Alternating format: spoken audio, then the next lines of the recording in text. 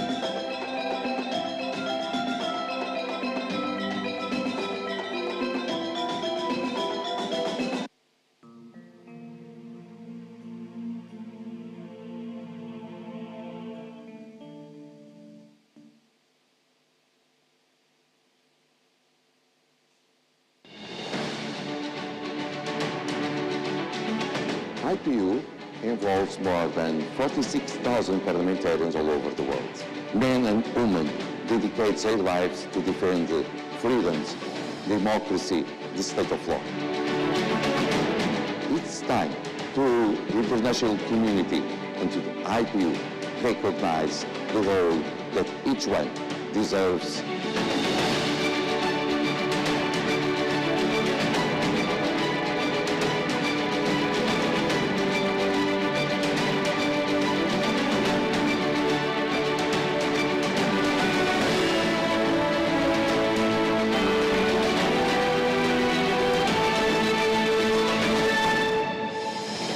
Each year, we will give this award to one parliamentarian.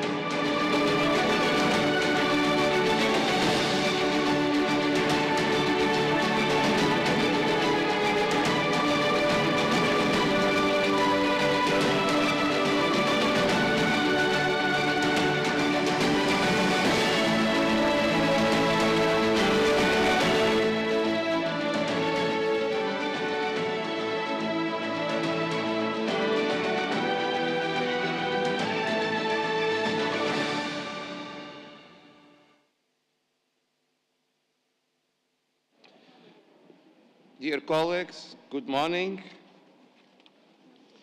I hope that you are having a good assembly and that you rest from our long session yesterday. And so we came to the second session of the Governing Council and in our last day of our assembly. Before we go, I always remember that we finish the first session on point 9 of our agenda. We'll go to point 10, financial results for 2021. But before that, just allow me to say two things. First, as I said in my report, the Executive Committee approved the cooperation with the United Nations and member parliaments, and it was a report done by a study invited to do for one expert, and this study recommends as 10 recommendations, and we believe that recommendations, the Executive Committee decide to accept that the 10 recommendations because it means a win-win relations with the United Nations. I said that in my report, but to be assured to our minutes, I believe that the Executive Committee, the proposal of the Executive Committee is also acceptable and endorsed by the Governing Council. And finally, the Executive Committee also asked me, and I said that in all geopolitical meetings that I had, that it's very important that the parliaments, when appoint someone to a position in IPU, at the board of one of the groups, members of the Executive Committee, of Women's Parliamentarian, Youth Forum, and so on. This is a compromise of the parliaments to assume the expenses for the participation and including these persons in your delegations, of course. It is not something that is possible to understand, that a country, a parliament appoints someone and after it forget to include in its delegation the person that we elected by suggestion of your own parliaments to the one position in IPU. And so, please, I will repeat it always, because otherwise the people are elected, but that will not be available to travel to the meetings, and it is not something that we may accept. Now, go to the point 10, financial results, and I will give the floor to the chair of the subcommittee, Ms. Whitegreen, to report you on this item from Sweden, as we all know, with a special thanks, not just for Madam Whitegreen, but to all members of the subcommittee on finance for his work, for their work, and it's very important to have a collaboration between the Secretariat and the members of Parliament also on financial issues. Please, Ms. Whitegreen, you have the floor.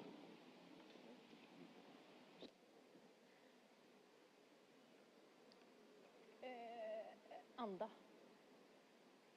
you take this away? Yeah, I do that. Yeah, very good. I think so.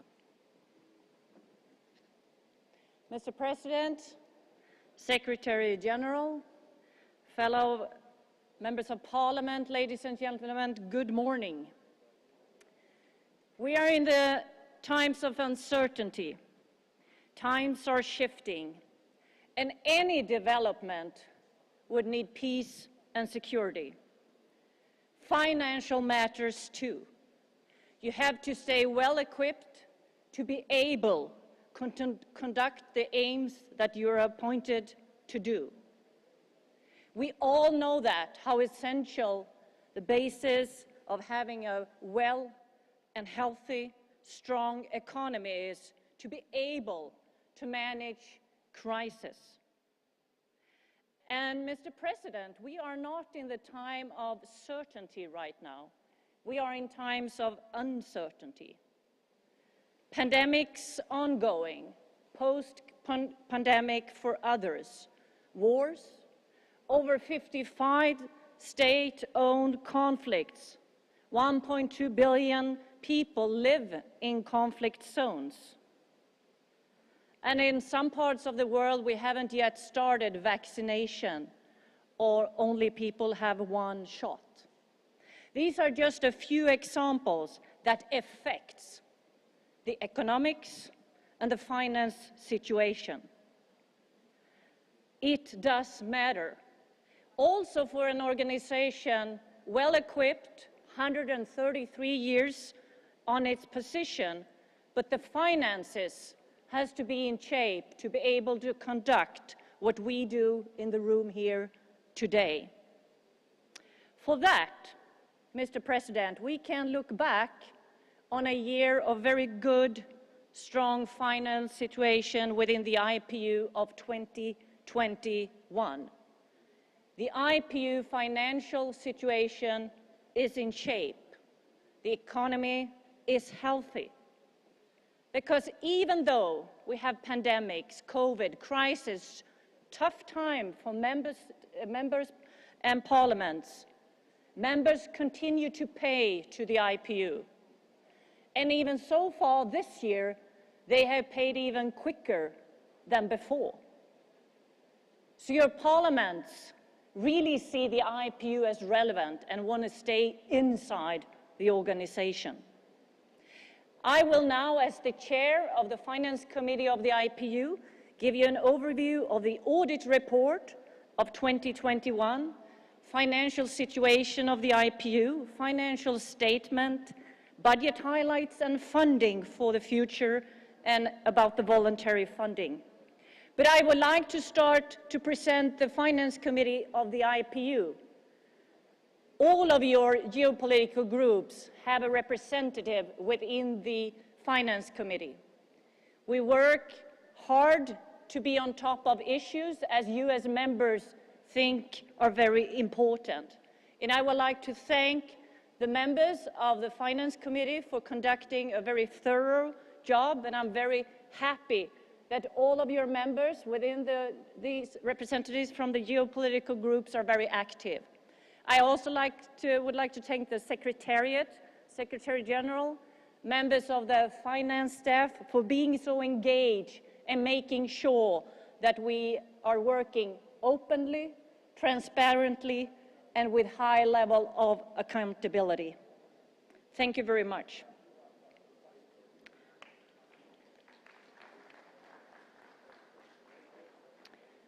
Mr. President, I had the pleasure to talk to the external auditors from the Office of the Controller and Audit General firm in India. As you know, the IPU switched external auditors a couple of years ago. The high-level controller of the General Office of India is now conducting the audit. Before that, it was Switzerland, and before that, it was Norway. And just to say to you, like all other previous auditors in the IPU, this comes from the State Audit Office, and they are the highest audit body within each country. We are very grateful for the job that India is doing now for the IPU. The audit opinion and report from the external auditors of 2021 financial statements are showing a very strong and high accountability and accuracy of the financial status of last year. The audit opinion was very clear. It was positive and confirmed the strength of the financial management. The audit was carried out remotely because of travel restrictions and COVID. Auditors received constant support from the team of the IPU and made 4 recommendations that has now been accepted by the IPU management and also from the Finance Committee and the Executive Committee. These will enhance and make the work further on to improve even further. I am pleased to inform you that the audit reports confirm that these recommendations are not highlighting any weaknesses. The internal controllers of the IPU in all say that this area has already been effective, but these recommendations can see more as ideas for future and comprehensive work for the management. My colleague Laurence Fellman from Switzerland, who is the internal auditor, will also give you a few details on the work that has been done. Our role in the finance and budget is, of course, very close linked together. And I appreciate a lot that work that Switzerland has been doing since I took over the baton from Switzerland a couple of years ago. The Finance Committee is very involved in all kinds of the aspects of the IPU's finance, audit and budget. So for in the future, I would like to call this committee instead the Finance and Audit Committee, since it more shows the work that we actually do. Mr. President, some of the highlights and key points from 2021 financial statements. The finances of the IPU are strong, and in the end of the year, the operating surplus was 378 Swiss francs. The IPU still continued to feel the effects of COVID last year, but lesser than the year before. Traveling and meetings expenditure were once again reduced by the pandemic restrictions, but even more so, last year we started to meet each other again, like for instance in person in Madrid. And just to give you an overview, the content of the budget in itself, this is 75% of the income come from you guys, the member parliaments. 25% come from voluntary funding. On the spending side, we put 75% out of the budget straight into the projects, the aims that we put out in the new strategy, just to make you an overview of how the budget looks like in general. And thanks to the operating surplus, the working capital fund ended last year on its target level for the first time in the IPU history. This is a target level that the Executive Committee in year 2006 put forward, and it set a half of the annual budget aside for further savings and further crises that will come in the future. We can be pleased that our reserves are in healthy position. We are very much needed these reserves for the resilience of a long-term committed organization for the future. And we can see, of course, learning from years like this, that there will be new crises also in the future. We already took note when we met each other in the assembly in Madrid that the total assessed contributions are the same this year as last year. And there have been no index raise in the past 15 years. Yes, I said the last 15 years. Which means that IPU members that joined actually filled out the gap from not having that index raise. Now working towards the universal membership, we of course hope that we also will have more members in the room for the upcoming events of IPU. But it is also time, as we noted in Madrid, to rebalance the level of contribution to the IPU for the new strategy, for further challenges, and for the rising costs. As we all noted now, we are in times of inflation again. In our budget discussions for next year, we will propose to bring IPU gradually back to its income level where it was in year 2010. That is 12 years back. But we need to find that strategy, both to have the new strategy in place with our 5 goals and projects, and to finance that as a whole, to make sure that we stay relevant for the future. And further on, we will look on a long-term commitment for the IPU to have an index that makes this organization actually pay for price rises, salary rises, and inflation. I will get back to you on that, and you're welcome anytime to fill us in your needs and possibilities. At the same time, we need to carefully monitor the receivables and financial commitments from members. The total amount of arrears of assessed contribution continues to increase, and partly due to the situation in Venezuela. But there are still 10 other members and associate members which are currently at risk of potential suspension of their IPU membership rights later this year. We are now down to 7 countries as we speak today, and we will of course to continue to monitor and on an individual level make every effort to make sure that we keep our members within the holdings of their possibilities to continue to be part of the IPU. It is within the governing bodies, the geopolitical groups, and of course from the Secretariat on an individual level that we continue to work with all these members. Finally, I would like to welcome the rise of the voluntary funding. It shows that the IPU is relevant for others, for countries, for parliaments, for international organizations as such. We have more funders because we show an interest. We have more voluntary funders because we stay relevant. And that is, of course, a very good sign for the members. But just like I said, 75% of the income remains stable on the membership side. Member parliaments is the bulk of this organization. So no one can say that anyone can buy the IPU. Transparency, openness, and accountability will be also a further work for the Finance Committee to continue to work on. We want this organization to stay modern, relevant, and make sure that we will have further strong finances and a strong organization. The new strategy makes all this possible on the political side, but we also must make sure that it is possible from the finance side. Thank you, Mr. President.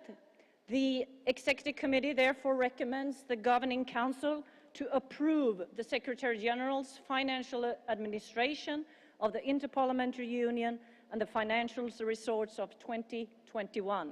Thank you.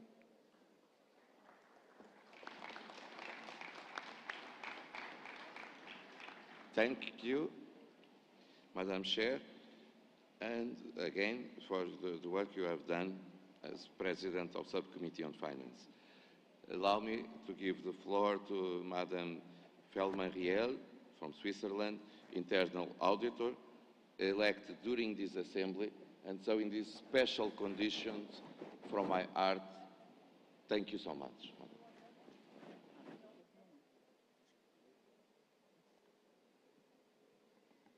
Merci, Monsieur le Président, Monsieur le Secrétaire Général, chers et chers collègues parlementaires.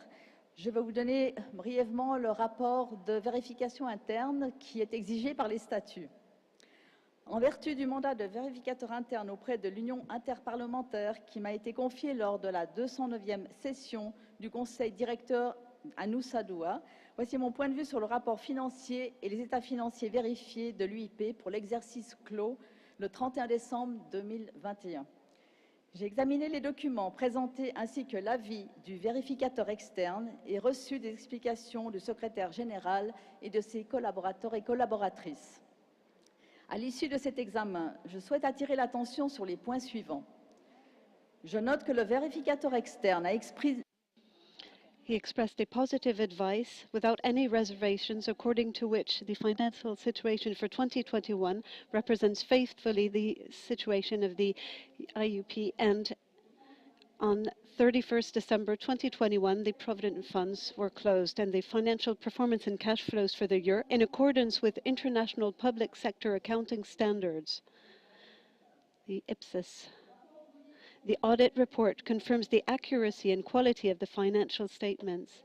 The external auditor made the following 4 recommendations. He advises the IPU to include information on the progress of key actions in its strategy in its budget document, impact report, or other report to provide guidance on the expected impact of its strategy. Secondly, he invites the IPU to change the classification of receivables to comply with IPSAS 1. Amounts receivable with a maturity date of more than 12 months could be classified as non-current assets. Thirdly, he invites the IPU also to draft for each previous audit recommendations planned by the agreements signed with donors. Finally, he invites IPU to find solutions to place the excedent by preserving the liquidities. The external verificator auditor will provide recommendations during previous audits as well, and said that those from previous audits were ongoing. It indicated that it would think of the best way to implement these. An external assessment was achieved in compliance with the demands of the IPSAS norms and validated by the external auditor. The net asset recorded a 0.30 million excedent, with the savings achieved on the lack of travels. And I'd like to say that now it has reached the objectives of the levels planned. According to me, the financial results presented by the IPU do reflect the situation of the institution on 31st December 21 and its financial performance in 2021 and comply with the highest accounting standards. The IPU's financial management is soundly based on internal controls and its financial position is healthy. Accordingly, the internal auditor recommends that the Governing Council approve the IPU's financial administration and financial results for 2021.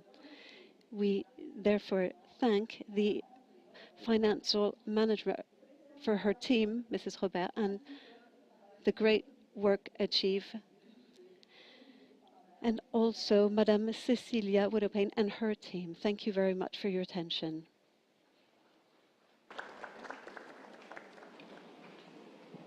Thank you, Madam Riel. I now give the floor to the Secretary General to complement these reports. You have the floor, please. Thank you very much, Mr. President. I just want to thank the Honourable Chair of the Subcommittee on Finance and the Internal Auditor for their reports.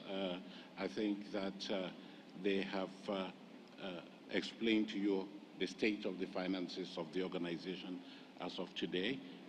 I do not have, and I don't want to repeat what they have said. I understand from their report that the financial situation of the organization is a healthy one, and I just want to add a few points to maybe buttress that conclusion and tell you how our finances have been faring since the beginning of the year and this current budget. We have circulated to you a report on the financial situation as of 1st January, and we have also submitted to you a report on voluntary funding. I would like to confirm to you that so far we do not have any red flags to bring to your attention. There are no alerts regarding the financial impact, for instance, of the current crisis in Ukraine on the finances of the organization. Although the money markets are volatile, we do not see any evidence that this will have an impact on the finances of the organization. When you look at the revenue and expenditure of the organization as we have reported them to date, they are virtually all on target. On the revenue side, we do point out that there are a number of countries that are owing arrears to the organization and who are liable for suspension of membership rights because they have not paid their contribution. And I would like to use this opportunity, as I do during previous years, to appeal to those countries to pay up their arrears, because as the chair of the Subcommittee on Finance has pointed out, we want to make sure that there is a healthy mix between members' core contributions to the budget of the organization and what we have in terms of external funding. And so, if I may call out those countries that are liable for suspension of their membership rights, it may help. We have the Central African Republic, Congo, Cote d'Ivoire, Guinea-Bissau, Libya, St. Lucia, St. Vincent and the Grenadines, and Venezuela. We also have two associate members who are in areas of their contribution, the Andean Parliament and CEMAC. We therefore appeal to these countries to honor their financial obligations towards the organization. And Mr. President, you have been very keen in your interactions with the chairs of the geopolitical groups to encourage them to make sure that the members of their respective geopolitical groups can pay their contributions to the organization. You may want to reiterate this appeal in your response to these financial records. So, as on the whole, when it comes to the financial situation of the organization, as I've said, we do not have any particular red flags to point out, apart from the fact that we would like members to continue to pay their contributions as foreseen. I also use this opportunity again to reiterate our gratitude to those parliaments that are represented here, or their I would call their development cooperation agencies that have been contributing robustly to the funding of the organization to allow us to address the ever-broadening mandate of this organization.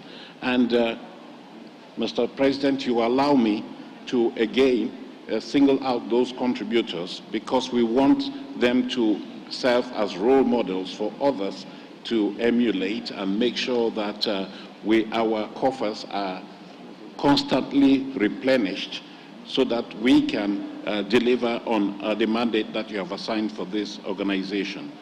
You have heard from the chair of the subcommittee on finance that there has been an increase in voluntary funding for the organization that now represents slightly over a quarter of the total budget, which by international organization standards is healthy, it's good, it's normal. You don't want to be beholden to external sources for the performance of your core mandates. And so, as I say, I want to reiterate our thanks to those organizations that have been contributing to our budget. I want to single out the Swedish International Development Cooperation Agency, with whom we have had long-standing cooperation, financial support for years now, and the current funding arrangements are coming to a conclusion. And Madam Chair, I want to thank you personally for all the efforts you are making to drum up support with the Swedish International Development Cooperation Agency.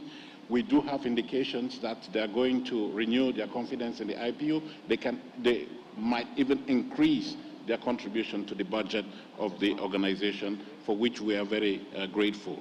We want to thank Qatar too, Qatar for contributing some 2 million to help the mandate of the organization broadly. We are very grateful for that, just as we are grateful to the Canadian government for providing strong support for our gender partnership, gender equality program of the IPU. They're providing some 1.5 million Swiss francs over 3 years to help us strengthen capacity in parliaments for gender equality. During this assembly, we've been talking to a number of parliaments that have showed interest to enjoy the benefits of that program, and we will be following up on that, just as we want to thank the Irish Aid, the Irish Development Cooperation Agency, for continuing to support our work in the area of gender equality. Of course, we do have some international organizations that are our strong partners, and we have the World Health Organization that is represented at this meeting, and I want to recognize their contribution to the work of the IPU in promoting parliamentary support for health initiatives.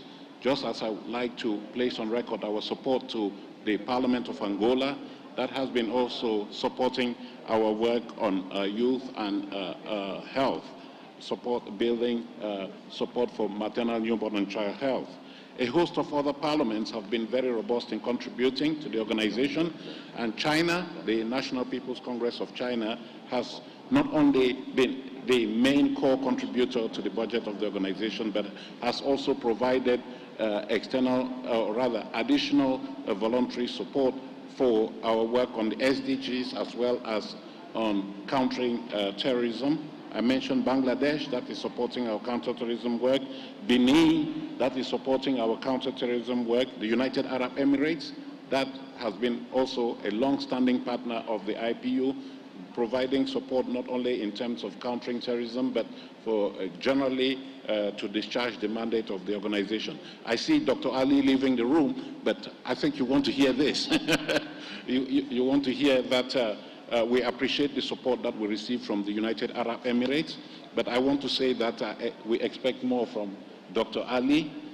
As a member of the executive committee, we would like the UAE to be stronger in its support to the organization. So, of course, we want to mention also the contribution that we are receiving from the European Union to support activities in Djibouti, to build human rights capacity in Djibouti, but also generally to support that parliament in terms of its contributions. What I want to point out, as I do in recent years, is that supporting the organization financially does not require that you be a big country or have substantial resources. It is important that many countries show that symbolic commitment to the organization. And that's why we really appreciate the support that we receive from countries such as Micronesia, that in recent years has been steadfast in providing resources to work on climate change, for instance, migration, and governance as a whole. I also would like to point out that UNDP, as our long-standing partner, is working with us, providing support in terms of capacity building across a number of parliaments worldwide. Lastly, we do receive cash. We'll always want to receive cash, but we also receive support in kind. And we have the experience of the Republic of Korea. That is one that we would like you to emulate by seconding staff to the organization so that we can build the capacity of the organization to deliver, but also we can give back to those parliaments in terms of training their senior staff members in how international organizations function, the issues that are on our agenda. And so I want to appeal to all of you to look into the possibility of providing this type of support. In recent years, Austria has had this appeal and has seconded an ambassador to help head our office in Vienna. So I encourage all of you to do that. I see President Kazini sitting there listening very keenly. I'm sure that he's going to take us up on this offer. Thank you very much, Mr. President. I just want to mention, I did understand that the speaker from Equatorial Guinea would like to respond to my appeal for more robust contributions. Equatorial Guinea is one of those countries that has committed to supporting the budget of the organization. And I do understand that the speaker here would like to make a statement in expressing and reaffirming that commitment to paying up on the pledges that have already been made by Equatorial Guinea so that we can now begin to use the resources that they have committed. Thank you, Mr. President. And once again, I thank my supporters in the Executive Committee and the internal auditor for their congratulations that they have extended to my colleagues and me on the financial management of the organization. Thank you, Mr. President. Thank you for your information. Thank you, the rapporteurs, for the information and for the work to audit the accounts. And also, I understand, and it's always important to express to you, that it was possible to keep the organization in good health, financial health, without increasing contributions from the states since 2007. For 15 years, we are living with the same contributions, and so we saved in all places where it's possible to save, to keep the organization working on the same level. Thank you also for your efforts to achieve this. Now, I understood we have from the floor Japan and Equatorial Guinea. First of all, Japan, please, you have the floor. Thank you, Chair, for giving me this opportunity to speak. I'm the head of the Japanese delegation. I'm Kazunori Tanaka from the House of Representatives of Japan. And dear Chair, I thank you very much for this opportunity to speak once again. As you know, the member countries, including Japan, are forced to take various financial measures due to the pandemic and the situation in Ukraine. Every country is facing a very difficult financial situation.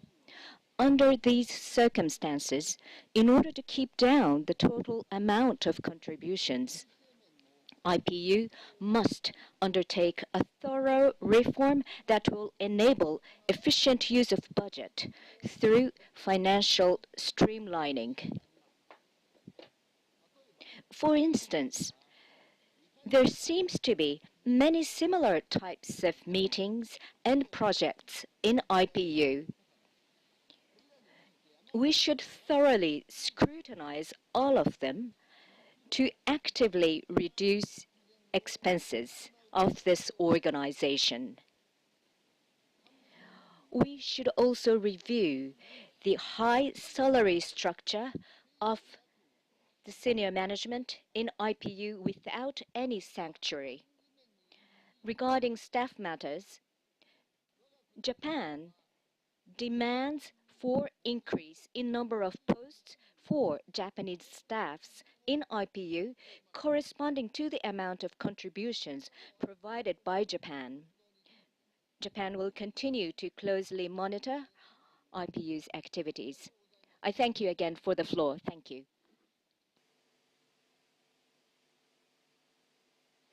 Thank you. Equatorial Guinea.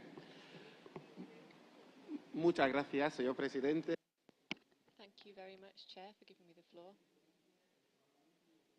Clearly, the Parliament and Government of Equatorial Guinea is faithful to the work done by the IPU and its importance when it comes to monitoring the values of democracy, human rights, good governance, and harmonious coexistence between all countries that are on the earth. Equatorial Guinea has supported and will always continue supporting IPU's initiatives within this framework and that go within this direction. Clearly, our country made a commitment to giving and to making a donation to the IPU in order to fund some of its programs. However, unfortunately, and so this wasn't predicted, but we currently find ourselves in an unprecedented economic crisis that has been exacerbated by the COVID-19 crisis. Notwithstanding, Equatorial Guinea, as a member of the IPU, hopes that the economic and financial situation will improve so that we can continue with our mission and will to support IPU initiatives. Thank you very much, Chair. Muchas gracias. Thank you so much, Mr. Speaker. I'm asking if other delegations, before I give the answers to the questions raised, if other delegations wish to take the floor on this issue. No? So I will come back to Cecilia and to Martin. Allow me to say to Japan. Allow me to say, of course, it's always possible to monitorize, and monitorization is very important, believe me. Monitorization is essential, and no one is perfect. So, when it's possible to improve, we should be ready to improve. But I will say, only with a lot of efficiency, it is possible to do what we are doing now, 15 years with the same contributions since 2007. Because you can't imagine what are the prices now of energy, the salaries, the travel costs and so on since 2007 to 2022. It means that the Secretariat did a lot to achieve to be as efficient as possible. On the other question is that, yes, there is some repetitions sometimes, but if we are talking about SDGs, for instance, we can meet all together in one assembly like this one, or we can have regional meetings and also to save travel costs for our own parliaments. Because if you organize one in Africa, or another to the Asian countries, other to the Latin American countries, our parliaments will save money than to have just one event about the same issue in one country, and with the obligations from all over the world, the people to travel far away. And so, it's a repetition, yes it is. But we understand that we'll save money to our parliaments. Also, the specific situations of these countries may be discussed in a more efficient way, and this way we'll make universal the organization, because we are going to more places, to different countries and different cities. Yes, I saw that. Now I will give the floor to the United Arab Emirates and then to the Chair and to the Secretary General to finish this point. Mr. President, thank you very much. Because I am a member of the Finance Committee and also the Transparency Committee, I want to respond to our Japanese colleague proposal. I want to clarify this, that the staff of the IPU, they didn't have a raise since 2007. And this budget, what we are approving now in 2022, it is the same, it didn't exceed the budget that was in 2007. So, these people are serving us, are serving our organization, our institution, and they are living in Geneva. They are not living in anywhere. And the expenses, the life expenses there, if you compare to what was in 2007 and what it is now, you will see a huge raise.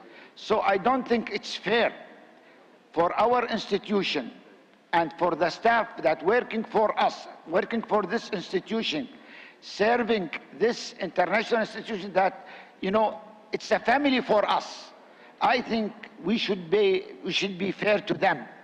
And instead of asking to, increase and follow the system that's everywhere, that you raise according to the inflation rate, I think it's not accepted to ask to review their packages, because I see it that these are part of our family and we have to protect this family, which is the IPU. Thank you very much. Now, the chairperson of the Subcommittee on Finance. Thank you, Mr. President, and thank you for your interaction from Japan, Equatorial Guinea, and of course from Dr. Ali from UAE. It is always important to look on the efficiency of an organization, a parliament, a country. And as you see, we have very engaged members within the Finance Committee, the Executive Committee, and I can say the staff is on its toes to make the most possible out of the contribution that comes into this organization. It is true in any working part of the budget or financial statement that you should look on the efficiency. And I will truly address that the Executive Committee work hard on making sure that the value is not only a value for the taxpayers' money within the IPU, it's an added value that we work for. I agree on your part that we need to work hardly on the new strategy to focus the projects. And that was the decision the IPU took in Madrid last fall. So for the 5 coming years, we have 5 clear goals. We're trying to focus even further for the members to get quality and, of course, as you say, efficiency out of the contributions that are made. One more thing one can add is, of course, since this conference has been about peace and security, but also the climate change, the footprint from the organization itself is also important to continue to work with. Less papers, and if possible, sometimes less travel and more hybrid and digital meetings. So thank you very much for your contribution and your interest in the financial matters. Thank you. Thank you, Madam Chair, Secretary General. Thank you, Mr. President. I wish to thank the representative from Japan for their constructive comments, which have been properly noted. We in the Secretariat are committed to efficiencies, and as you have said, Mr. President and Madam Chair of the Subcommittee on Finance, if we have been able to stabilize members' assessed contributions, is because we have done our best to achieve efficiencies within the Secretariat of the organization. We'll continue to strengthen those measures that have already been put in place.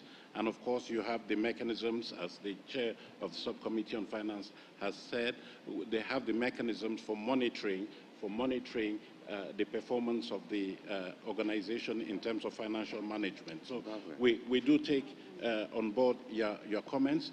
I do not want to repeat what Dr. Ali has said in response to your comment about the benefits of staff in the IPU.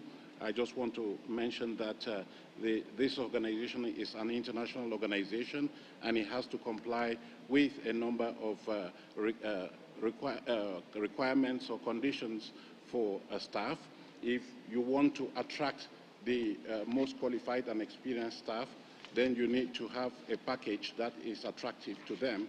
And in any case, for many of the benefits that the staff are entitled to, this is a requirement. As an employer, the IPU has to provide those benefits in light of our belonging to the common system of international organizations. But again, whenever it is possible to make savings, we will do our best.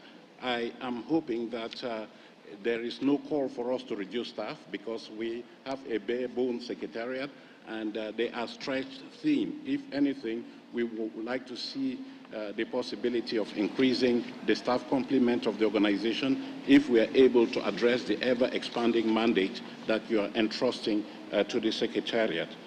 Honourable Member, I would like to point out to you that, of course, there is an endeavour. The Secretary-General has striven over the years to diversify the Secretariat, and we will continue to do that. When I became Secretary-General, we had a narrow geographical base in the Secretariat. This has expanded and diversified, and I think that you would be pleased to hear that. What I would like to point out is that, according to the rules of the organization, we need to recruit according to the highest standards of efficiency and experience. And we have to be careful that we do not recruit on the basis of the contribution, the volume of contribution that members are making to the organization. Our financial rules do not allow us to do that. Our financial rules stipulate that we need to recruit the best.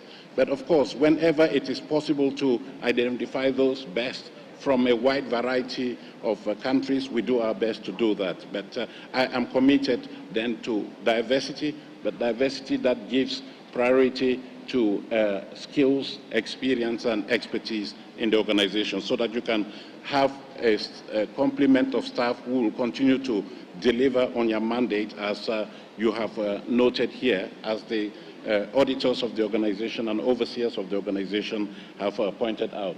Mr. President, thank you very much for your support in this matter, together with your colleagues on the Executive Committee. Thank you. Thank you, Mr. Secretary General. One last intervention from Zimbabwe, Speaker Mudenda.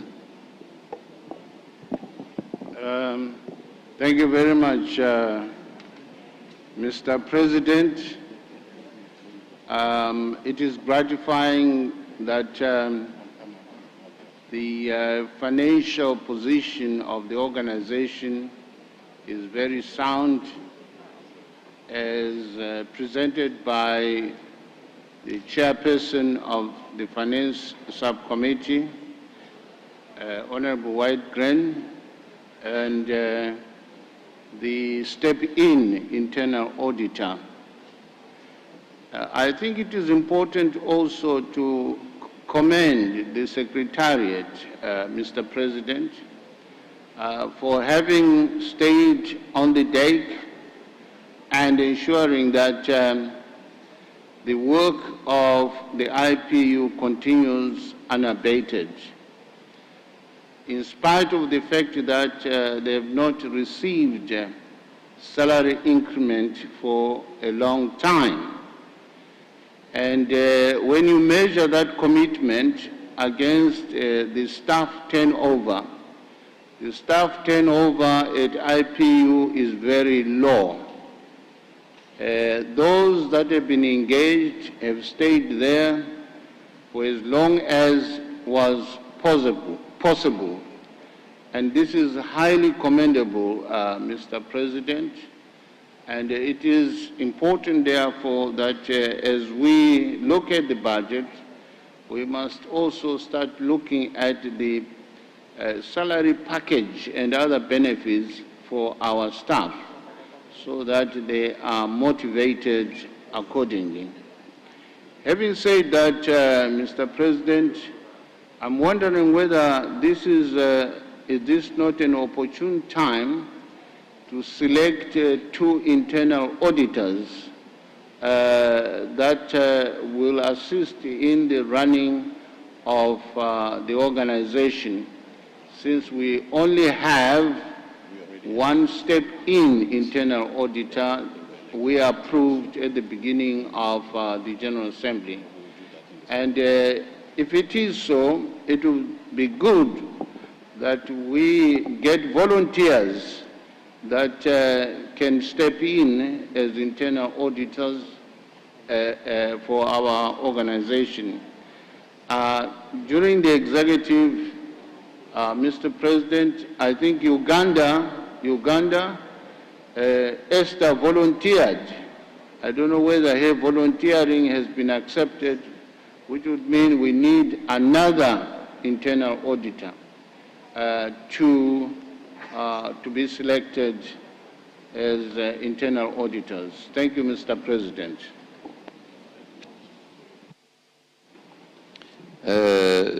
Thank you, Mr. Speaker.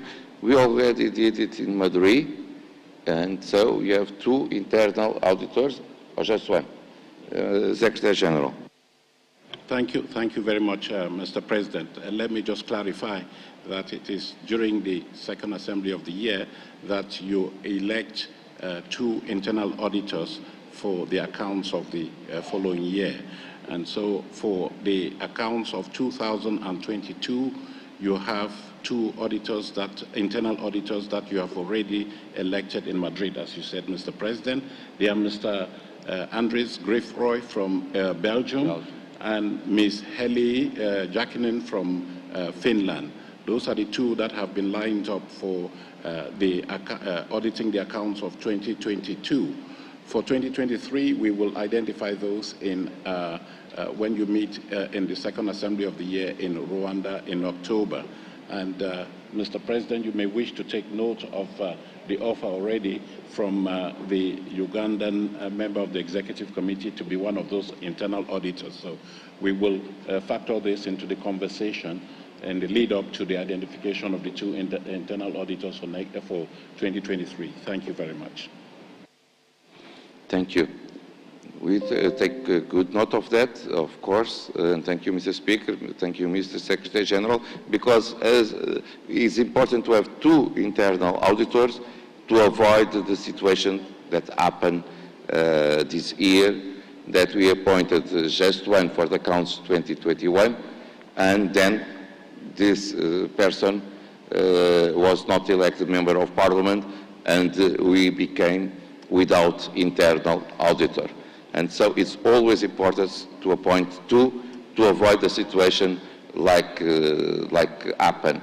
So we will to do this nomination in Kigali, and we know already that Uganda is available, and we will try to ask for other volunteers to do this task. No more questions on this point. May we consider to approve the accounts of 2021? Then, thank you. Point 11, situation of certain parliaments. We make dissemination of the situation of certain parliaments because we are one association of parliaments, and so we need always to see if there is problems. Unfortunately, there is problems with many parliaments in our world. I will give the floor to the Secretary General. Thank you very much, Mr. President. I don't know if my colleague is there to steer us through a number of slides here. While she's getting settled, Can you hear me? Okay.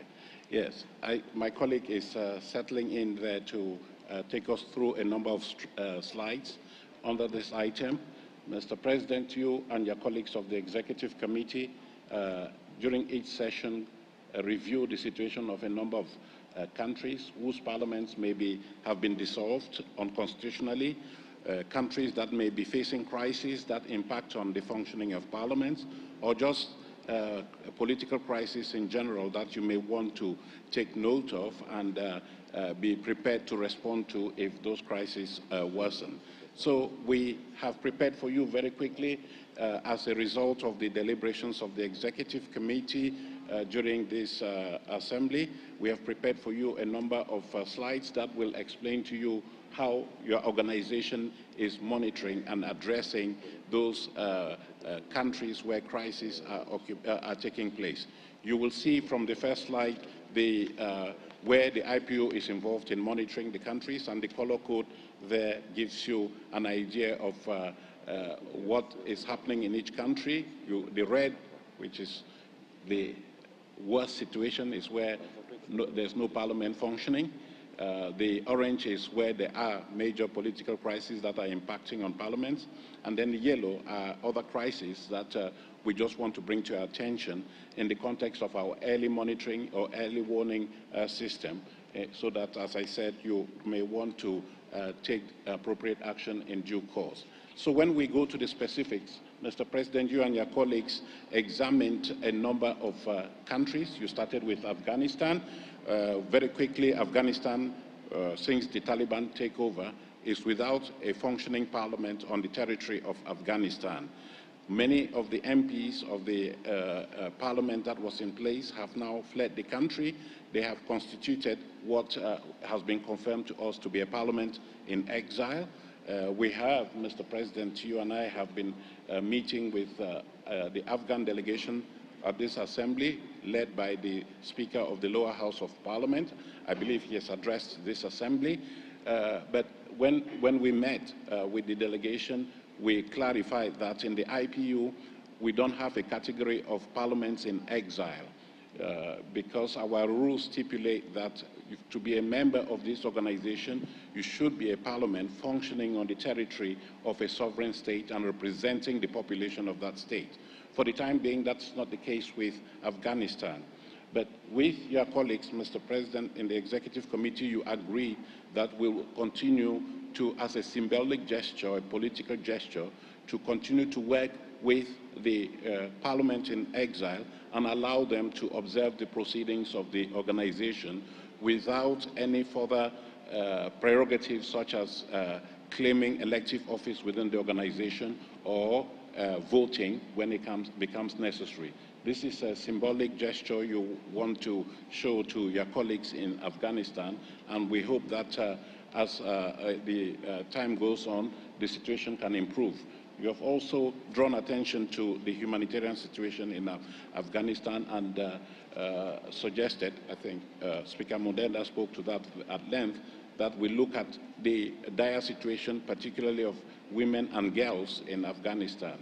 We are talking to various partners or parliaments or entities to see how we can identify entry points, possible entry points for IPU support in that regard. Turning to Mr. President, I suggest then that you ask your colleagues to approve the recommendation from the Executive Committee to allow Afghanistan to continue to participate in the IPU in an observer capacity with no elective or voting rights.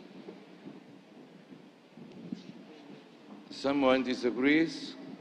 No. No, so approved. Thank you, Mr. President. We move on to Myanmar. Myanmar is virtually in the same situation as Afghanistan.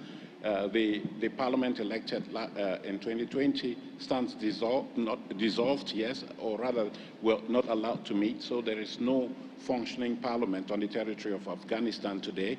On the other hand, there is a parliament in exile that is constituted in what is called the Committee to represent the Parliament of Myanmar, with whom you have been constructively engaged in recent years.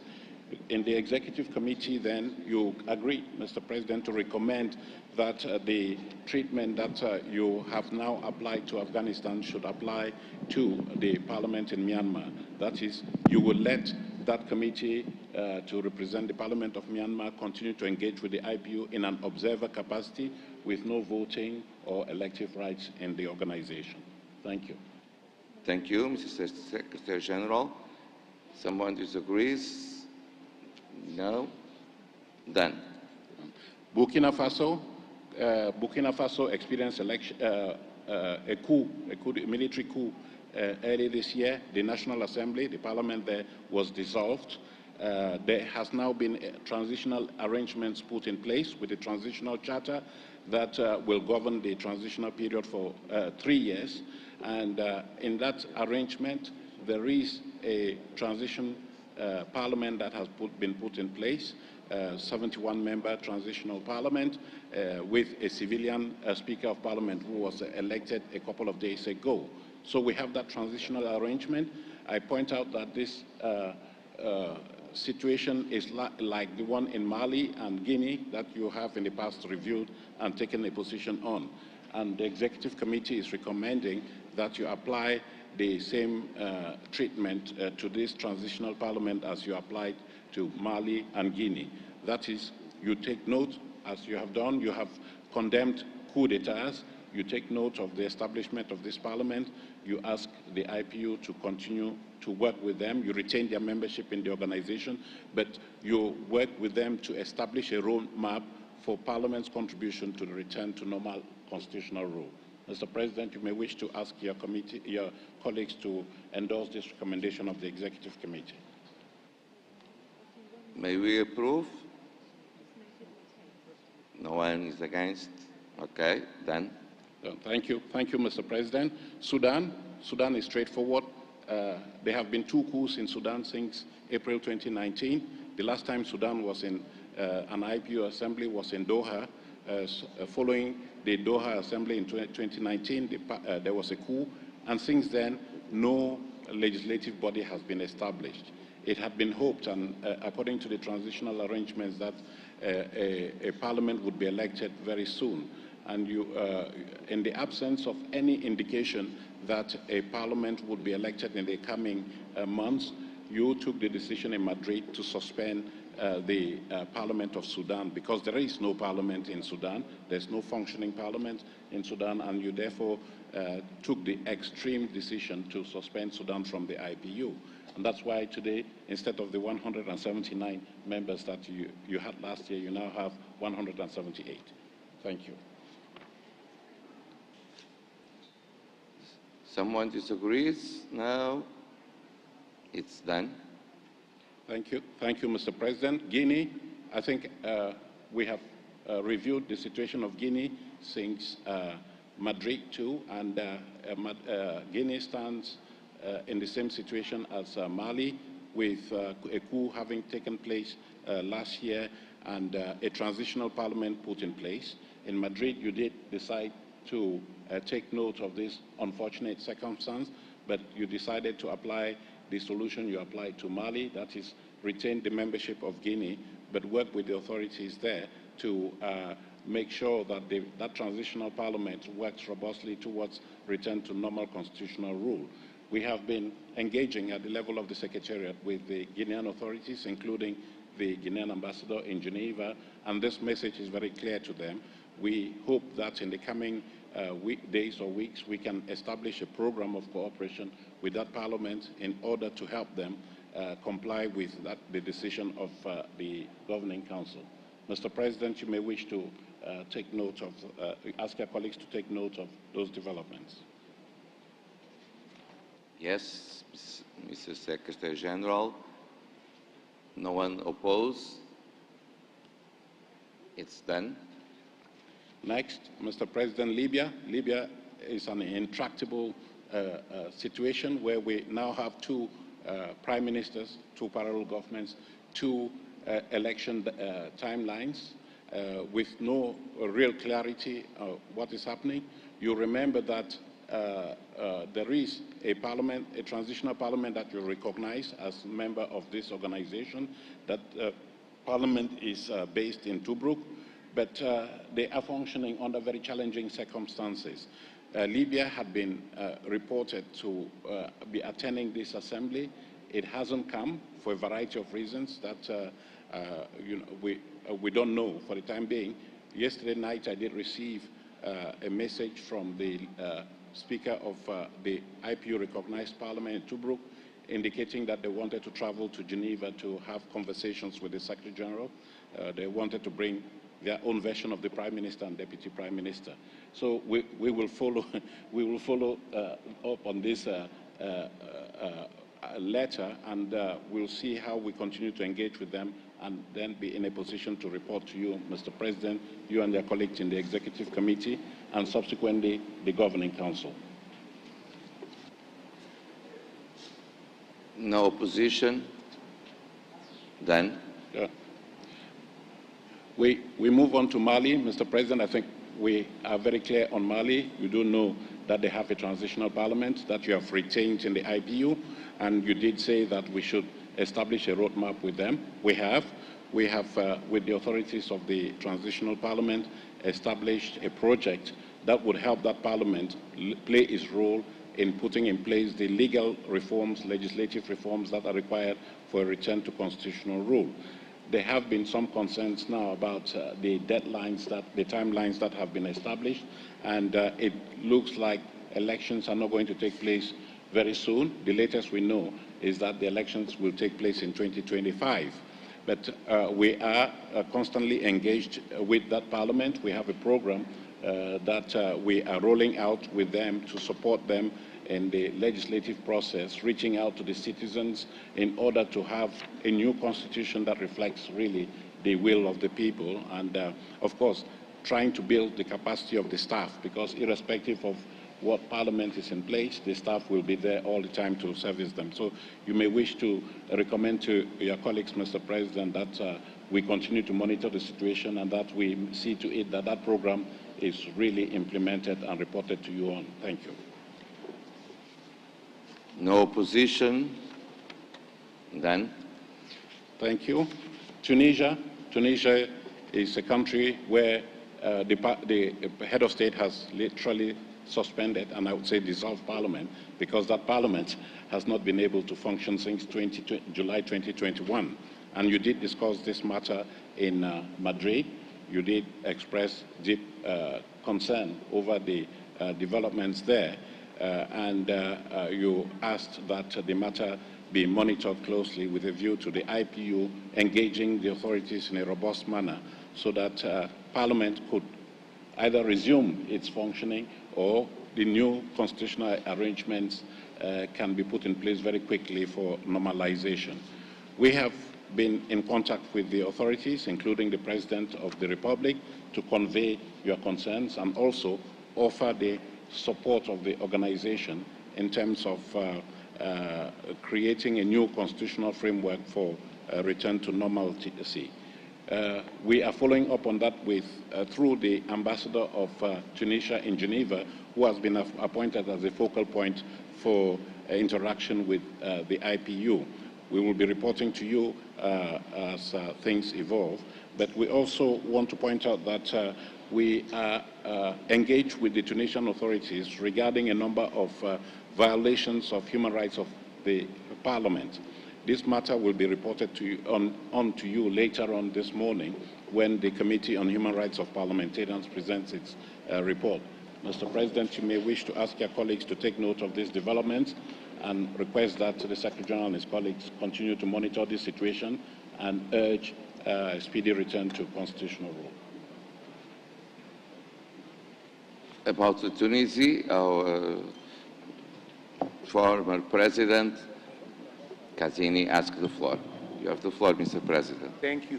Thank you very much for this report, very precise, and I agree completely. About Tunisia, the situation in Tunisia for me is different from other situations because the complexity of the national situation worth for me one special monitoring by IPU. My proposal is, I agree with the speech of Secretary General, but I propose one special monitoring and one work of mediation of IPU in this direction, because the great tradition of Tunisia, in particular after the Arab Spring, for me has the needs to go deeply in this situation. Thank you. Thank you. Thank you for your input, Mr. Secretary General. Thank you. Thank you, Mr. President. Thank you, President Kazini, for that proposal. I think that it is in line with the position that the IPU Governing Council has taken in the past. We engage with the authorities of that country, and when you look at the statement that you issued, the IPU issued, following suspension of Parliament, it goes along those lines, that we should not unravel the progress made in the wake of the Arab Spring. So we take very much on board your comments in regard of Tunisia, Mr. President. Thank you. Venezuela. Venezuela, there again, we have a situation where there are two parliaments, or non-parliaments. One elected in 2015 that stays in office in spite of the fact that elections took place in 2022. You did report, Mr. President, on the mission that you and your colleagues undertook to Venezuela with a view to seeing more clearly into what was happening there. And the recommendation that came out of that mission was that both parliaments did not fulfill the requirements for being full-fledged members of this organization, in the sense that they were not elected according to the constitutional rules of the country. One had its mandate expire, and the other one had been elected under conditions that were, to say the least, dubious, were in violation of the constitutional provisions of the country. And so the decision that you and your colleagues proposed to the Governing Council and was endorsed was that you recognize neither one of these parliaments, but that you engage them for reasons of dialogue. You engage them, both of them, to attend IPU proceedings as observers up until such time as fully fledged elections took place in the country according to the constitutional provisions of Venezuela. Having said that, Mr. President, during your deliberations here in Nusa Dua, you did take note of positive developments in Venezuela, where there are indications that the opposition and the government in Venezuela are now ready to resume peace talks that they had suspended some time back.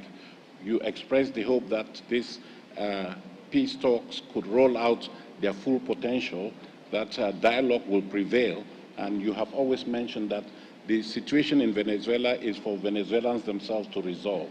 So the IPU has always been there to offer good offices if it's necessary to make progress there. So those talks are most likely to resume in Mexico in the coming days or weeks. Mr. President, you and your colleagues may wish to take note of these developments, and we move on.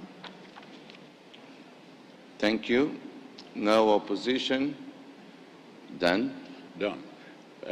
The next one is Bosnia and Herzegovina, and they're here just as a means of alerting you, like we did in Madrid, to a possible explosive situation where the peace process, the peace agreements governing the current country may come unraveled as a result of internal conflict, where one component entity of the republic is threatening secession because it thinks that it is being discriminated against. So we thought we should put this on your agenda so that we continue to monitor the situation, and if it becomes really critical, then we may recommend a course of action from the Governing Council. Thank you, Mr. President. Bosnia. No opposition. Done. Chad, very quickly. Chad is in a similar situation as Mali, Guinea, Burkina Faso with the Transitional National Council that was established last year following the death of the then President, Mr. Idriss Deby. That Transitional National Assembly is functioning now. It was established in October, and it's essentially made up of members of the outgoing parliament at the time. So there is some degree of continuity there in Chad. We have been engaged in dialogue with the authorities in Chad. I did have the privilege of meeting with the Senior Deputy Speaker of the Parliament when we were in New York, Mr. President, in February, and he did confirm to me that things were moving according to plan, that there might be a slight delay in the holding of elections in the country because they want to carry out broad-based consultations so that the new constitutional and electoral provisions are consistent with the expectations of the people. But he did tell me that they were committed to returning to normal constitutional rule as soon as possible. You have in the past also recommended that we support the Parliament with technical assistance, which is what we are doing. There are a number of programs that are intended to build the capacity of the staff of that Parliament, because at the end of the day, whatever elected institution is there, you'll have that core staff that will be the institutional backbone of the organization. You may wish to take note of these developments, Mr. President, you and your colleagues.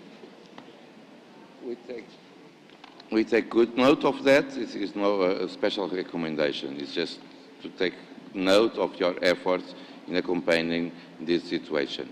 Thank you. Mr. President, we move on to Eswatini. Eswatini, again, is there for you as an early warning ploy for you to know that there is a situation there where there have been some protests that have taken place in Eswatini, and we have reports that some 2 members of parliament were arrested in July 2021, and they are still to be tried given due process. The Parliament itself is impacted because we do understand that during the state opening of Parliament there were protests in February 2022. And we do also understand that the authorities have pledged to organize a national dialogue with a view to resolving the crisis in Eswatini. That dialogue has not yet taken place.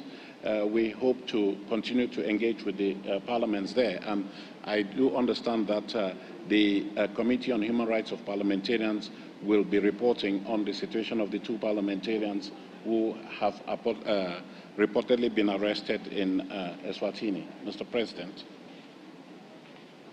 We take good note.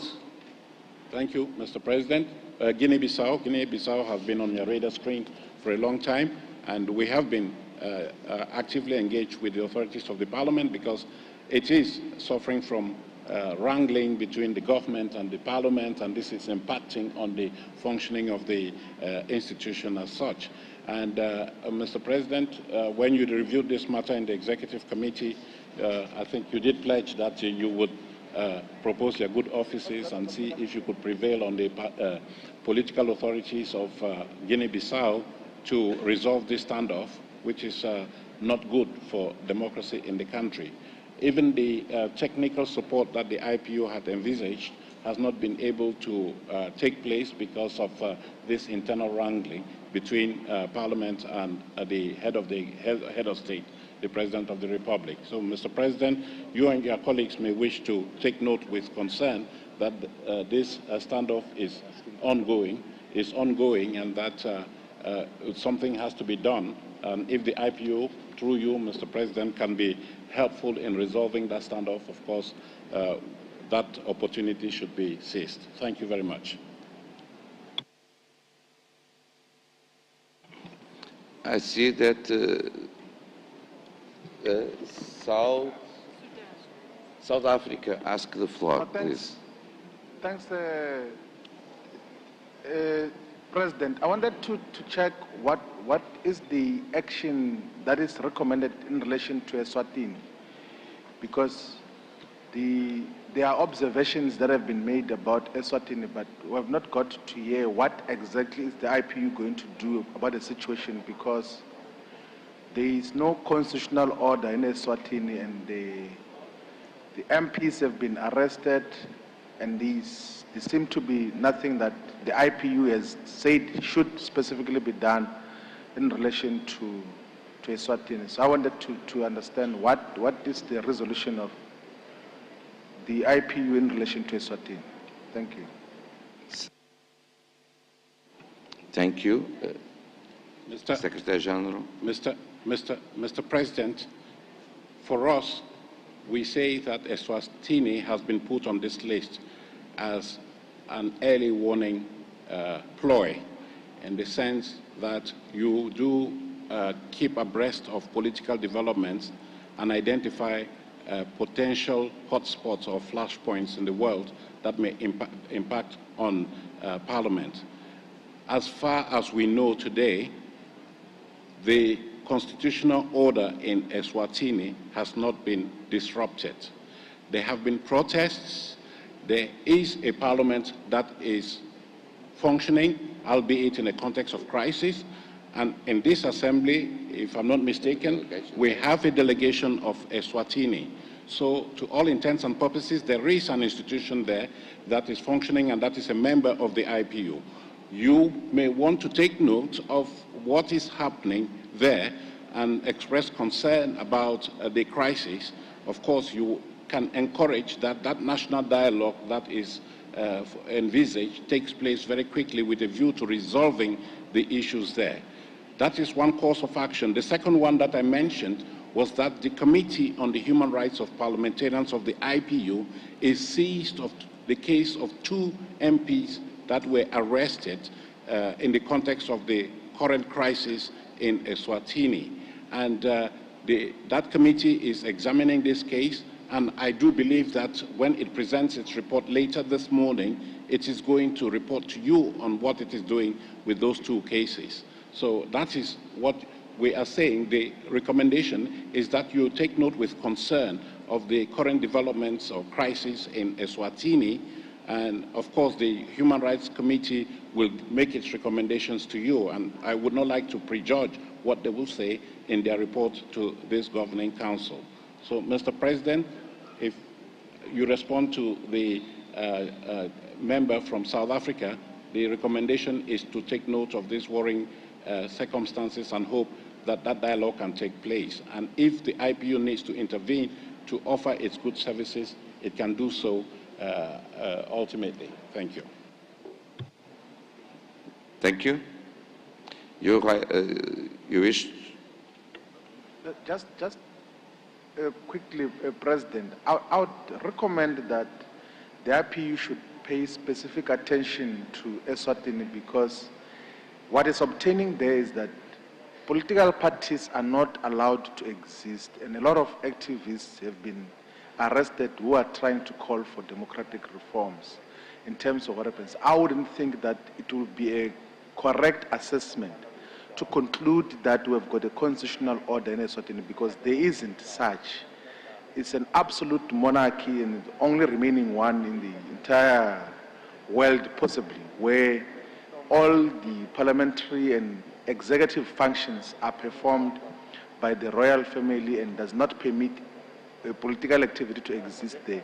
To the extent that the Prime Minister is appointed by the King, and when MPs express their disagreement with the King, they get arrested and are detained for, it's more than 12 months now that you've got MPs that have been detained in Eswatini. I would think that the IPU might need to pay closer attention of what is happening in Eswatini, and maybe might have a different observation to what we think is currently obtaining, because there's no space for political activity in Eswatini, and MPs are always under constant threat. Outside of those that have been arrested, there are those that have been exiled as well in the neighboring countries, because they are not permitted to exist and express their opinions. I think that requires closer attention. Thank you. Thank you. Our worries are real, and we call back to the constitutional law and constitutional order in the country, of course. And This is one concrete appeal to gain and respect the constitutional order of the country, and specific cases are analyzed in our Committee of Human Rights of Parliamentarians, as many others, unfortunately. Thank you very much, Mr. President. The comments and observations made by the delegate from South Africa are well taken, and it proves the point that we're making, that we have put Eswatini on this watch list because we want it to serve as an early warning for something that has a potential to explode. And we thank you for your forthcoming recommendations. But I just want to clarify, Mr. President, that when you have been examining all these cases in the past, you have refrained from making a qualitative judgment on the quality of constitutional order in any country in the world. You have said that it is for each country to decide on how it wants to govern itself. But what you have done is to make sure that whatever crises are happening anywhere in the world should not impact on the functioning of Parliament and impede the functioning of that Parliament. And so when you have cases of parliamentarians that are arrested on account of having performed their parliamentary duties, your Committee on Human Rights of Parliamentarians, when those cases are brought to their attention, prosecute them diligently and make recommendations with a view to resolution to ensure that parliamentarians do not undergo undue process on account of performing their duties. So, Mr. President, you and your colleagues may wish to take into consideration or into account, take note of the observations made by the delegate from South Africa. We will continue to monitor the situation, and if there is any action that the IPU should take, of course, we will be pleased to recommend this to the Executive Committee and Governing Council. Thank you. Thank you. No opposition. Then, go. Thank you. I think we have dealt with Guinea-Bissau. Yes. Haiti is on this list too because of early warning reasons. We have a country which has not been with a been without a functioning parliament for a while. There's a rump of a parliament with the lower house non-existent, the upper house comprising of just 10 members out of the 30 that sit in that house. And there is a continuing political crisis in the country which has led to the absence of elections taking place there. You continue to monitor the situation, and you hope, in the past you have expressed the view that elections should take place as soon as possible. And that is the recommendation that we will make here. If the situation really gets out of hand, Mr. President, like in Eswatini, we will come back to you with recommended action. Thank you. Thank you. Thank you. We take good note. No opposition. Okay. Palestine, Mr. President. Palestine, the Palestinian Legislative Council, which is the legislative arm of the Palestinian Authority, has been dissolved in 2018 with a view to elections. Those elections have not taken place, which means that there's no PLC, there's no parliament there, and there have been a number of reasons that have been advanced for the postponement of those elections in a year. We are still hoping that the authorities will, in the coming days or weeks, announce the dates of those elections. We also just want to point out to you that the Palestine National Council, which is the overall legislative body that exercises membership within the IPU on behalf of Palestine, did have elections earlier this year for the leadership of the parliament, the first 26. So the PNC has a new speaker. Unfortunately, there's no delegation of Palestine here, but we do hope that in future meetings of the Assembly, they will be here. Just for you to take note, Mr. President. Thank you. Thank you. We take good note of this. No opposition. Then. South Sudan is on this list, specifically just because you want to monitor the transitional period that is currently in place in South Sudan. From the information we have and my interactions with the Speaker of the Transitional Legislative Assembly in South Sudan, things seem to be on track. Elections may be slightly delayed. They were expected in 2023, but I do understand that there may be slight delays. In any case, that parliament is there, the transitional parliament is there.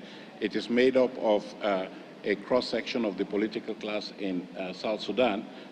I think Madam Speaker told me that it has increased its membership from some 400 to 550 to accommodate all the relevant parties in South Sudan, to accommodate them in the governance structures of the country. So we have agreed with Madam President that the IPU will, Madam Speaker, that the IPU will provide support in terms of building capacity of the staff of that parliament. Once again, they are the institutional memory of the organization, but we are also, Madam Speaker is an endorser of the I Say Yes to Youth campaign, and the Transitional National Legislative Council is organizing a series of activities to promote youth participation in Parliament, and we have agreed that we will support them in those activities. So, Mr. President, you may wish to take note of this cooperation that the IPU is having with the Transitional National Assembly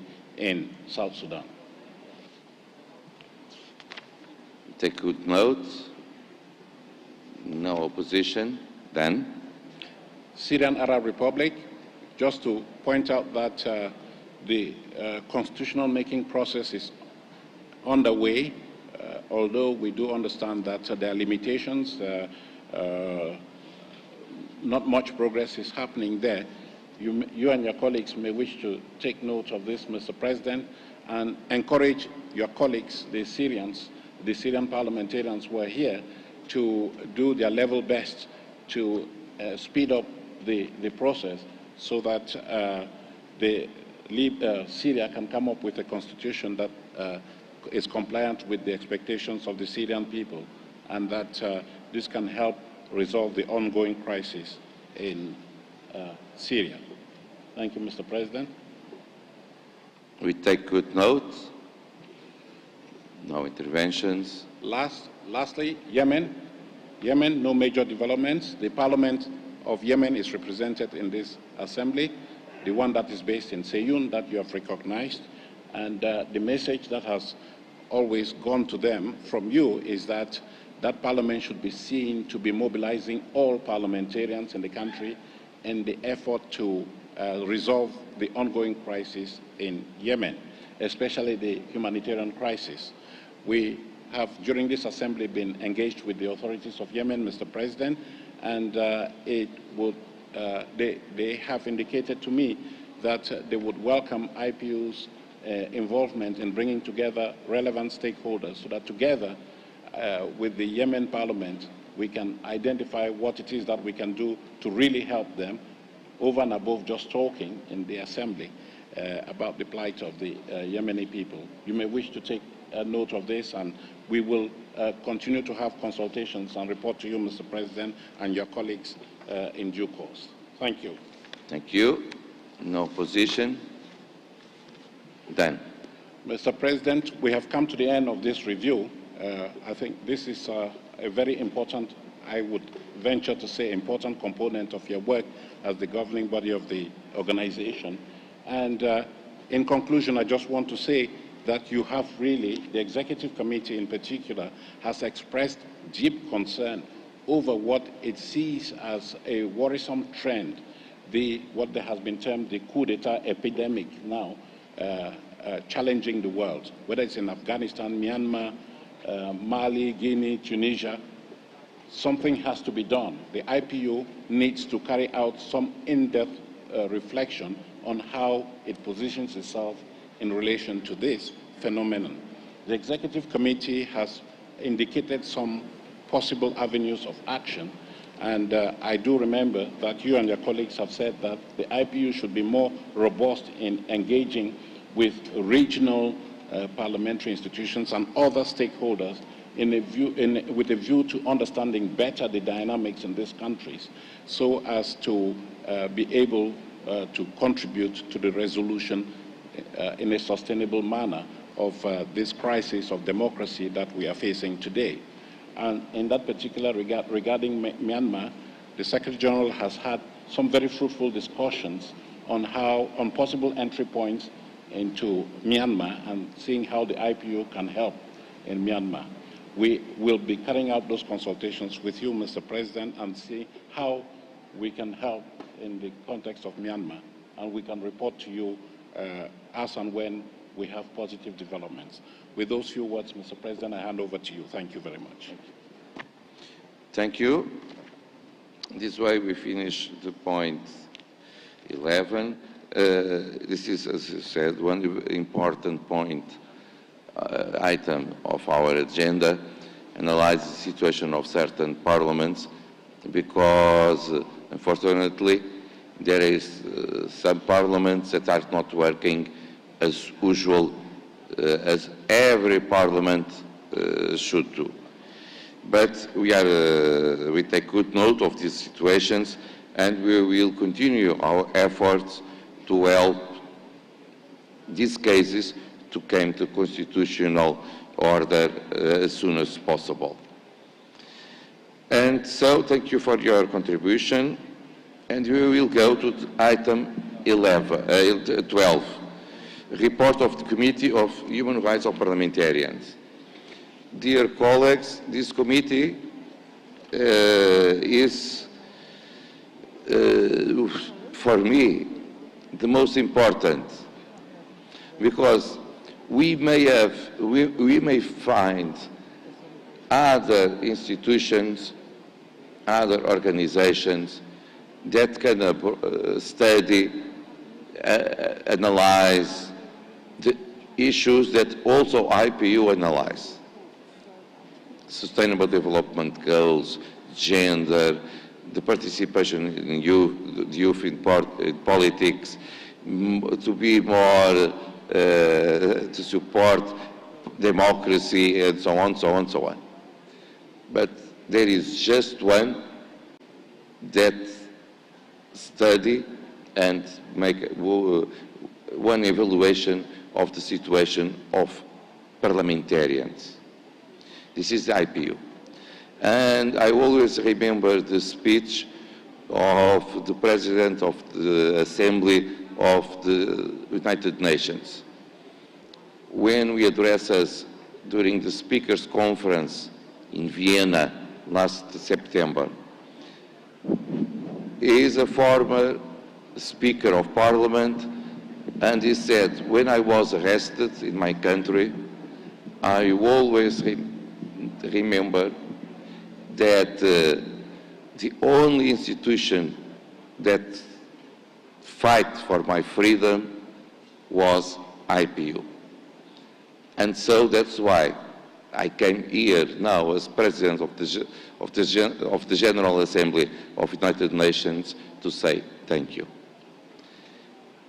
I hope that many others, colleagues, may be free and may be available to say thank you also to the IPU.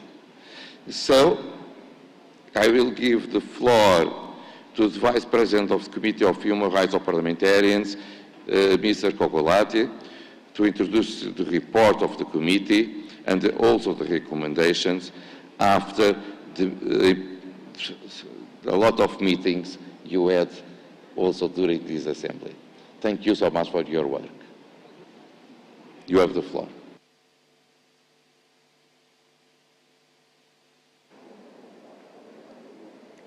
Thank you so much, Mr. President, Monsieur le Président, très chers collègues. Dear colleagues, I have the honour of presenting the report from the Committee of the Human Rights of Parliamentarians. Throughout this session, the committee held 10 hearings in which we spoke with authorities as well as with complainants and even an independent UN expert. I would like to sincerely thank all of those who took the time to respond to the committee's invitation whether that was via video conference or in person here in Indonesia. During our session, the committee examined the situation of 253 parliamentarians, 22% of which are women, in 14 different countries. We also adopted admissibility decisions in a new case regarding a Brazilian parliamentarian, Ms. Taliria Petron. However, the draft decisions that I will present with your kind permission for approval by the Governing Council are regarding 217 parliamentarians in 9 different countries. Before I present these drafts, I would like to say a few words about the collaboration between the committee and the Bureau for Women Parliamentarians. During this session, we were able to strengthen our cooperation regarding the treatment of cases of violence against women. And we're delighted to have this opportunity, and we hope that we will be able to continue exploring options open to us for better supporting women parliamentarians who are victims of violations of their human rights. President, with your permission, I will now present the cases in alphabetical order, starting with Belarus. The first draft decision, which I put to you, dear colleagues, is about Mr. Lebedko, a Belarusian parliamentarian. The committee had the opportunity to meet him and a member of the lower house of the Belarusian parliament during the session, and we would like to thank him for the information provided. Mr. Lebedko's case was reopened by the committee last year. Mr. Lebedko was part of one of the members of the 13th Supreme Soviet in Belarus, which suffered a series of reprisals as a result of their opposition to President Lukashenko between 1996 and 2000. The committee reopened the case following a new complaint which talked about the complete impunity enjoyed by those who committed multiple alleged violations against the complainant, which were torture, arbitrary arrest, attacks on the right to the freedom of assembly, to the right to work, and to the right to take part in the political life, and the right to a fair trial, among others. The committee noted with concern the allegation of the complainant according to which the legal provisions which gave rise to the violations cited above were not in line with Belarus's international obligations relating to human rights, and continue to be a source of various violations 20 years after the facts. The committee therefore calls on the parliamentary authorities in Belarus to put an end to impunity in this case and to move forward with revising Belarusian legislation to ensure that such violations do not happen again in the future. Dear colleagues, I'll invite you to adopt this draft decision on page 1 of both the French and English versions.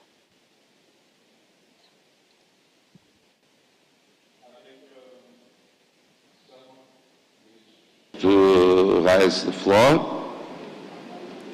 No. About the situation, the MP of Belarus? No.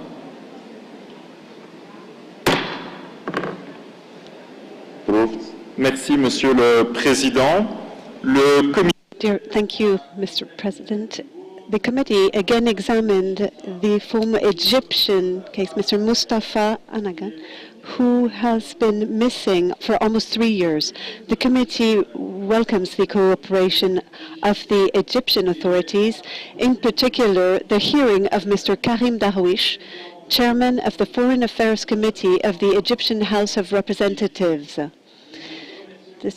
We thank the representative for the constructive exchanges we've had with the committee and all the information that were provided. The committee remains therefore convinced that the Egyptian state is in a position to make further efforts to locate Mr. Al-Nagar, including by opening an investigation into his disappearance so that his family can finally know about his fate.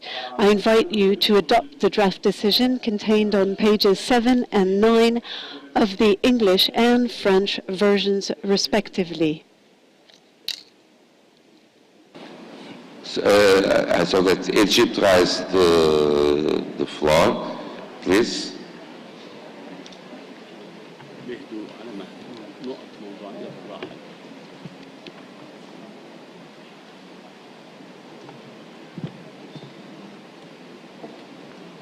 Thank you, Mr. President.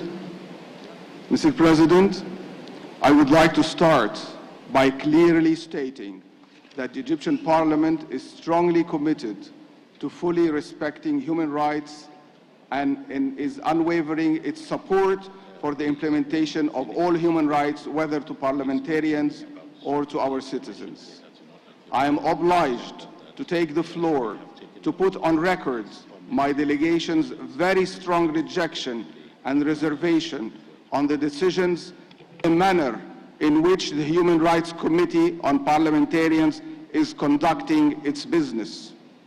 Yesterday, upon the request of the committee, I personally and willingly and in good faith engaged with the committee in an open and frank discussion to discuss a case under consideration by the committee.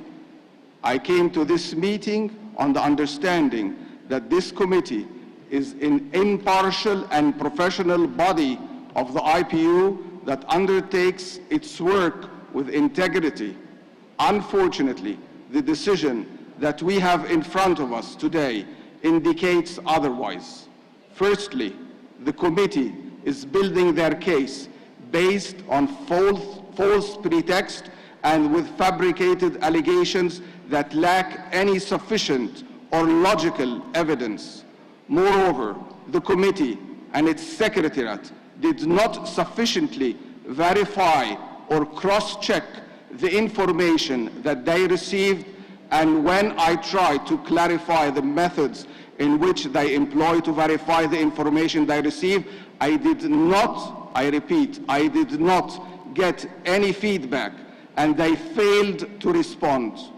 Secondly, their attempt to engage with Egyptian Parliament on this case was received with open arms, and the Egyptian Parliament responded with a comprehensive and thorough letter of over 12 pages that responds to all points and questions that the committee posed.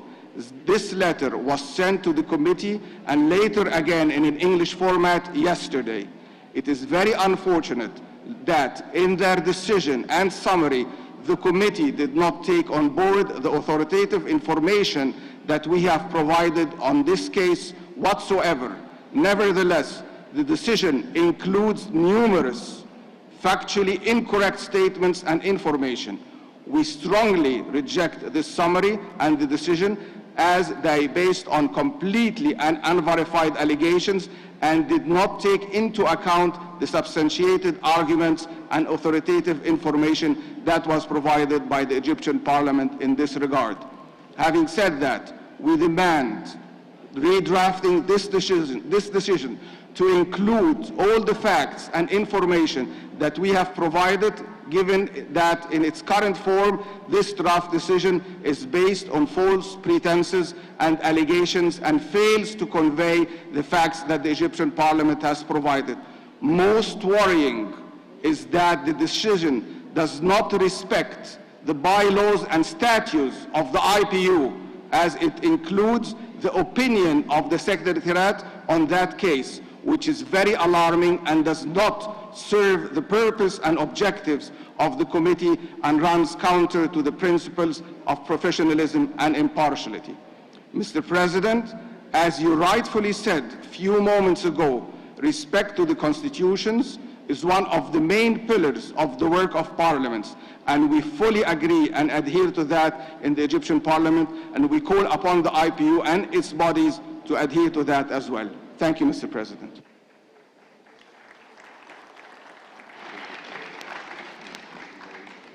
I don't, before to go, I don't know if you, as the Vice Chair, wish to make a comment. Please, you have the floor. Merci, Monsieur le. Thank you, Mr. President. Thank you to the Honourable President of the Commission of Foreign Affairs and Egypt.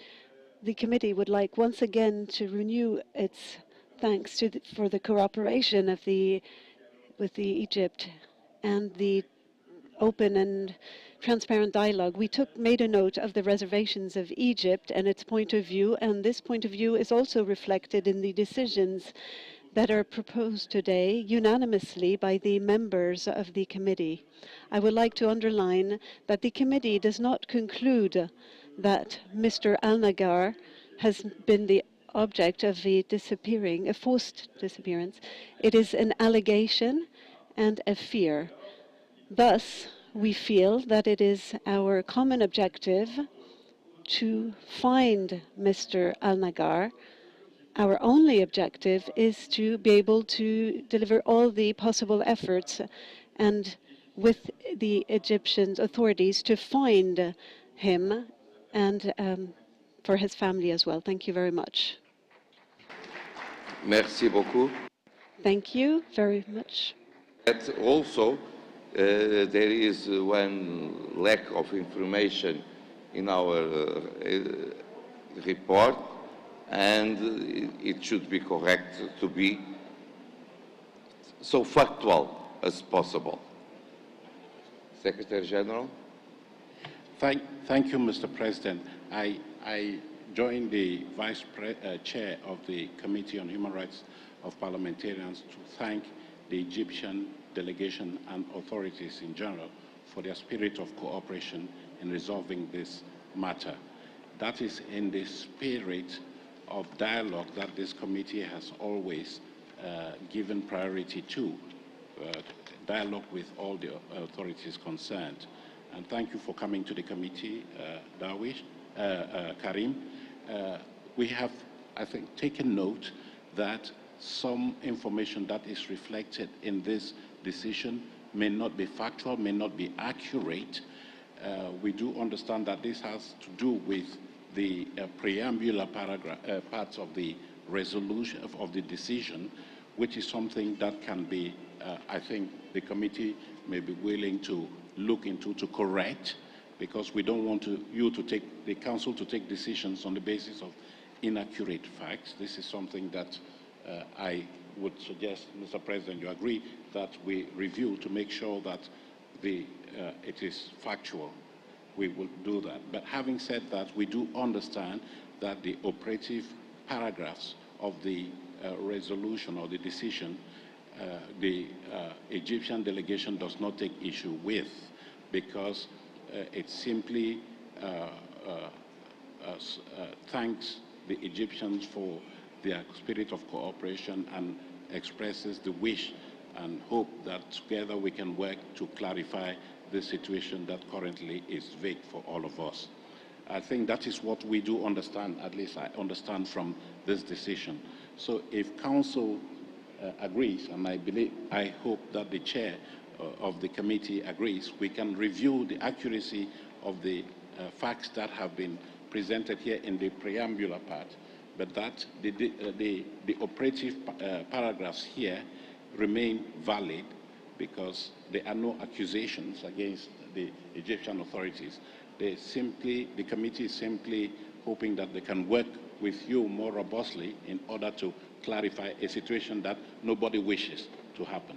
If that is what is agreeable, Mr. President, to Council and to the committee that is working on this matter, then we can take it that prior to publishing the decision of this Council, that those inaccuracies be corrected before the text is published. Thank you very much, Mr. President. Thank you. With these modifications, may we approve?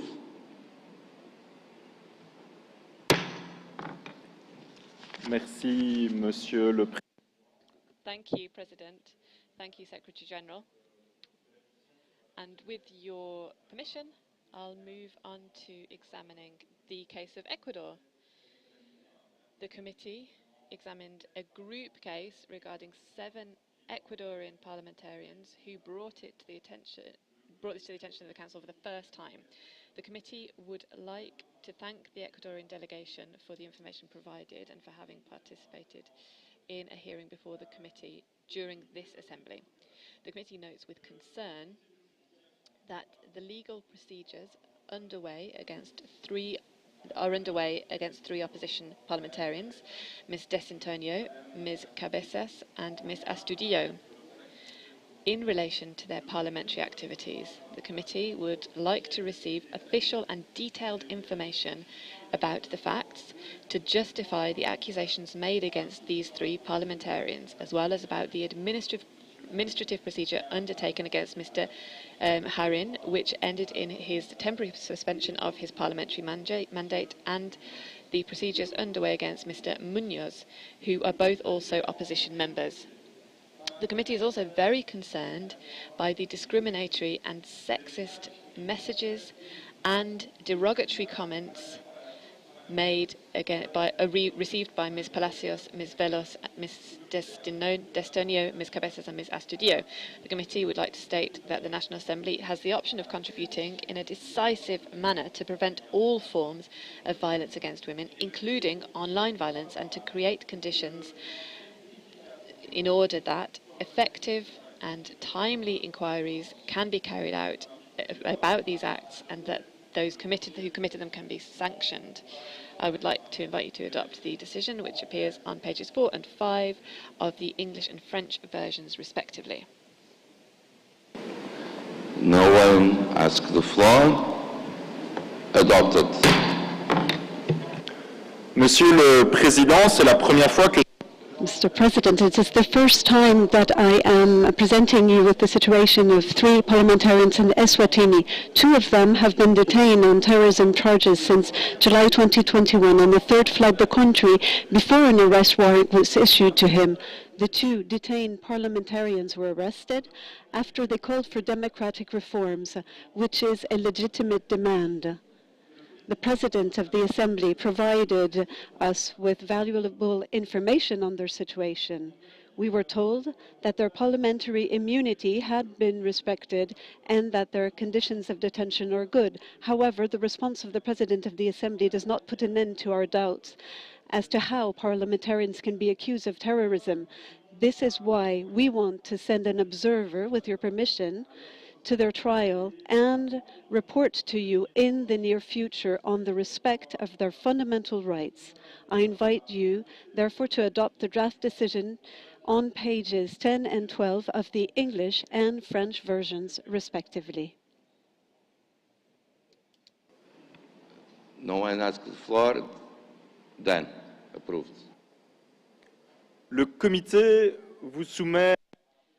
The committee would now like to put forward a new decision about the case of Ms. Seham Sagiwa, a Libyan parliamentarian who was brutally taken from her home 2 years ago.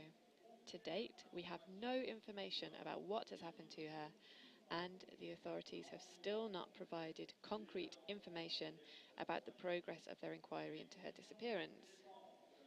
Recent conclusions from the independent fact-finding mission from the UN about the concerns expressed by the UN Secretary General's advisor on Libya confirms the conclusions of the committee. We will do everything possible to establish cooperation with the 2 UN mechanisms in order to reach a satisfactory result in this case. I would like to invite you to adopt this draft decision on pages 13 and 15 of the English and French versions, respectively. No one asks the floor. Approved. Mr. President, the committee has once again examined the situation of parliamentarians in Myanmar, where 62 of them have been subjected to reprisals for their parliamentary work following the military takeover by the army in March last year. About 30 of them are being held incommunicado in disturbing conditions in light of the report of torture and inhumane conditions of detention by the UN Special Rapporteur on the situation of human rights in Myanmar. The committee had the opportunity to meet with the Special Rapporteur at a hearing, Tom Andrews, during the session, and during which he was able to provide valuable information that he provided to the committee. We join him in his call for solidarity with the people of Myanmar and especially with the elected parliamentarians through more concrete and concerted actions of support. We also urge you to show solidarity with their colleagues by supporting the International Alliance of Parliamentarians for Myanmar. I invite you to adopt the draft decision on pages 16 and 18 of the English and French versions, respectively. No one asks the floor. Then. Concernant l'Ouganda, regarding Uganda, President, the committee would firstly like to thank, or strongly thank, the Ugandan delegation for having met with members of our committee during this assembly. The committee once again examined the situation of 5 Ugandan parliamentarians who were brutally arrested and tortured in August 2018. The committee would like to reiterate its concern, its long-standing concern about the impunity surrounding these facts, and would like to implore the Ugandan authorities to take decisive measures in line with recommendations made in the committee's mission report carried out in 2020 to ensure that allegations of torture give rise to a comprehensive and efficient inquiry, followed by the adoption of measures against those responsible. The committee has also examined a new situation in Uganda, which this time involves 2 opposition parliamentarians who are currently detained, Mr. Alan Suwanyana and Mr. Mohamed Segirinya.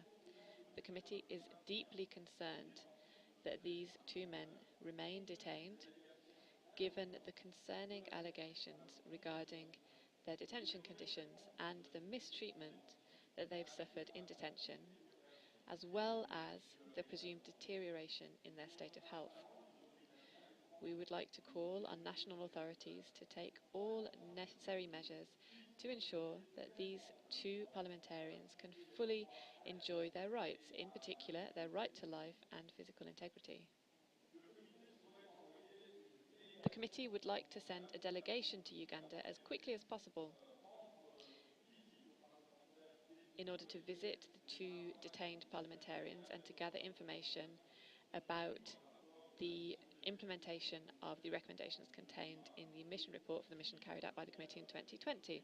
We'd like to continue dialogue with national authorities with the aim of finding a satisfactory conclusion to this Ugandan case. The committee would like to also thank the Ugandan delegation for its assurances of support which it gave in this regard about a mission to the country, and I would therefore like to invite you to adopt the draft decision which appears on page 23 of the French version, 23 and 26 of the French version, and pages 24 and 27 of the English version. Assalamu alaikum wa rahmatullahi wa barakatuh. Good morning. Thank you very much, Mr. Vice President. Anyone would like to take the floor? No? Okay. Approved. You can proceed, Mr. Vice President. Merci, Monsieur. Thank you, Mr. President. The committee has again examined the case of Mr. Marwan Barghouti, a former Palestinian MP who was detained after an unfair trial, as concluded by Mr. Simon Foreman, the IPU's legal expert, in his 2003 report on Mr. Barghouti's trial. The committee remains concerned about the violations to which Mr. Barghouti was subjected during the first years of his detention, in particular the allegations of cruel, inhuman and degrading treatment to which he was allegedly subjected and which were never really examined by the Israeli authorities. The committee will pursue to examine his case, as well as its efforts to re-engage in direct dialogue with the Israeli authorities with a view to resolving it. I invite you to adopt the draft decision on pages 21 and 29 of the English and French versions, respectively. Yes, the Israeli delegation. Well, Mr. President, I think that this IPU organization cannot become an insurance company for arch terrorists. Marwan Barghouti was sentenced for 5 life imprisonment plus 40 years because he was in charge of murdering 5 people, 4 Israelis and a Christian priest on the way to Jericho. He was brought to court in a civil court in Israel and was sentenced for 5 life imprisonment. The Red Cross is visiting him since the first day in jail. And I think that with all respect to the Human Rights Committee, it's impossible that the IPU will become insurance company for terrorists because Marwan Barghouti was elected as a member of parliament while he was in an Israeli prison after being sentenced for 5 life imprisonment. He's not the only one. There is another one who murdered or sent his people to assassinate an Israeli member of parliament, and he cannot enjoy the security of this organization. So I recommend us all to make sure that terrorists cannot become parliament members, and parliament members who become terrorists cannot be treated as parliament members.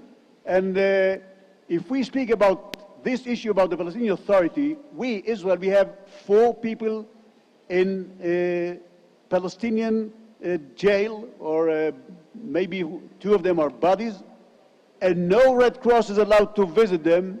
There's no reciprocity in this issue, and I recommend us all not to accept what was just mentioned by the committee. Thank you very much. Thank you. Mr. Vice President. Merci, Monsieur le Président. Thank you, Mr. President. I'd like to thank the chair of the Israeli delegation for his comments that, of course, we are duly noting.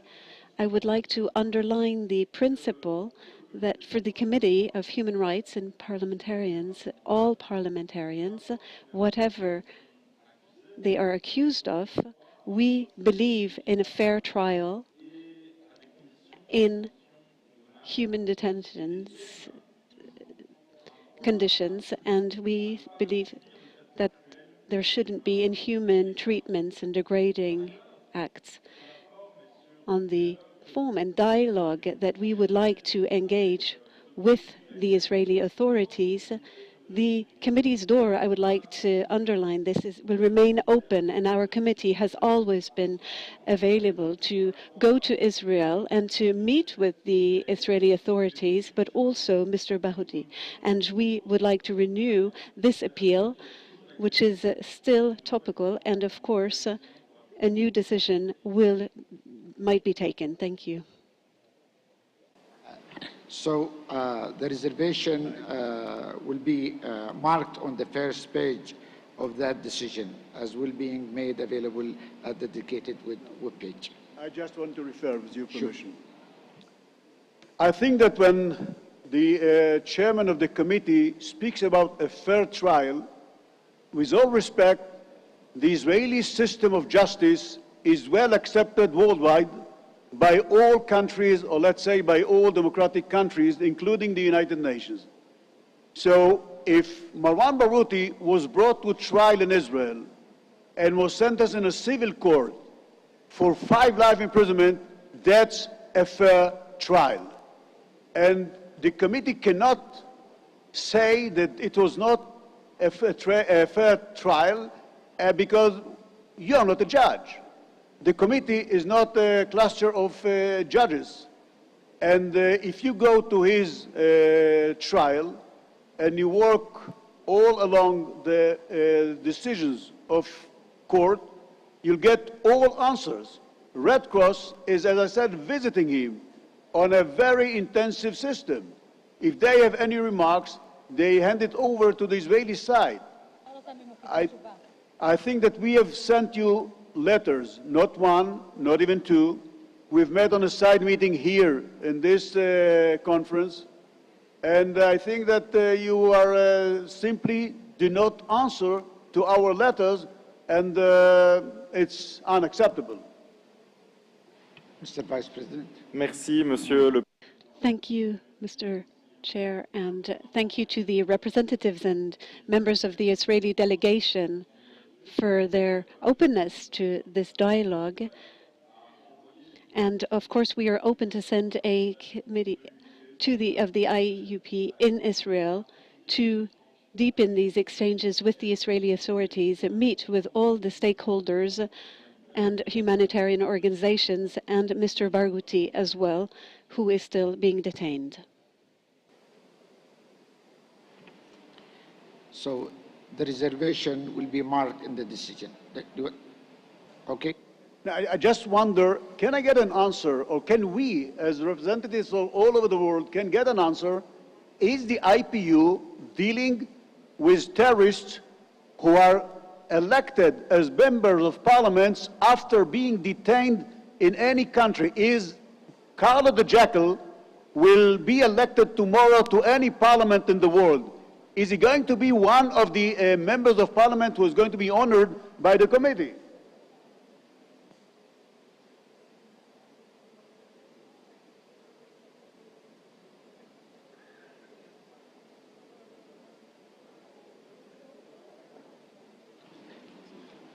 Mr. Vice President, do you want to say something?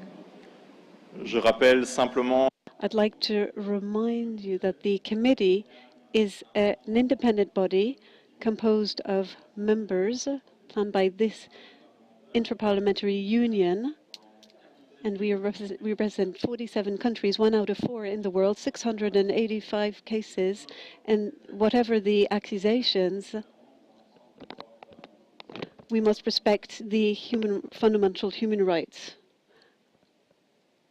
Secretary General. Thank you very much, Mr. President. Sorry I was absent temporarily, but I do understand that there is a divergence of views on what the committee is entitled to do and what it cannot do or ask of the authorities of Israel. I think that when we have had dialogue with the authorities, we have stressed one point, that the IPU and its committee are not defending criminals. They're not defending people who may have violated the law. Let me say clearly, what the committee is doing is to defend parliamentarians as part of the institution that is supposed to function in an unimpeded manner in any democracy. And if there are any members of parliament who are being prosecuted on account of them performing their duties as members of parliament, the committee can pronounce itself on and ask the governing council to take a decision.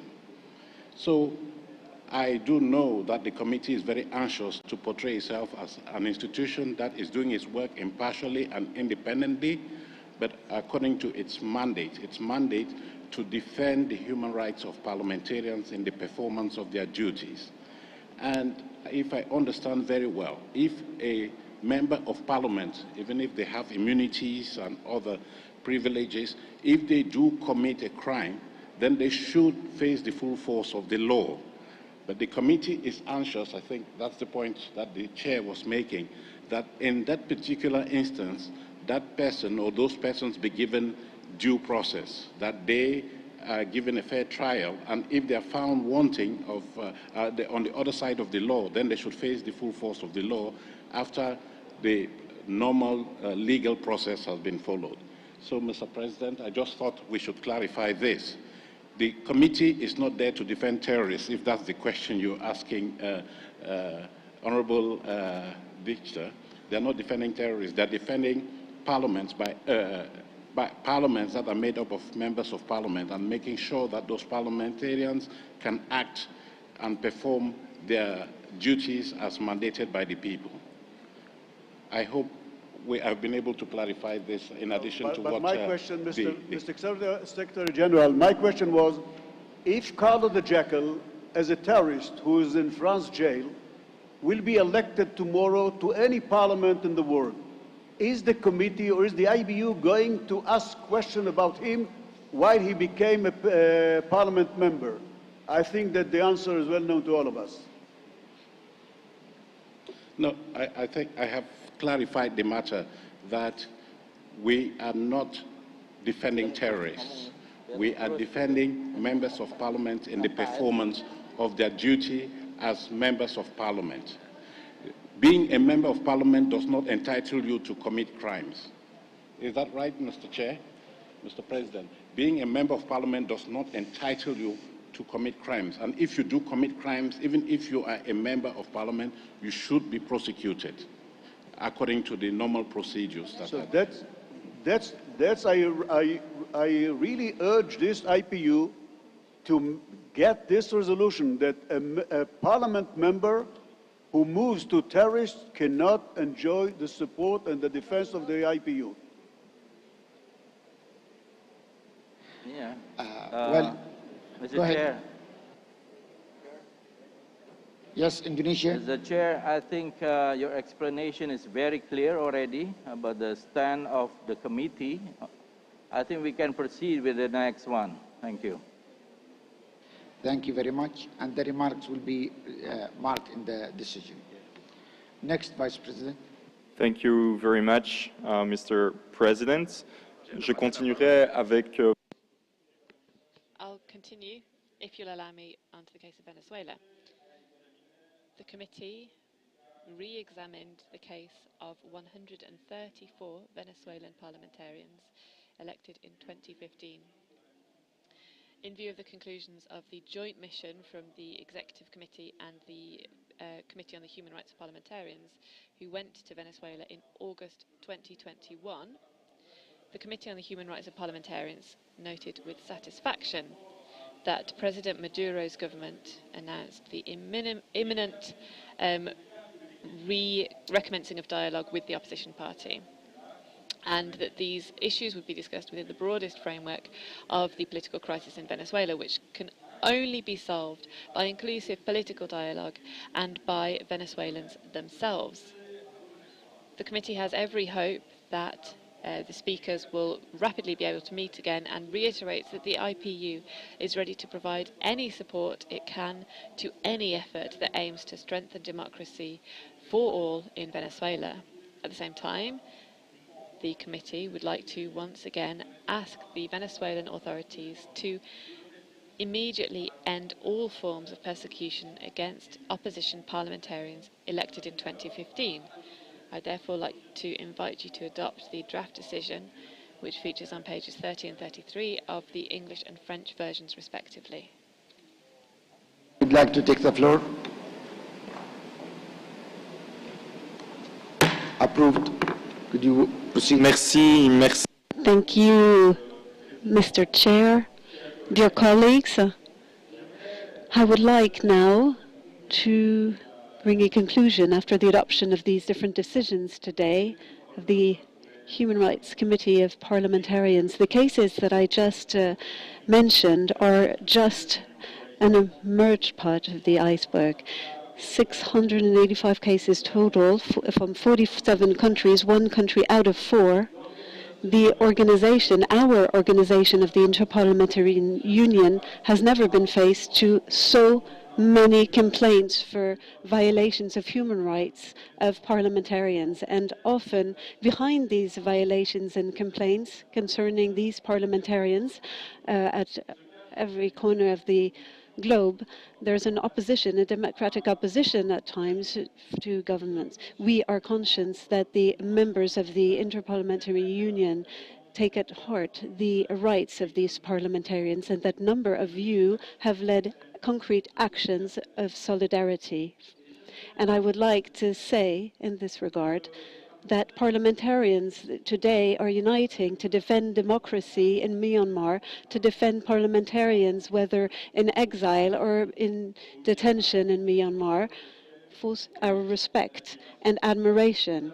We participated and also provided our support as members of the committee to the Organization of Asian Parliamentarians for Human Rights, and I was especially touched by testimonies of these parliamentarians who were able to join us either by video conference or who also were present to share their experiences. I'd like to call from the bottom of my heart all of you in your work as delegates, but also at home in your countries as parliamentarians to support all of these fights for democracy, for freedom, for fundamental rights of these parliamentarians who are threatened today everywhere around the world. I would like to thank the Secretariat of the Inter-Parliamentary Union, without which it would have been impossible to pursue the work of the committee. Once again, Mr. Chair, dear colleagues, I thank you. Thank you, Mr. Vice President. Now I wish to invite delegation wishing to do so to take the floor under this agenda item. Statement by members will be limited to 2 minutes. Anyone would like to take the floor? No? Okay. Then we'll proceed to the next item.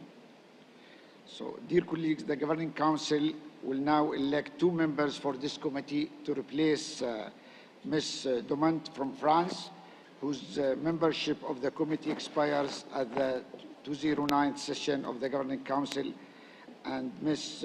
Urbano Di Sona from Portugal, who is no longer a member of the Parliament. We have received a candidate of Mr. Blanc from France for a mandate of 5 years. The second vacancy will be filled during the 145th IPA Assembly in Kigali. May I take, so can I see that it's approved that Mr. Blanc is elected for this committee? No objection? Okay, approved. May I take this, to wish Mr. Blanc a will success, partnership and contribution to this committee. Congratulations to all colleagues. Now let's move to item 13, activities of committees and other bodies. Under this item, the Governing Council will hear brief reports on the activities of the IP bodies and will be invited to appoint new members to several of these bodies. The first will start with the Forum of Women Parliamentarians. I may ask, yes.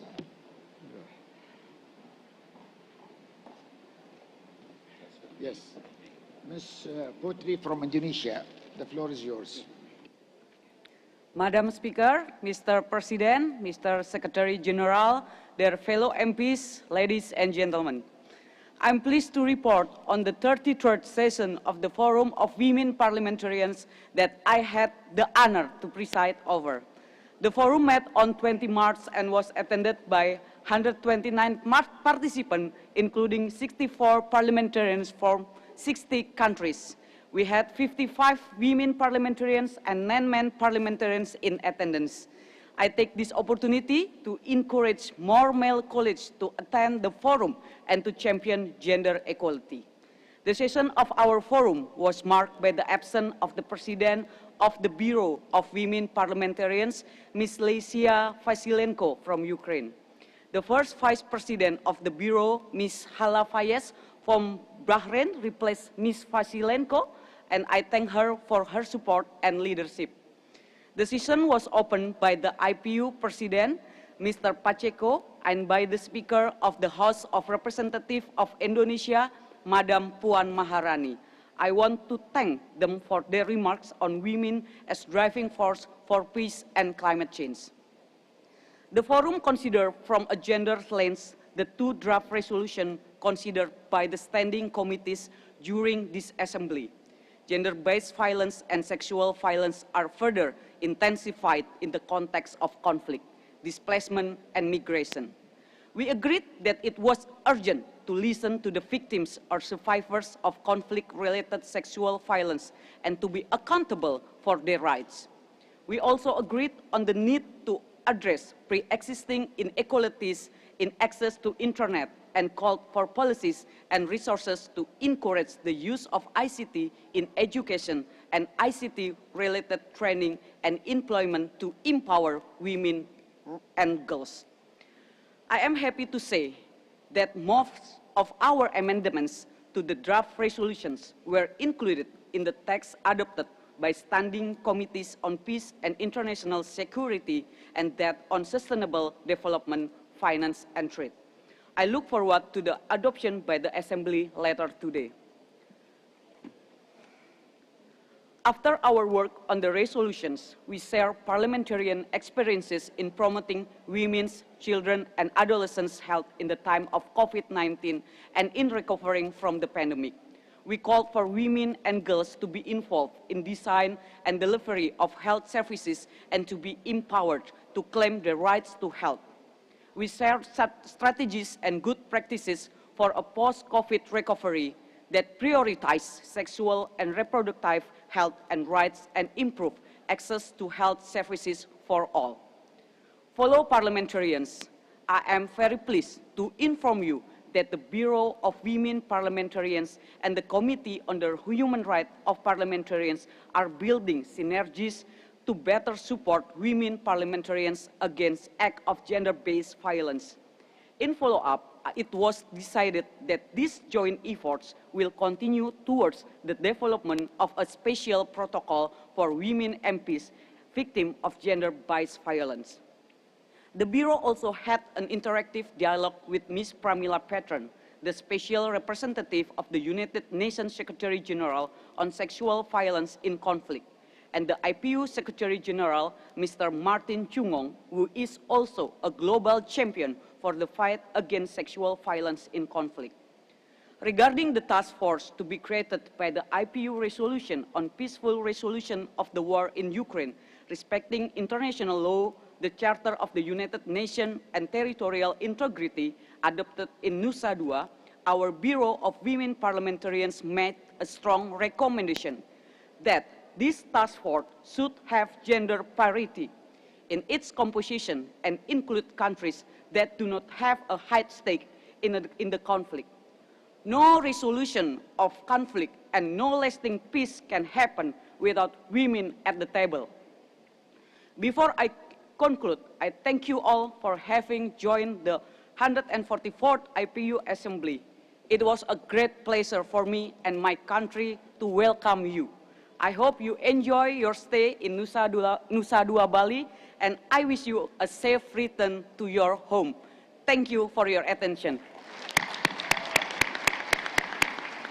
Thank you, Mr. Potri. Dear colleagues, the Governing Council is called upon to endorse the election of Ms. Karlunova from the Russian Federation to end the term until April 2025 of Ms. Avanseva from the Russian Federation, who had resigned from her position as a member of the Bureau of the Forum of Women Parliamentarians. Approved?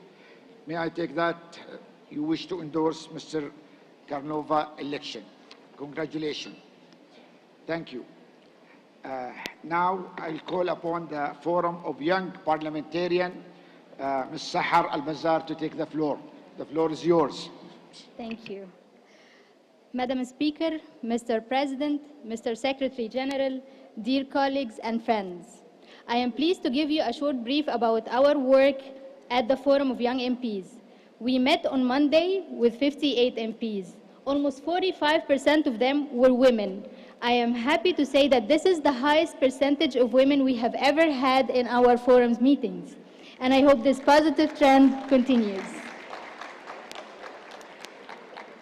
I would like to thank Madam Speaker for hosting the Assembly in Nusa Dua, and I would like to thank IPU President and IPU Secretary General for joining us at the opening session of the forum, and for their continuous support and commitment of our cause, and for being actively engaged with the forum and its members.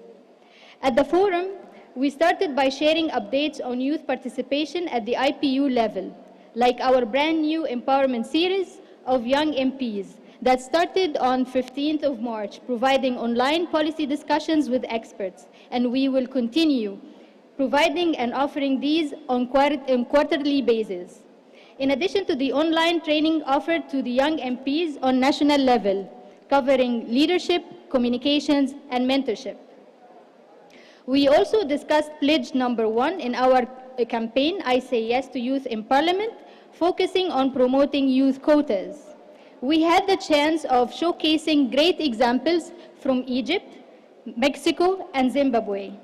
Then we opened the floor to our esteemed members to share their valuable experiences and best practices on youth participation in their home countries. Then we moved ahead with our contribution to the work of the 144th Assembly, and we agreed on the importance of youth inclusion in climate action, where the decisions of today will determine our future, and the future belongs to youth. So that's why we must have a say in the decision-making process. We also announced at the forum that my home country, Egypt, is already walking the talk by prioritizing youth inclusion in important political processes like the efforts leading up to COP27. That will take place in Sharm el-Sheikh in November. Youth inclusion will start in May with the IPU Global Conference of Young MPs, and it will be dedicated to climate action. Egypt is also hosting the UNFCCC Youth Conference in September. Both conferences will create a platform and space for youth voices to be heard and presented in COP27. We continued our contribution to this Assembly's two resolutions. The first is Rethinking and Reframing Approaches to Peace Processes with a view to fostering lasting peace by the Standing Committee of Youth and International Security. We called for greater commitment to international peace and stressed on the importance of including youth perspective in peace processes. The second is leveraging information and communication technology as an enabler for education sector, including the times of pandemic, by the Standing Committee on Sustainable Development. We called for greater global cooperation to share technologies and resources.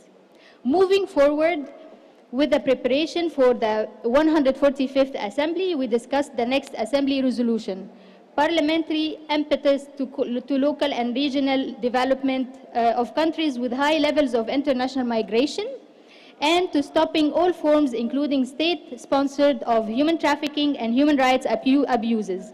And the Forum appointed me to prepare an overview report on youth contribution to draft the resolution. Finally, the Forum elected a new MP representing the Arab group to the board, replacing a former member who resigned.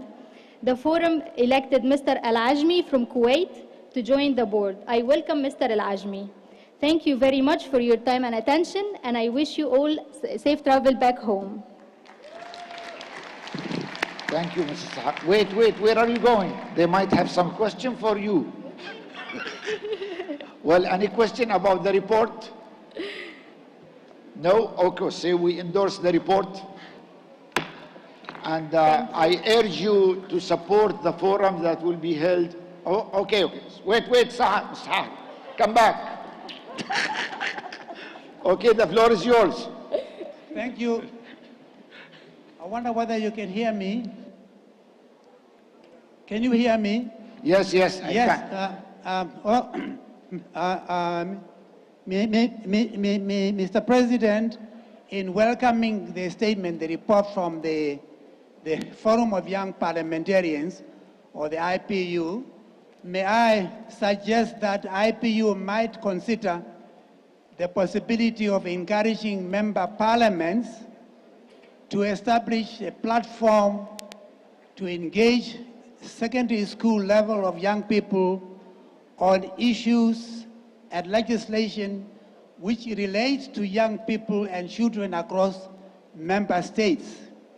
In our case, the Namibian Parliament do engage adolescents and youth in this program aimed at instilling the culture of democracy, and their inputs do go a long way in informing the government on matters concerning young people. This is something that I wanted to suggest to support the statement by our young parliamentarians. Thank you very much. Thank you. Do you want to respond, Sahar? Yes. Thank you, Honorable MP. The experience of Namibia is very inspiring, and having a parliament for young people is very essential, and it's needed for different countries, and we'll definitely try to consider it, and we'll let you know our decision at the end. Thank you. Thank you, Sahar. Thank you very much. So the report is endorsed. Okay. I'm sorry, the Secretary General has something to say.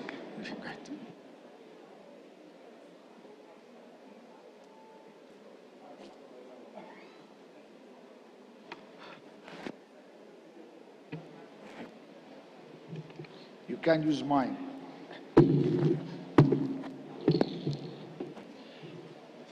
Thank you very much, Mr. President. I just want to respond very quickly to what the Honorable Speaker of the Parliament of Namibia has said. His comments are well taken. I know that the Forum of Young Parliamentarians is very anxious to discuss how to rejuvenate processes at the national level and also at the international level. And we are seeing how IPU is getting younger and younger. But I had the good fortune of having a discussion this week with a member, an eminent member of the Child Rights Convention Committee, who was here in the IPU. And we did agree with her that she would be engaging the Forum of Young Parliamentarians to see how the issues facing young people, and especially children, can be taken on board in the work of the IPU. And that's why I really appreciate the comments and suggestions coming from the Speaker of Namibia. And I would like to use the opportunity to congratulate him on their forward-looking policies when it comes to promotion of youth. I think they have some of the youngest ministers in the world today. They have some of the youngest MPs in the world today. And I do know that they do have a youth parliament, but they also have a children's parliament. So these are examples of good practice that we would like to share with other parliaments around the world in support of the recommendations that have been made by the Speaker of Namibia. Thank you, Mr. President. Thank you, Secretary General. So the Governing Council is invited to endorse the appointment. And, well, anyone have? Yes, go ahead. Yes. The floor is yours, yes. Merci, Monsieur le Président. Je voulais juste rappeler. Thank you, Chair. I just wanted to say that within the UN, we have a young presence so that the consultative body becomes a decision-making body, which would allow young people to further get involved. Thank you very much, Secretary General. Thank you. Thank you. So now the Governing Council is invited to endorse the appointment of Mr.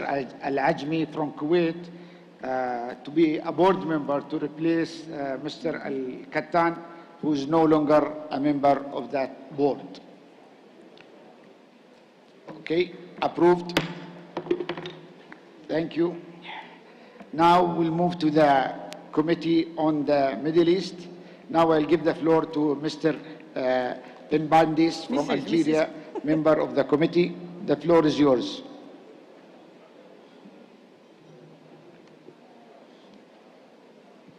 Merci, Monsieur le Président. Madame la Présidente. Dear Mr. Chair, Secretary General, ladies and gentlemen, hello. Assalamu alaikum. I have the pleasure to give account for the meeting that the committee held on 20th March 2022 in presence of 8 of its members. This meeting was held on a number of points. The first item was about the question of the committee's mandate. During this meeting, we discussed about the importance to lead in the framework of our mandate a dialogue supported by the collaboration between countries to unite the proper conditions for peace. This dialogue will help us as a committee to be a tool for the consolidation of peace in the region. Concerning the second item, relative to the committee's activities since the 144th Assembly, we have also given a report of the Inter-Parliamentary Committee on the activities of the committees and what we received in relation to the situation in the Middle East since the previous meeting in November 2021. We have underlined at this occasion the importance to hold more frequent meetings to be informed of the messages received in relation with the evolution of the situation in the region. We have also declared that information points and meetings would help us better assess the management of the committee. The next item was about the Works Committee for 2022-2025, about the plan of the committee during 2022 to 2025. We have agreed to judge on the reality on the ground by visiting in June 2022 in agreement with our mandate. This visit would help us indeed to collect additional information for our work. On the other hand, the late events in Europe and the members of the committee said that we should grasp the importance of food security. We also convened that in line with the Inter-Parliamentarian strategy for 2022-2026, we should promote interactions with other bodies of the Inter-Parliamentarian Committee and high-level consultative committee for extremism and terrorism. We should work with science and technology as well, and the Forum of Young Parliamentarians by organizing joint meetings on these questions, without forgetting the central part that occupies in our mandate the peace process for Palestine and Israel. We have observed that we should worry about the crisis that took place in the region, in the Middle East, in Lebanon, namely in Libya, Syria, and Yemen. And we should also look at other countries in the Middle East. Concerning the next item, it was about the dialogue for science and peace. We heard at this occasion Dr. Maurizio Bona, an expert of the European Centre of Nuclear Science, and he presented the new webinar called Increasing Water, Facing Water Challenges, and this for Science for Peace. This webinar will open the road to other meetings, a face-to-face meeting at the CERM in 2022. Finally, the last item was about the projects of the Peace Committee. We reminded that the committee had presided at the creation of the task force on technology of the Inter-Parliamentary Committee. We underlined also that science could contribute to the intercultural dialogue and help pick up the local challenges by providing solutions. The importance of science, we agreed that we needed to really strengthen our efforts with concrete information. We need to fight against the water scarcity in the Middle East, and it was something we worked on in the past, paving the road for a collaboration with countries in the region and placed under the sign of scientific neutrality. Ladies and gentlemen, I will not leave this chair without providing a vibrant homage to all of those who contributed to the success of this event. I would like to talk about the Inter-Parliamentary Union, the Indonesian Parliament as well, who helped us discover from our part, and for some of us, a wonderful country with amazing beauty and very endearing because of the hospitality and incredible courtesy of its people. Thank you very much. And by this, any question? Then the report is approved. Thank you. Now the Governing Council is called upon to choose a female member for the vacancy of the Committee on the Middle East. And we have a candidate who's Ms. Makewenia, I'm sorry for the pronunciation of the name, from Botswana, to be a member in this committee. Can I approve her candidacy as a member? Okay, approved. Congratulations. Thank you very much. Then we'll move to the committee to promote respect for international humanitarian law. And I invite Mr. Kayare from Kenya, member of the committee, to have the floor.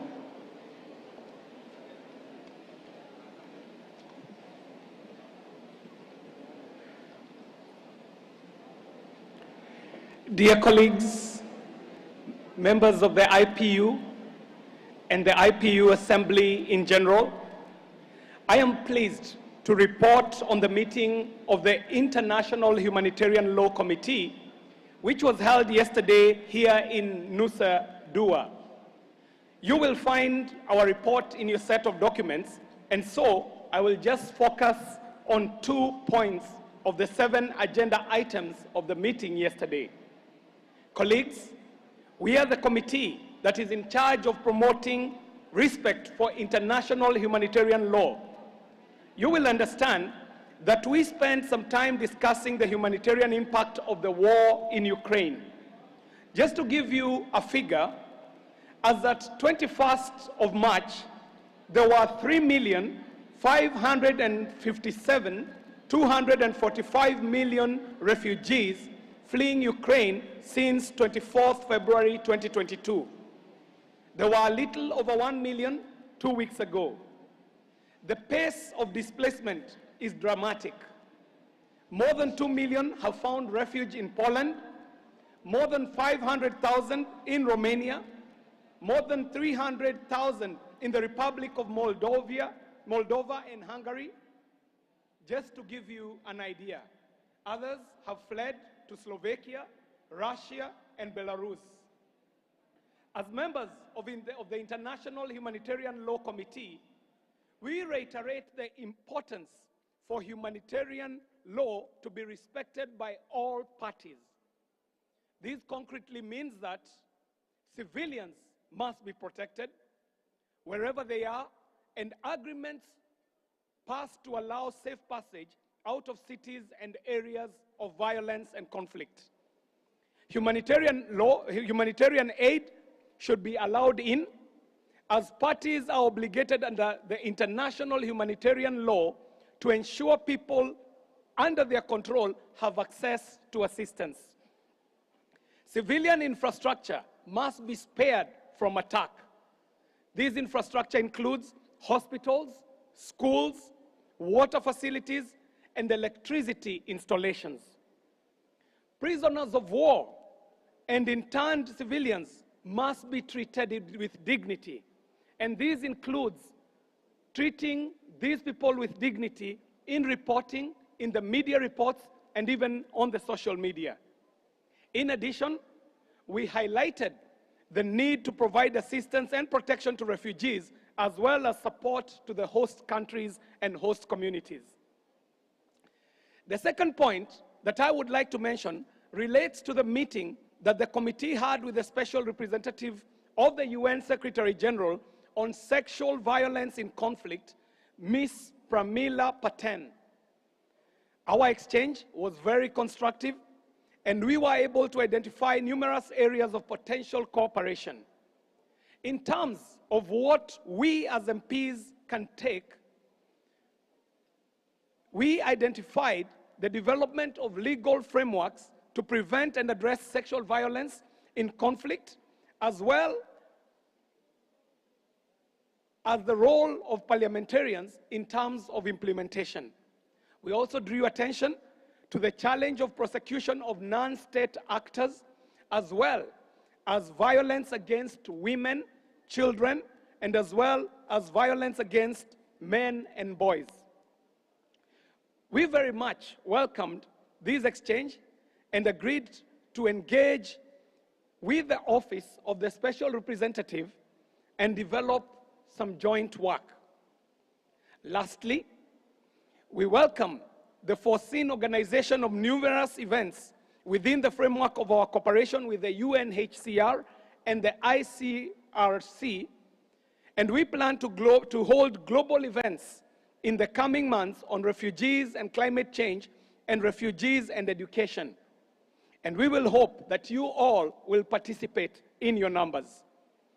We will also mark the 45th anniversary of the additional protocols of the Geneva Convention with a special virtual event in June, and we ask that these be included in the list of future meetings of the IPU.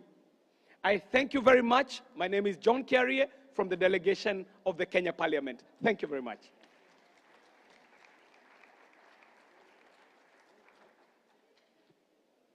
Well, he fixed, yes. Any question? No? Okay. So the report is approved. Thank you very much. Thank you. Now, may I invite my colleague, she's my partner actually, Ms. Faiza, representing the Gender Partnership Group, to present the report.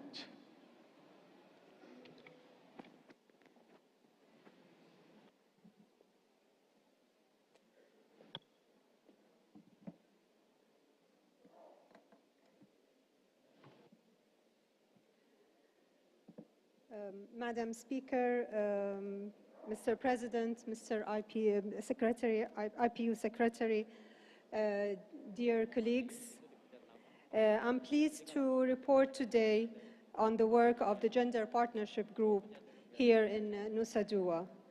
Yesterday we had a very fruitful meeting with Mr. Al-Naimi, chairperson, along with my colleague, Mrs. Kanuti.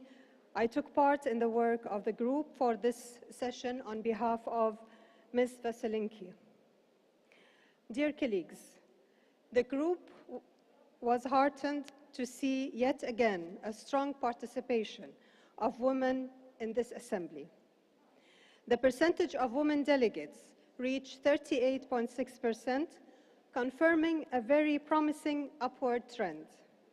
This is remarkable when we know that worldwide only 26.1% of MPs are women. We welcome the fact that out of 101 delegations at this assembly, 30 are gender balanced.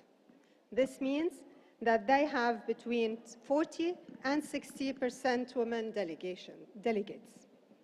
This is good, but we can do much better, and we have done better before in Madrid. The percentage of delegation with 40 to 60 ratio was over 37%. You will find the list of gender balanced delegations displayed on the screen. That they deserve a round of applause.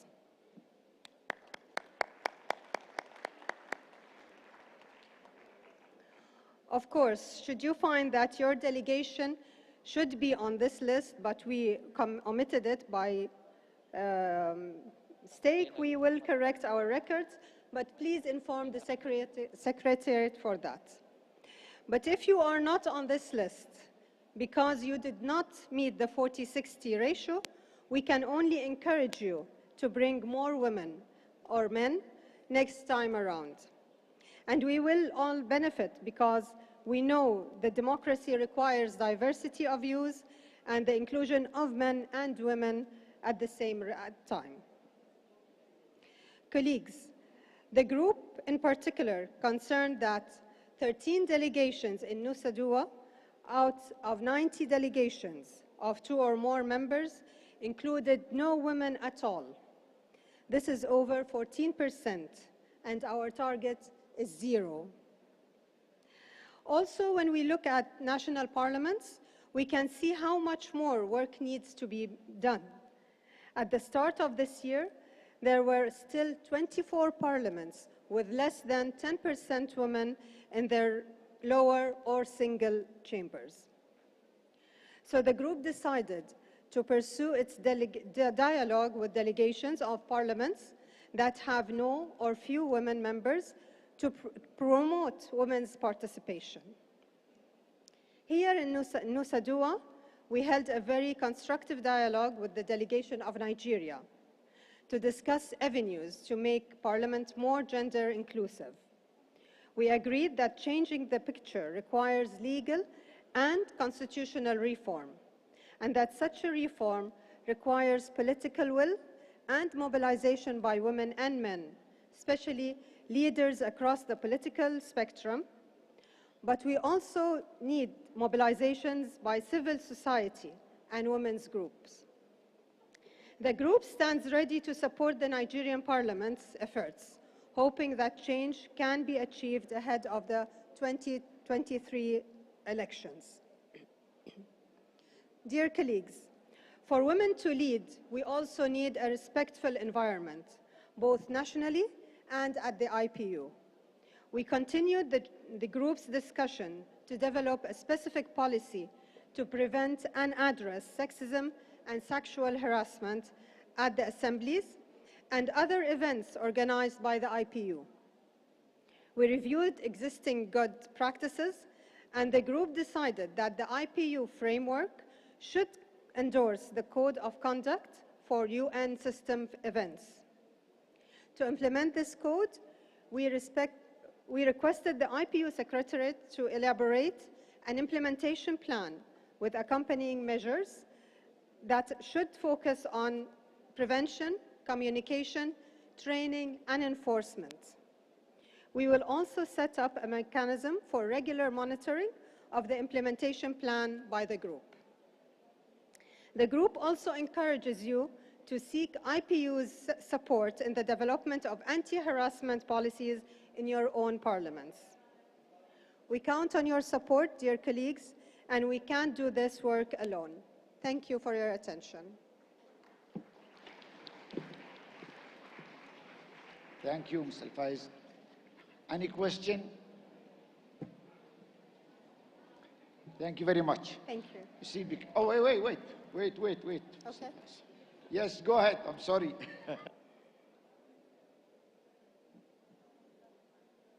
Can't hear. Okay, it's working. Thank you, Mr. President.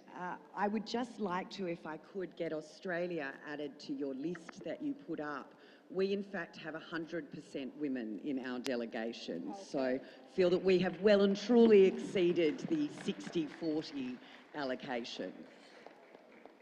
Okay, then the Secretariat would have will take a note of that and will add it to the list.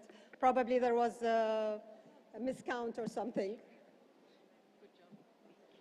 Any other questions? Okay, that was because there was no men in the delegation. That's what I was told by the Secretariat. Okay, so we're looking for parity, really. Any other question?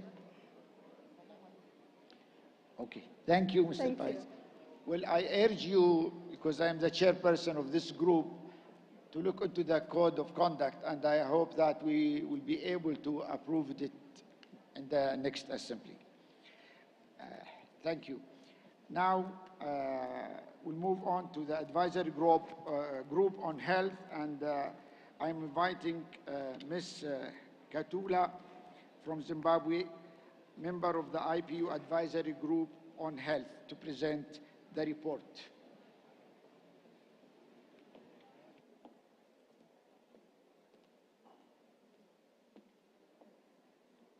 Thank you, Mr. President.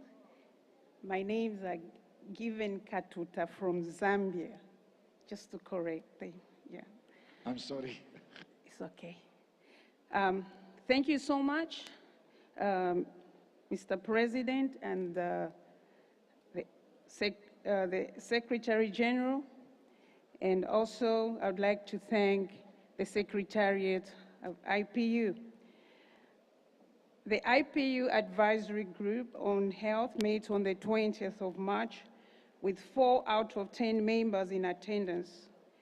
It also welcomed technical partners from the World Health Organization, the Partnership for Maternal, Newborn and Child Health, and UNAIDS. As the focal point for parliamentary accountability on the 2019 IPU resolution on universal health coverage, the advisory group discussed challenges in ensuring access to health for all. The 2021 accountability report on the implementation of the resolution highlighted having taken steps to improve financial protection, expand access to sexual and reproductive health services, and monitor the impact of the COVID-19 pandemic.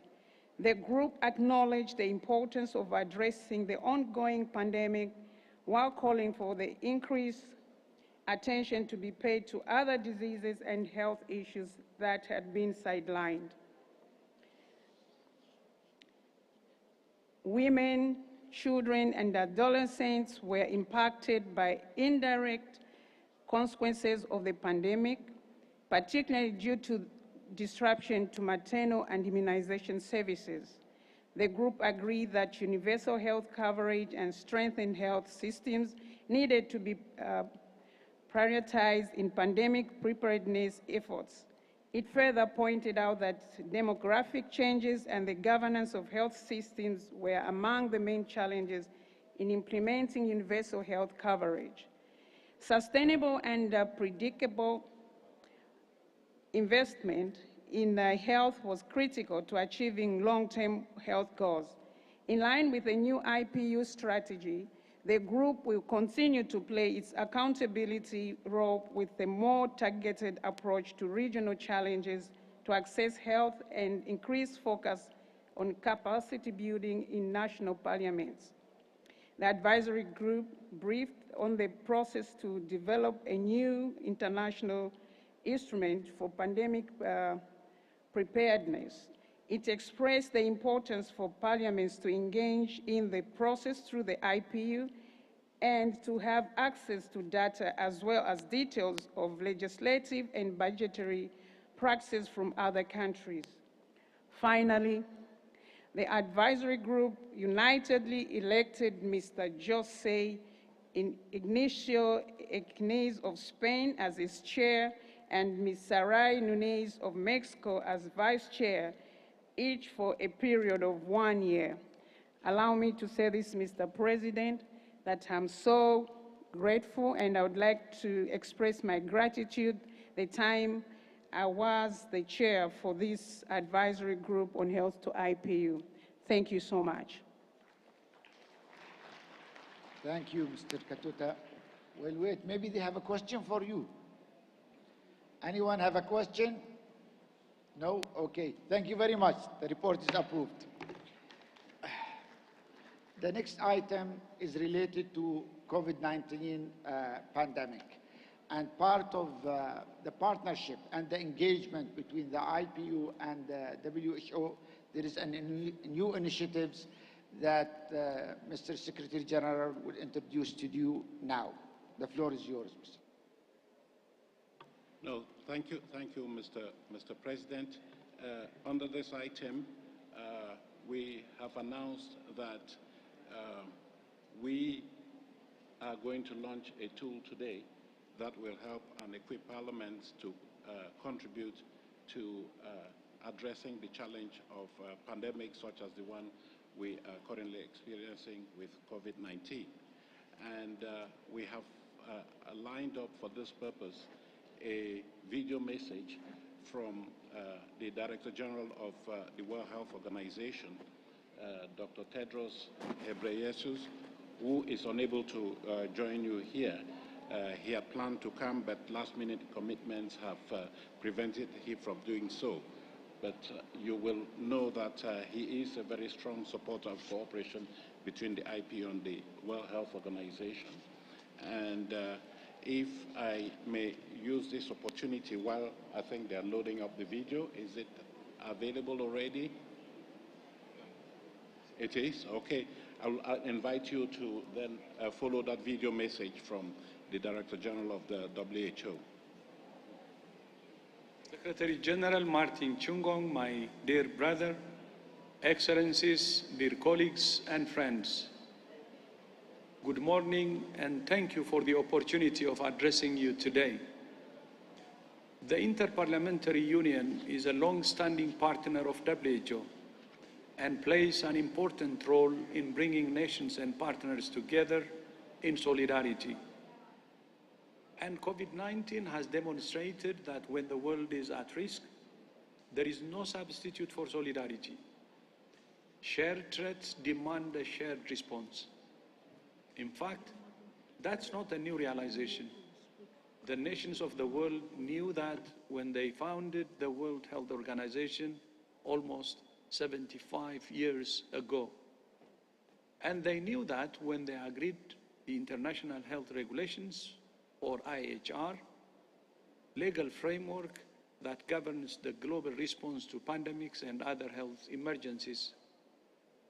The IHR has its roots in the 19th century, when countries first came together to address shared health threats like cholera, smallpox, and plague, which not only had devastating health effects, but also disrupted trade and economies. The IHR has been revised several times, most recently after SARS in 2005. It includes obligations to develop and maintain national capacities to prevent, detect, and respond to health emergencies. Parliaments play a key role in implementing the IHR by translating it into national law. For that reason, WHO has partnered with IPU to develop the IPU-WHO Handbook on Strengthening Health Security Preparedness. This handbook is designed to support parliamentary leadership and action toward building sustainable capacity in communities for health emergency preparedness. COVID-19 will not be the last global health threat the world faces. That's why this handbook from WHO and IPU is so important for strengthening health security preparedness and multi-sectoral coordination. To be better prepared, we need to focus on three key priorities. First, better implementation of the IHR. Second, targeted amendments of the IHR as needed to keep up with the rapidly evolving world.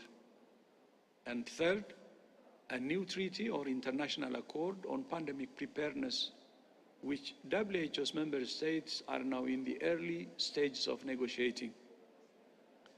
Parliaments will play a critical role in taking this effort forward. Thank you all for your commitment and support.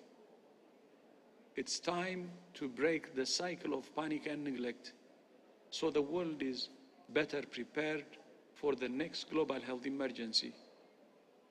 Because it's not a matter of if, but when. I thank you.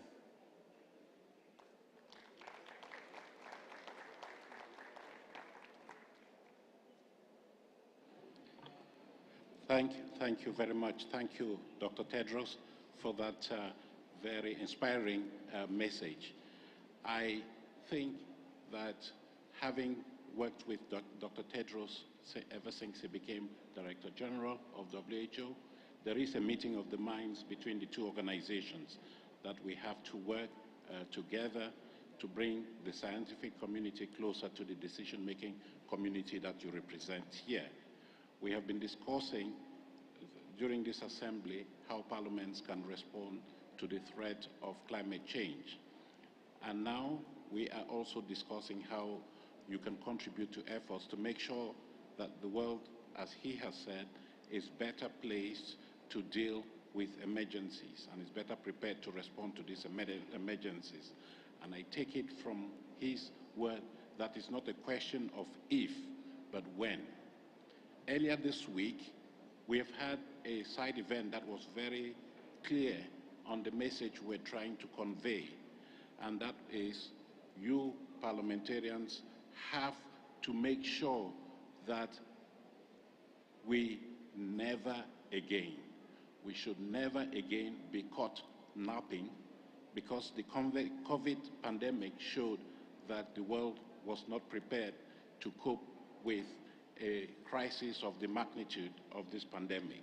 So we have said a lot about working towards preparedness. And today we want to match words with action by presenting a tool that we hope, as the Director General said, will help parliaments rise to the challenge of contributing to efforts that are intended to make this world better prepared for future crises such as COVID-19.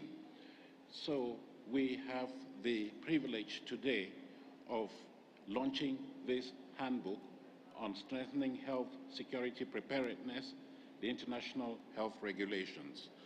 I do not plan to go into the details of this publication, but I would just want to say that it is a tool, it's a practical tool that is intended to help you implement the international health regulations that are the instrument, the global instrument that is intended to help you foster health security.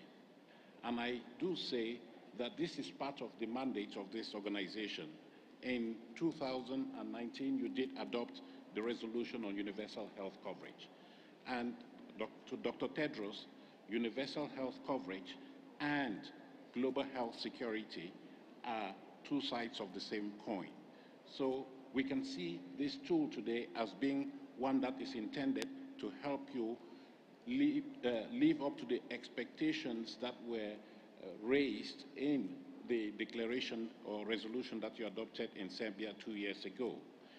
I would now like to use the opportunity, Mr. President, to acknowledge the presence of a WHO delegation here, and you may want to invite them to come over here as they come for us to launch this handbook. We have Dr. Silver Smith Galdens, we have Dr. Stella Chungong, and we do have Mr. Ludi Soriantoro. Please, may we ask you to come over so that we can jointly launch this handbook with Madam President of the Assembly, please.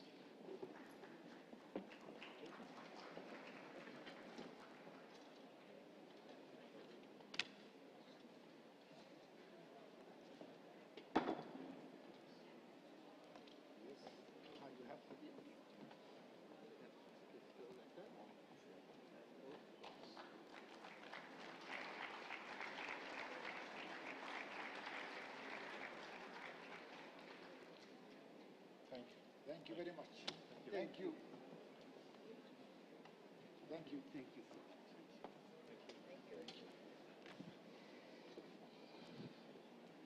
Thank you. Thank you very much, Mr. Secretary General. And now we'll move to the high-level advisory group on countering terrorism and violent extremism. And I'd like to invite Ms. Odul from Kenya, the chair of the high-level advisory group on countering terrorism and violent extremism, to take the floor.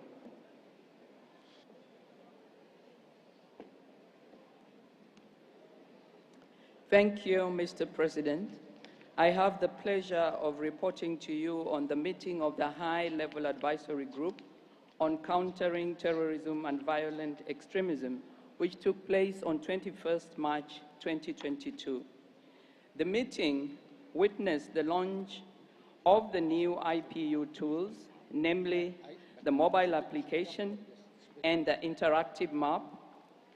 The mobile application is a unique product that connects parliamentarians and facilitates interconnectivity between the IPU and national parliaments, providing a tool for outreach and visibility while providing access to events, documents, news, and more. The interactive map is a tool that gives users access to all global legislation on counterterrorism. It is a restricted database to facilitate immediate connection between the IPU and national parliaments, more concretely to specialized committees on countering terrorism and the prevention of violent extremism. During this meeting, Mr. President, we welcomed new members and also elected a new chairperson and a vice chairperson, MK Avi Dictor, head of delegation of Israel, and as you rightly indicate, Mr. President, Nusa Dua from Kenya. I would like, Mr. President, to update you on the HLAG's activities since our last meeting in November. On the 4th November, the IPU, the United Nations Office on Drugs, Crime, and the United Nations Office on Counter-Terrorism launched the model legislative provisions for the prevention of victims of terrorism. The model provisions is an example for the new review of existing legislation and procedures relating to the protection of victims of terrorism and the drafting of legislation where no current legislation exists. The provisions promote the exchange of information regarding existing good practices. Additionally, their development can serve to draw attention to the urgency of taking concrete steps to protect, assist, and support victims of terrorism. We also discussed the action plan derived from the declaration of the Call of the Sahel. The declaration brought together a parliamentary bloc that shares a strong commitment and real solidarity with the people of the Sahel. The parliamentary bloc aims to achieve concrete results by supporting Sahel countries through a holistic approach.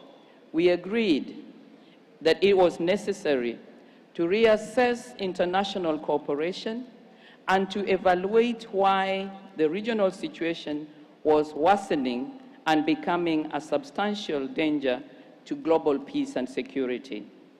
The action plan proposes the holding of 4 meetings, each one focusing on one of the 4 areas of interest, namely development, education, community, and security. Following the meetings, the high-level advisory group would prepare a global conference organized by a joint secretariat composed of regional parliaments. The conference would count on the presence of parliaments, regional parliamentarian associations, private and public institutions, and relevant United Nations organizations, and would be held towards the end of 2022. Guest speakers, Pramila Patel, Special Rapporteur to the Secretary General of the United Nations on Sexual Violence in Conflict, and Mr. Sessin of the Parliamentary Assembly of the Francophone also attended our meeting. Ms. Patel explained that one of the most significant threats to peace, security, and stability was the expanding reach and impact of terrorism and violent extremism. Extremism and terrorism impact men and women in different ways, and sexual violence is increasingly being used as a tool of terror. In 2016, the UN Security Council for Decisive and Immediate Action called for the prevention, criminalization, and investigation, as well as prosecution, that would ensure accountability for perpetrators. However, there still exist many gaps in legislation, and terrorists are rarely prosecuted for this crime. Ms. Patten suggested to the high-level advisory group that they could play a critical role in promoting the review of national legislation aimed at preventing and countering terrorism and violent extremism and ensuring compliance with that legislation. She noted that gender mainstreaming would be an important step to promoting more equal societies in which gender violence is less common. Our second guest speaker, Mr. Cecilin, of the Parliamentary Assembly of the Francophone, praised the action plan for the Call of the Sahel and informed members of the difficult situation that the Sahel countries were currently facing.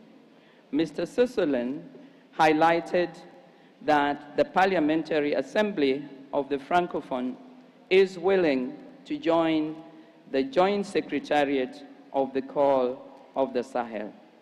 Members discussed the draft work plan for the year 2022 to 2023 and the budget of the program on countering terrorism and violent extremism.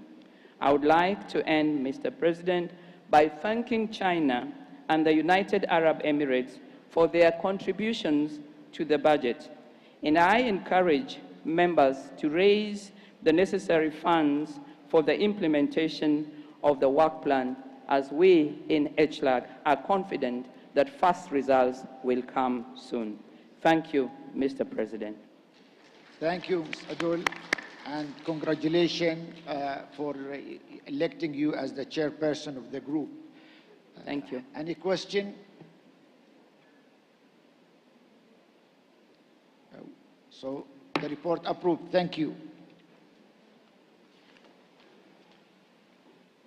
Now I call on the working group on science and technology, and I'd like to invite Mr. Larivi, the chairperson of the group, to present the report.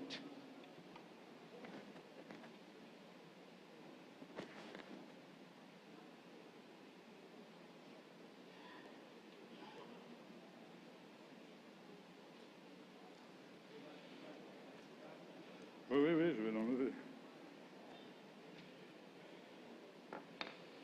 Merci, Monsieur le Président. Thank you, Chair. Ladies and gentlemen, dear colleagues, Secretary General,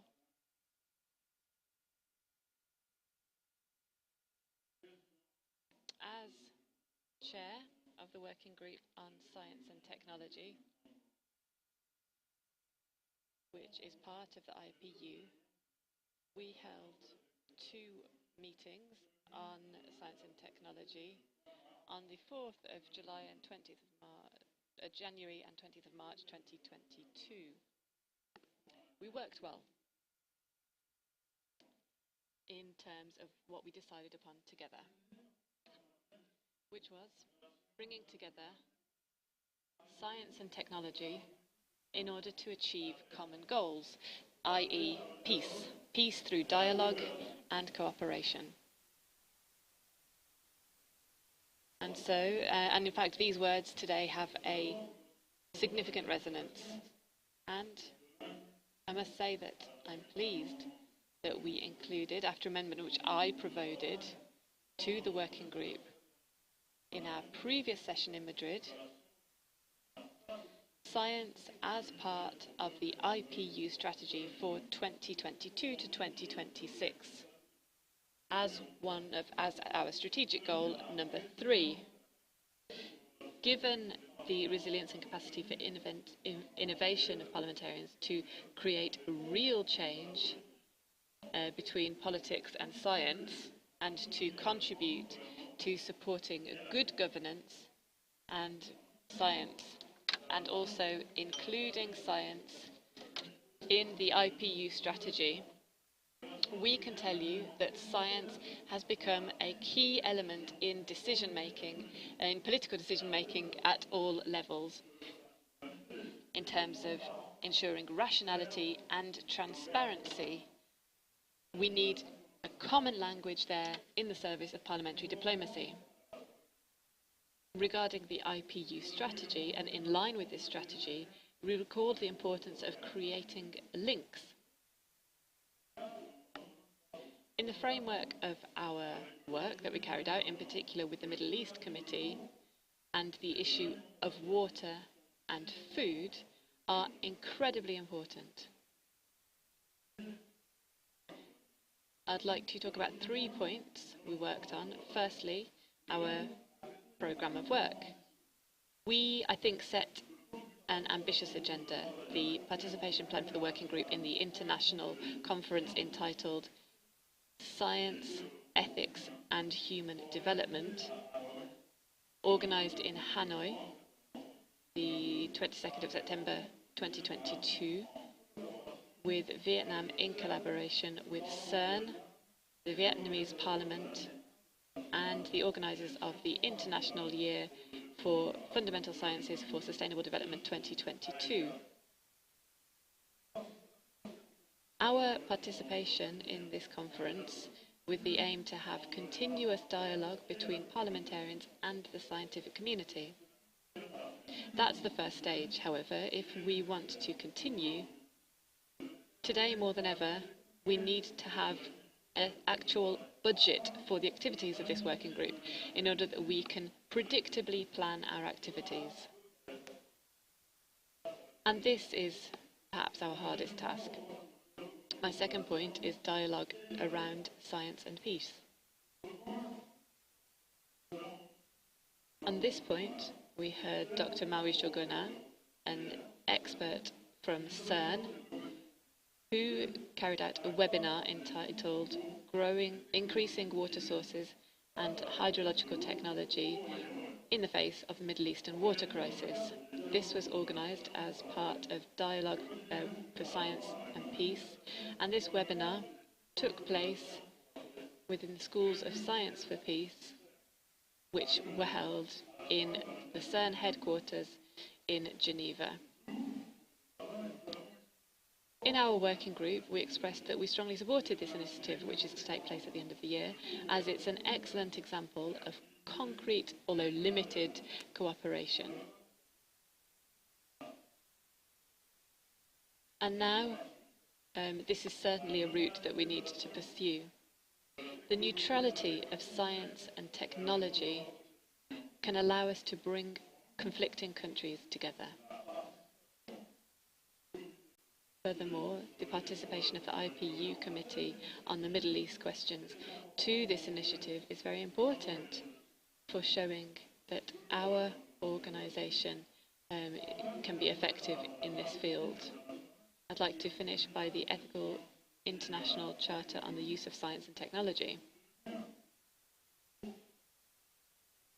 And under this, I would like to thank all delegates from the group that I preside over, who have been incredibly active in providing contributions that have allowed us to draft proposals which I think in Kigali we will be able to pay attention to in the broadest sense possible. This charter will provide us with an ethical framework for how we use science and technology, and can provide a foundation for countries that want to legislate in this field. We agreed on the importance of ensuring this ethical charter imposes no obligations, but simply makes suggestions for each country about how they can adapt this to their own culture and their internal makeup. We have a principle of non-discriminatory access to science and technology. Our main goal must be human well-being, while taking care of the ecosystems that humans are a part of in a way that is environmentally sustainable and responsible. We've written this in language that is easy to understand and that is universal, so that it is accessible not only to parliamentarians and to scientists, but also to the general public. And so those are the key points that I wanted to highlight. Our working group is currently considering various different projects for how we can achieve our key goals. And the key goal of our working group, which is the same, I believe, as the IPU, is peace and agreement. Thank you very much. Thank you, Mr. Zarifa. Any question? Good. So the report is approved. Thank you very much. Now we'll move to the agenda item number 14, and other business. Dear colleague, under this agenda item, I would like to report back to you on the discussion of the Executive Committee on the suggestion of the President of the IPU for creating an anthem for the IPU, which we believe will be a tool of unity and identity. The Executive Committee welcomed this proposal and suggested that the Secretarial draft terms of reference on how to proceed. We shall keep you informed on this proposal in our future meetings. Regarding the IPU Kramer Passy Award, I would like to remind you and to strongly encourage you, all of you, to think of potential nominees in time of the deadline of April 30th. Winner will be announced on June 30th, International Day of the Parliamentarians, and he or she will be invited to the 145th IPU Assembly. Dear colleague, any other issue you want to raise before we conclude the General Council meeting? No?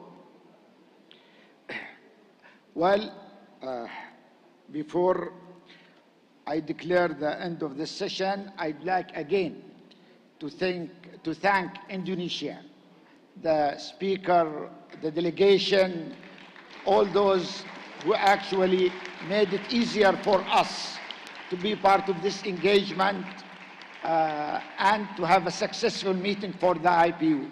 Thank you very much and wish you the best.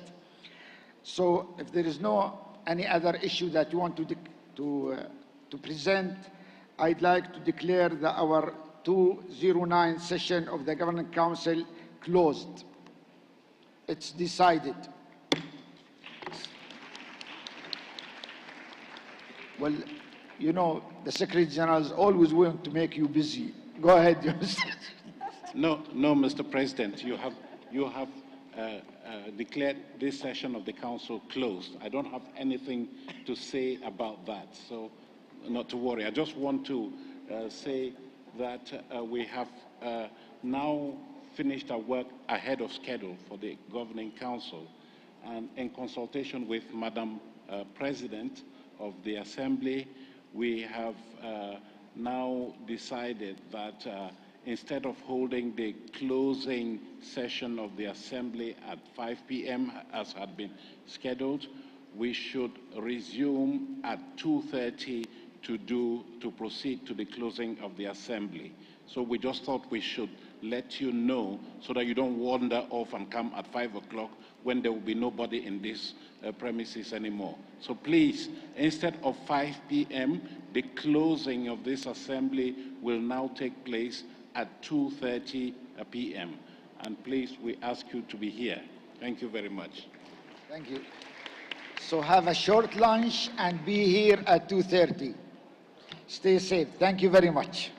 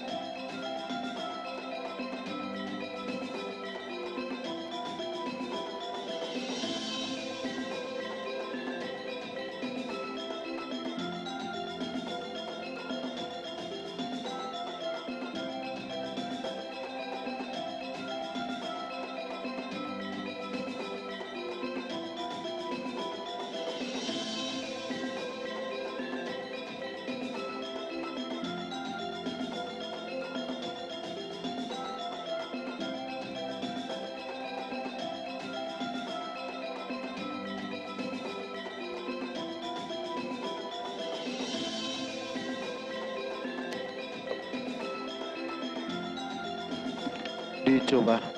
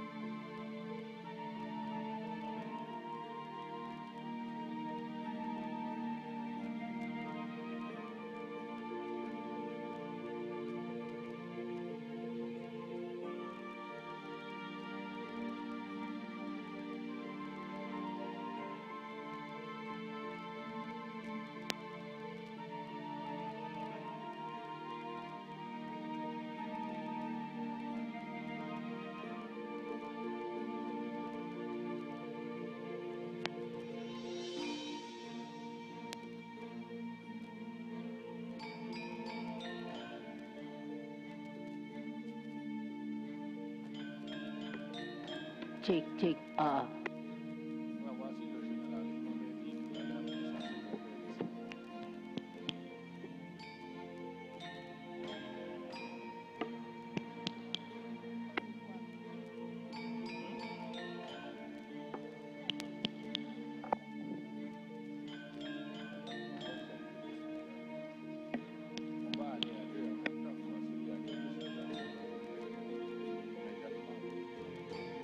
Sama saya.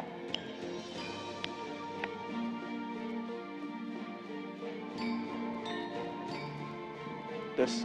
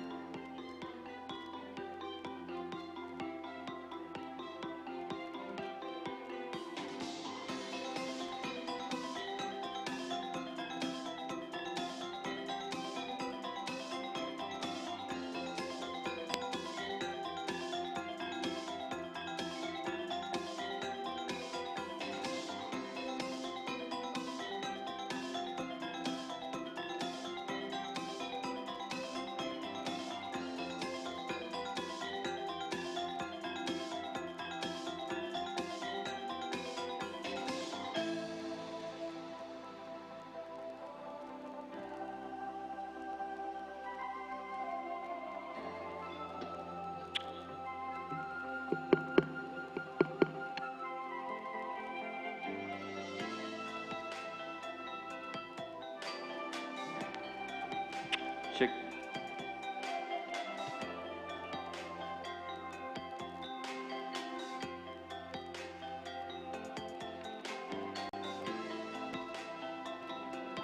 Check.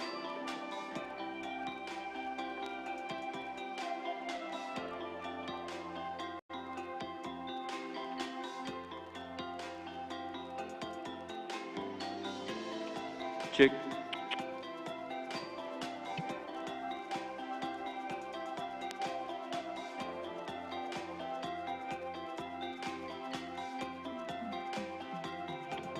Check. Check.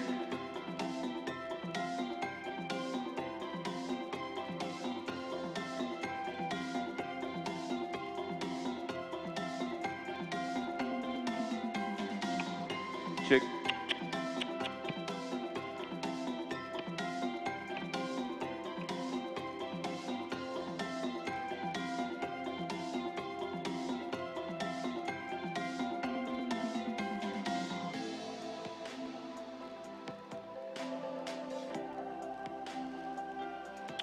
Check.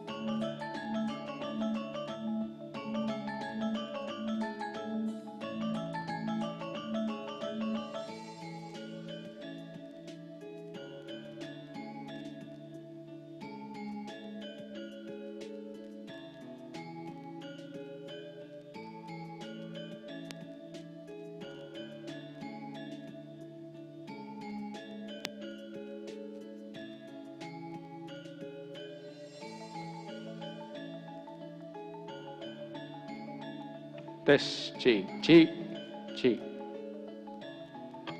Cek 1 2 cek cek.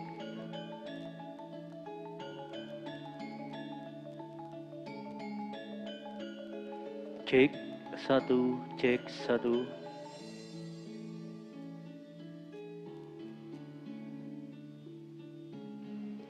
Cek.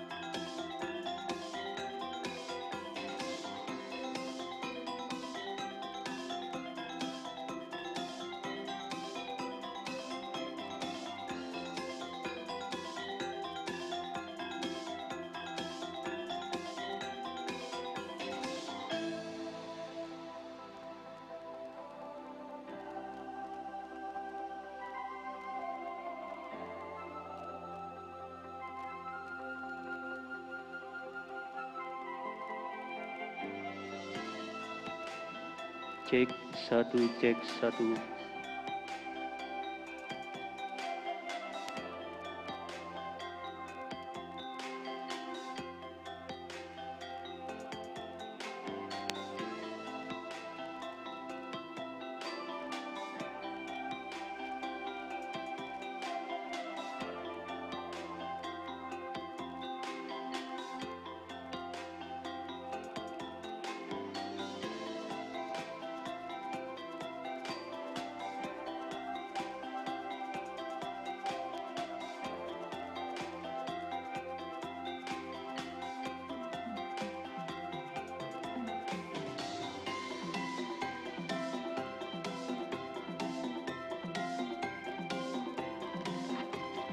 Cek, cek.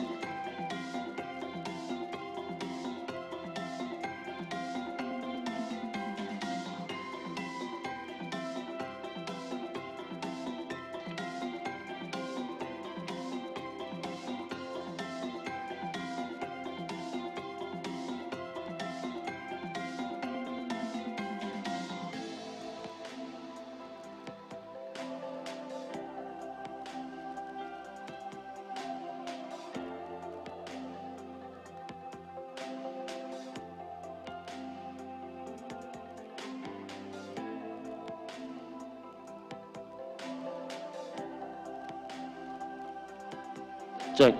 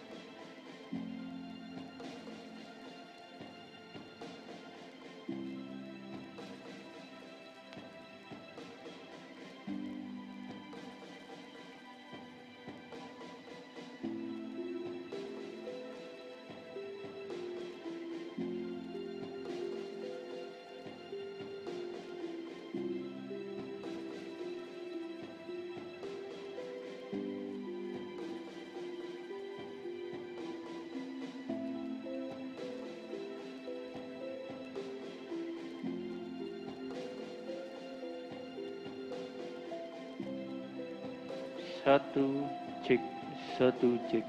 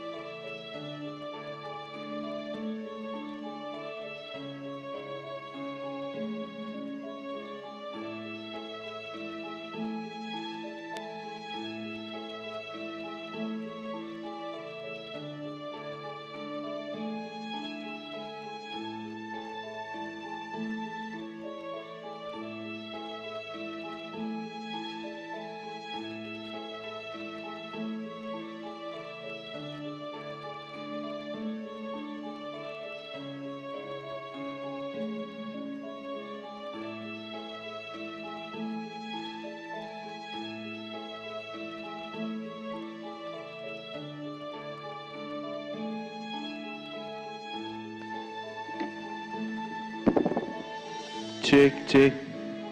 Cek. Raw 4. Power 2.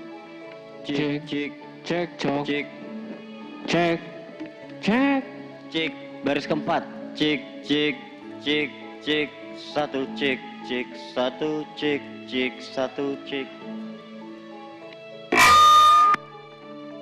Cek, cek, cek.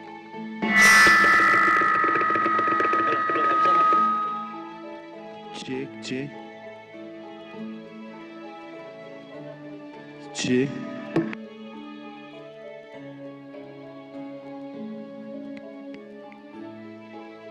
Cek, cek. Cek, cek, cek, cek. Ini kenapa nih? Cek, cek. Cek satu, cek, cek satu, cek tes 1, 2, 3, cek tes halo, cek. Cek tes 1, 1, cek, cek, cek, cek, 1, cek. Cek tes 1, 1, cek, cek, 1, cek, 1, cek. Cek 1, cek, cek, cek, cek, cek, cek.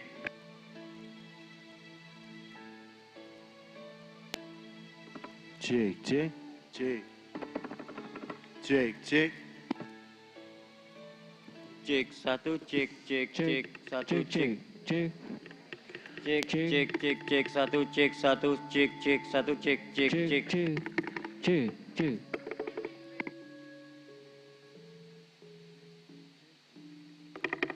Cek, cek. Cek, cek 1. Cek, cek. Cek, cek 1, cek, cek. A. Cek, cek, halo, cek, cek, 1. Cek, cek. Halo, cek, cek. Cek, cek, cek. A. Cek, cek. A. Cek. Cek, cek. Cek, cek, cek. Cek. A. Cek, cek, cek, cek. Cek, cek. Cek, cek, cek. Cek, cek, cek, cek, cek, cek, cek, cek, cek, cek, cek, cek. A. Cek, cek, cek, cek. Cek, cek. Cek 1. Cek 1. Boleh. Cek. A. Cek 1, cek.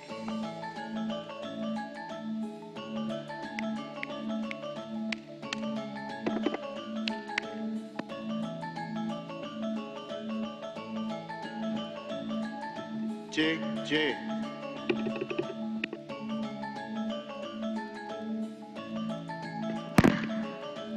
A.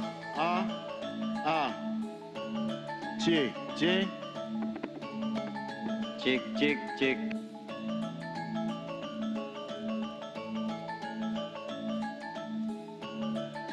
Cek, cek, cek, cek. A.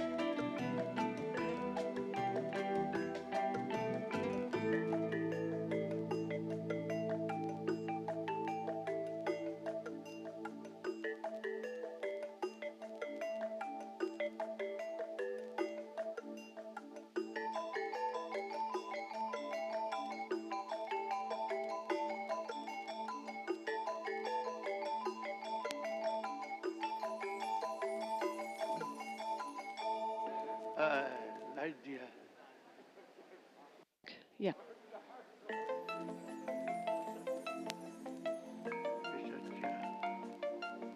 ठीक है.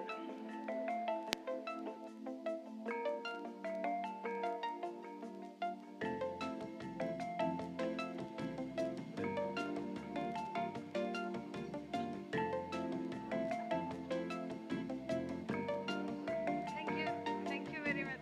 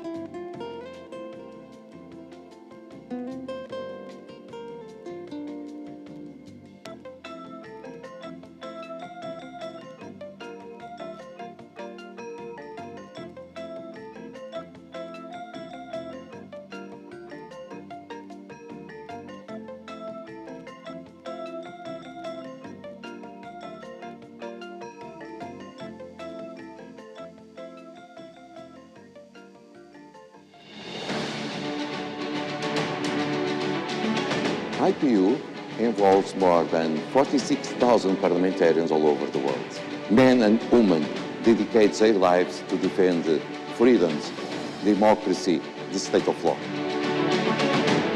It's time to the international community and to the IPU recognize the role that each one deserves.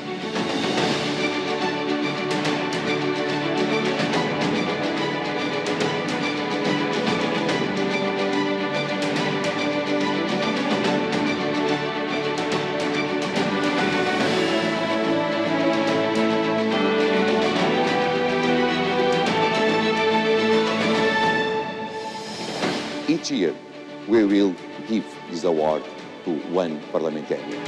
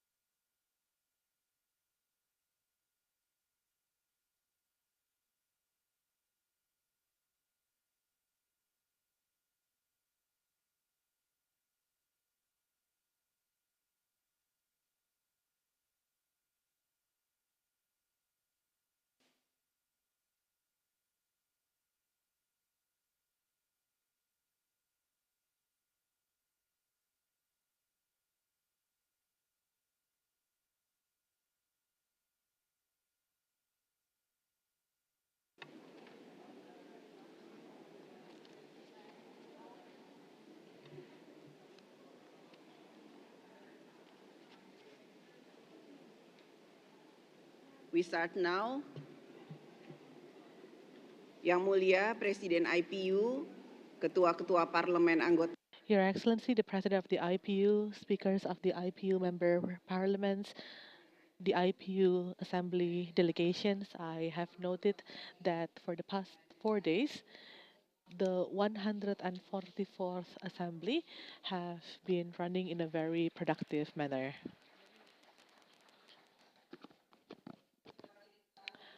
As we might have known, yesterday we have adopted an emergency item. Territorial integrity. We are aware about the urgency of this matter. War only brings death and destructions. That there is an urgent need to maintain the world order based on the UN Charter and international law. I believe all of us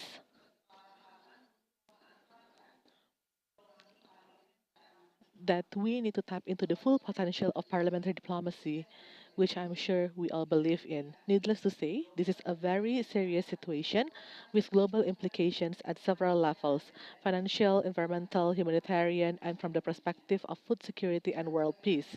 We, as parliamentarians, need to be fully engaged in overcoming this unprecedented crisis. Next, we will proceed with the consideration of item 3 of our agenda, the general debate on getting to zero, mobilizing parliaments to act on climate change.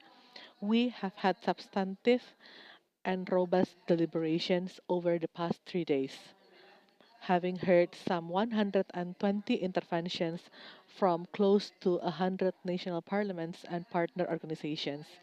May I kindly invite Ms. Cynthia Castro from Mexico and Mr. Pier Ferdinando Cassini of Italy to introduce the draft declaration, the Nusa Dua Declaration.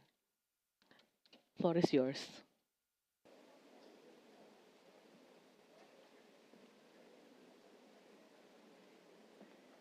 Thank you very much, President, and congratulations for this organization. So fantastic.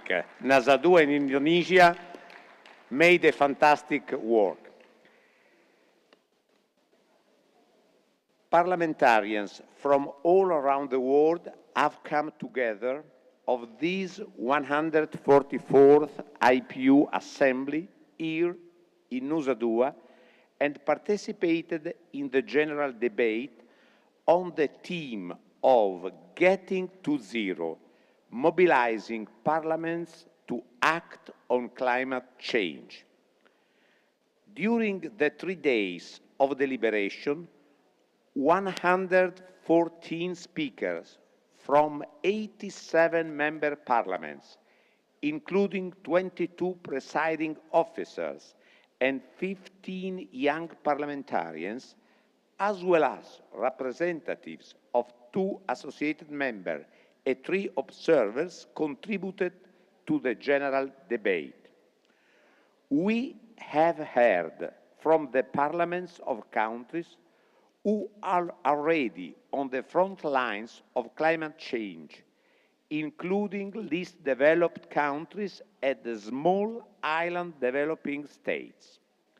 In these places, food insecurity, health impacts, loss of life, and displacement resulting from climate change are already affecting populations. We have also heard from parliaments that are leading the way on climate action and implementing innovative solutions to tackling climate change. The general debate has provided us with the opportunity to hear best practices and lessons learned on addressing climate change from around the world. We have seen how parliaments are putting in place strong climate legislation and ensuring the needs of the most marginalized and the underrepresented, including women, youth, people with disabilities, and indigenous groups are met.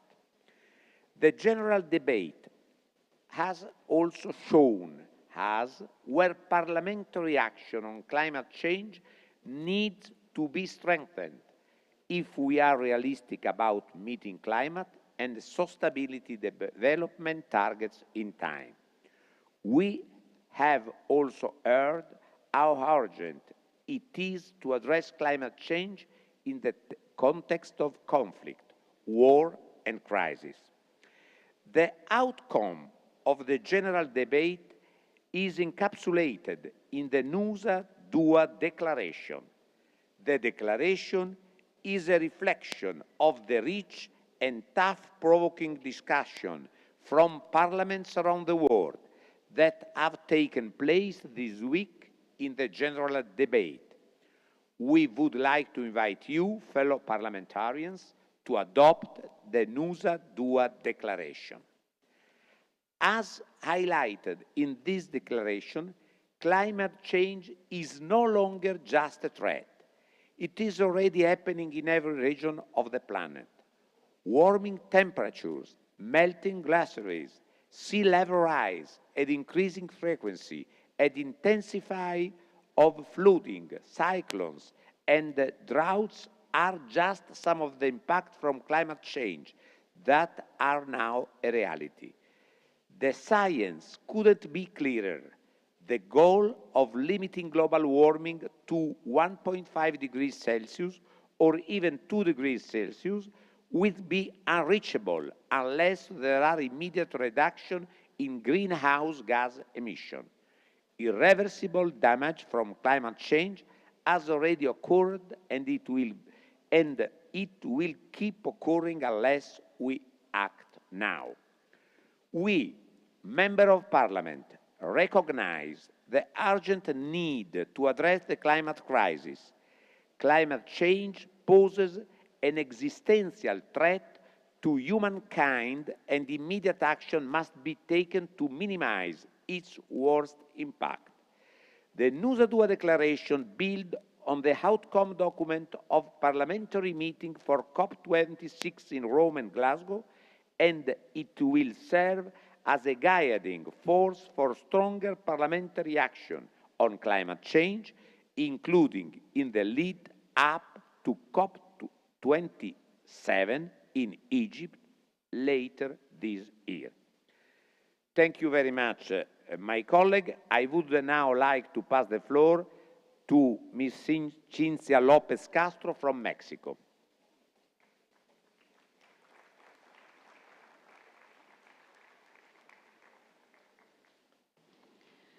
Karena Ibu Cynthia, Since Madame Castro from Mexico is not in the room, but she has already submitted his report in writing, along with the report of Mr. Pier Ferdinando Casini of Italy as part of the Nusa Dua Declaration.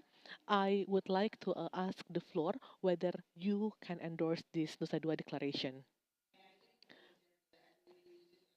Declaration, it is so decided. Okay.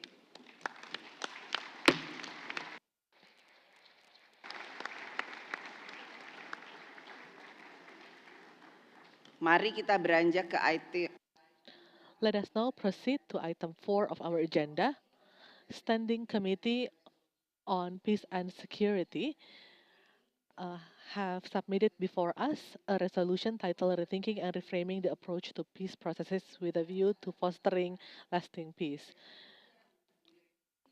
The revised draft resolution has been circulated as Assembly Document number C1144-DRCR. I now invite Ms. Abla Gomashi of Ghana to introduce the resolution.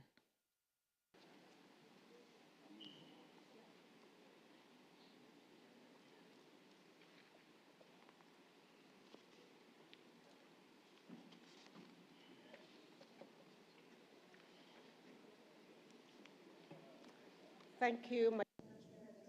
Terima kasih, Ibu Ketua, Presiden, rekan-rekan. Tugas awal Is to inform you of the outcome of deliberations of the Standing Committee on Peace and International Security, which was entrusted with the task of debating item 4 of the Assembly agenda and preparing the relevant draft resolution. The two co-rapporteurs on the item were Ms. Cecilia Whitegreen from Sweden and myself, Ablajifa Gomashi from Ghana. Together, we prepared the draft resolution and an accompanying explanatory memorandum. Our task as rapporteurs was informed by our vision to create a meaningful guidance that parliamentarians can adopt to expand their views on the nature of conflicts from a broader scope that takes into consideration the perspectives of impacted populations, youth and women, to create a more sustainable and a more inclusive vision of peace and the understanding that conflicts must be assessed holistically with an appreciation of the history of the situation and the sustainable vision of the future. And as such, dear colleagues, it is our hope that this resolution will be a helpful guide wherever you are, regardless of the context in which you work, independently of your political stance. I believe that we can always benefit from dialogue, humility, compassion, and the useful reminder that peace can be built over time for everyone. To this end, and to do a meaningful work, we met with several experts and peace-related organizations to provide an adequate background to our reflections. The committee first held a very lively debate on the draft resolutions on the 21st of March 2022. After having heard introductory remarks from Mr. Saba Chaudhry, IPU Honorary President, and the presentation of the draft resolution by the two co-rapporteurs, about 30 speakers took the floor to express their thoughts on the subject matter. The topic, rethinking and reframing the approach to peace processes with a view to fostering lasting peace, was of extreme interest to the members, given its relevance with regard to the current situation of war in Ukraine. This debate was a very good start for the negotiations that ensued at the committee, and it really helped to smoothen the process.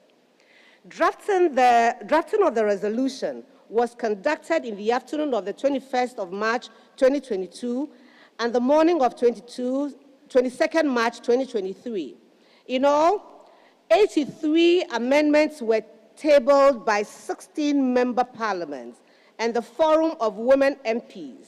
I have to highlight here that respect, positive attitude, and constructive criticisms are the main words to describe the atmosphere during this exercise. Delegates worked in a cooperative and efficient manner in order to complement and enhance the resolution. It was, however, quite clear that divergent views persisted. In the course of the spirited debate, a little more than 50% of the proposed amendments were taken on board. I have to say that the level of reflections behind the amendments was really understanding, and that the reason for most of the amendments not being accepted, although very interesting, was as a result of the need to remain focused in terms of the scope and to render the resolution actionable. Finally, the resolution, which initially contained 25 preambular and 17 operative paragraphs, is now constituted to 30 preambular and 20 operative paragraphs. During the afternoon session of yesterday, the Standing Committee examined the consolidated draft resolution and adopted the text through consensus. India expressed reservations on preambular paragraphs 5 and 13, on operative paragraph 17, which all related to linkages between climate change and conflict.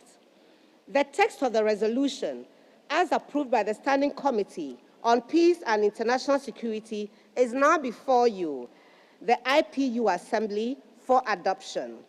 I would like to add and highlight some of the provisions of the resolutions that are really action-oriented, which are, as parliamentarians, can implement, which we as parliamentarians can implement. The resolution calls on parliaments around the world to partner with all actors involved in conflict to ensure that their solutions are really inclusive and context-specific. It also requests that parliamentarians hear from and be prepared to represent all impacted people, not forgetting the voices of the victims and the survivors, while protecting and assisting vulnerable groups. The resolution draws attention to the importance of including women and youth perspectives and to provide tailor-made responses to conflicts which are essential to achieving a lasting peace. Madam President, I thank you for the opportunity, and I do so submit. Thank you.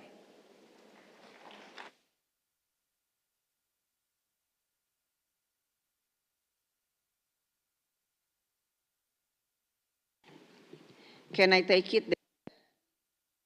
The resolution.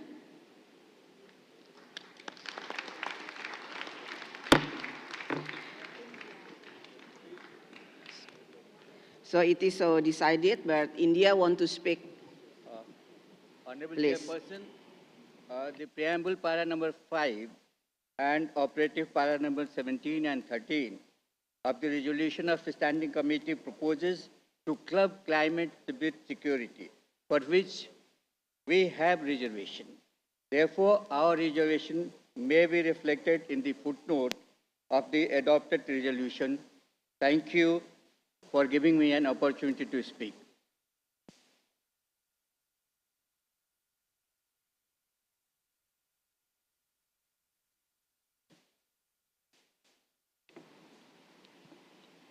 It will adopt. we'll continue to the next item. Is it okay? Like that? Okay. The reservation is noted. And the resolution is now adopted by the consensus. Thank you.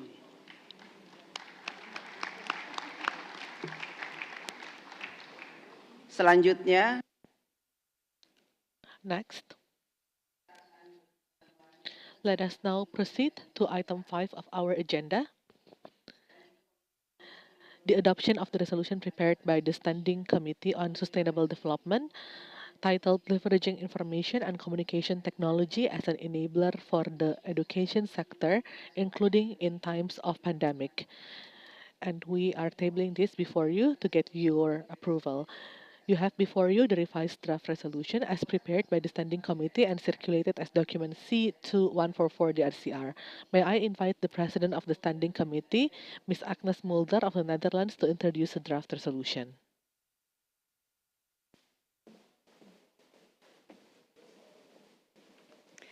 Honourable Madam Chair, dear fellow parliamentarians, ladies and gentlemen, this week our Standing Committee on Sustainable Development deliberated on a draft resolution on leveraging information and communication technology as an enabler for the education sector, including in times of pandemic. The co-rapporteurs were Ms. Heli Järvinen from Finland and Mr. Sasmit Patra from India. And they prepared a draft resolution and an accompanying explanatory note. I take this opportunity to express my thanks to the rapporteurs for their great work on preparing this draft resolution and for all of the work by Mrs. Järvinen during the meetings this week. After the presentation of the draft resolution, there was a plenary debate after which the committee considered 64 amendments submitted by 13 member parliaments and from the Forum of the Women MPs. The consolidated draft resolution was examined yesterday and it was adopted by acclamation. The committee was very united on the draft resolution. The rapporteur was open for so many amendments which aim to improve the draft resolution. And the goal of the draft resolution was to build on the experiences with remote learning that we were forced to have because of the COVID. The resolution addresses different aspects, such as ICT literacy, teacher needs, and infrastructure.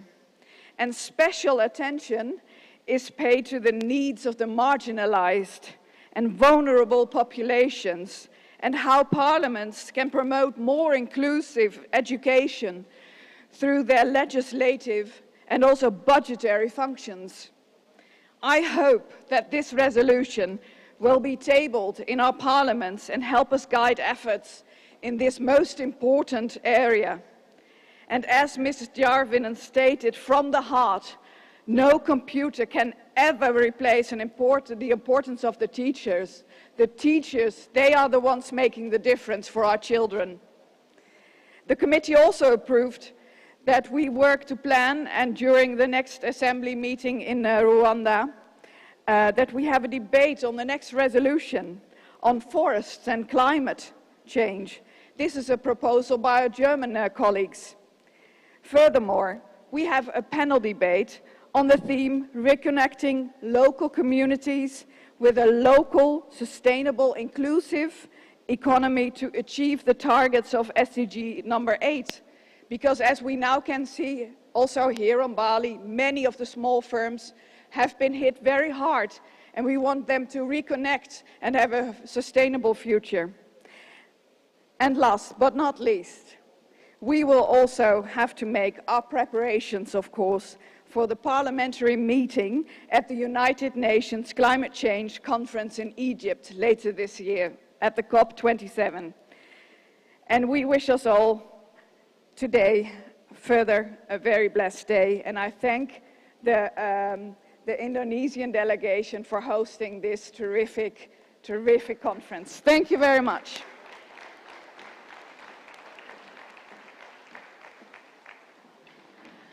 Thank you. Can I take it that the Assembly is ready to adopt this resolution? Okay.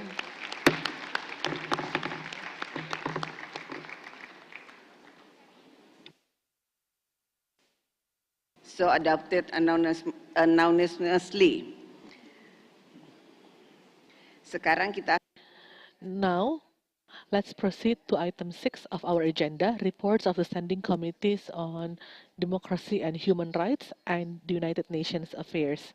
I will start with the Standing Committee on Democracy and Human Rights and invite the President of the Committee, Mr. Gajadin of Suriname, to present the report. Mr. Gajadin, you have the floor.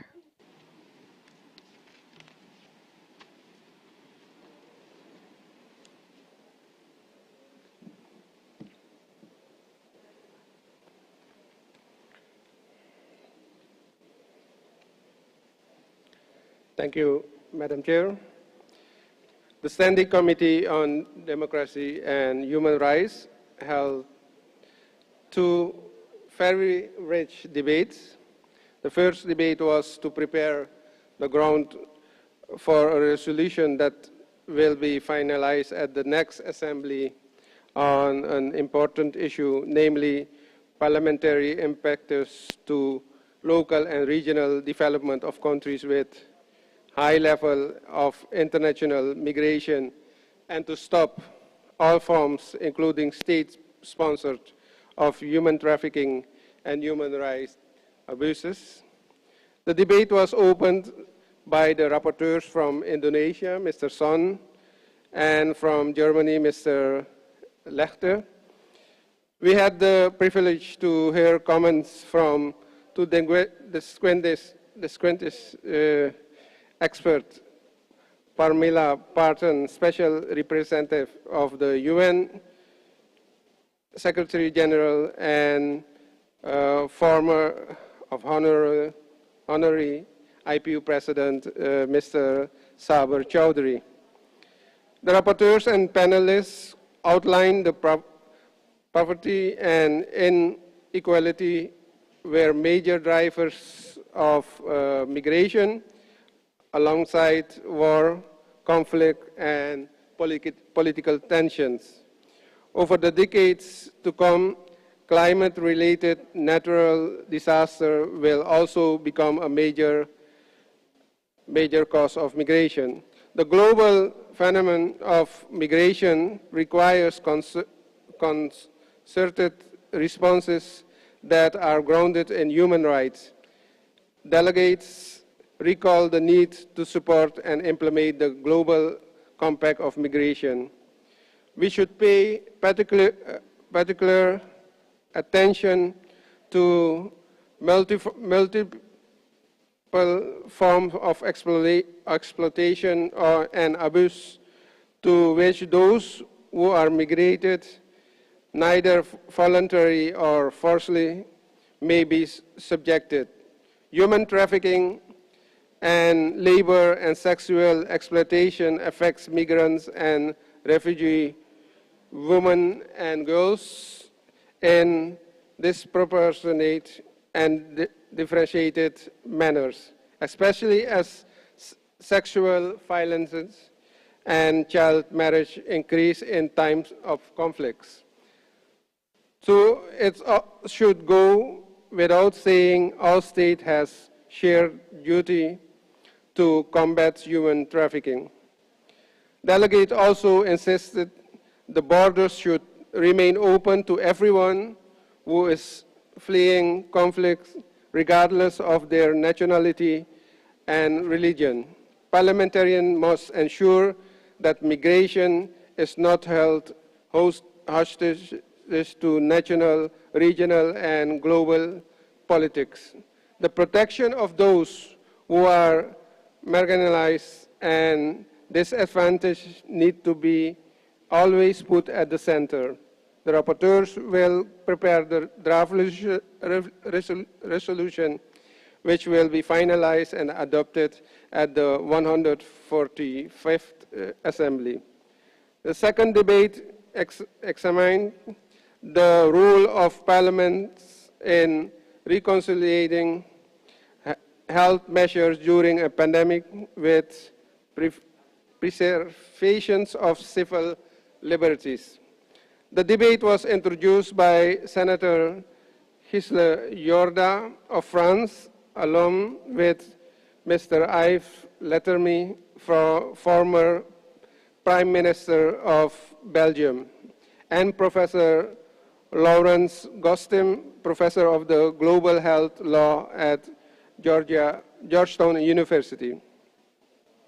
Participants observed that during the COVID-19 pandemic, restrictive measures were taken in almost every country in order to preserve public health. These measures were frequently off of scale that would have seemed unimaginable before the pandemic, such as lockdowns and school closures. They had a serious impact on individual freedom. Meanwhile, the situation also required parliaments in many countries to adopt the normal legislative procedures. The discussion focused on how to find the appropriate balance between preserving civil liberties while responding to a pandemic. Professor Gostin drew out 5 principles to guide decision makers that delegates recognize to be particularly important. Don't interfere with individual liberties unless there is a significant risk to public health. Take an evidence-based approach that is based on science and data. Do not do everything possible to maintain trust in science and work on public health agencies, which must be preserved from politics of the day. Only impose measures to the extent that is needed to achieve a legitimate public health objective. When there is a choice between different measures that could be taken, take the one that is least enormous of society. Last but perhaps not important, most importantly, the principles of fairness and equity. Keep in mind that the law is just a means, and the end of itself is justice. MPs had to lead in way they are wish and fair. COVID-19 pandemic has aggravated inequalities within countries, but also between countries. The practice of rich countries hoarding vaccines while other countries cannot get access to vaccinated their population is just one of the examples of this continued inequality.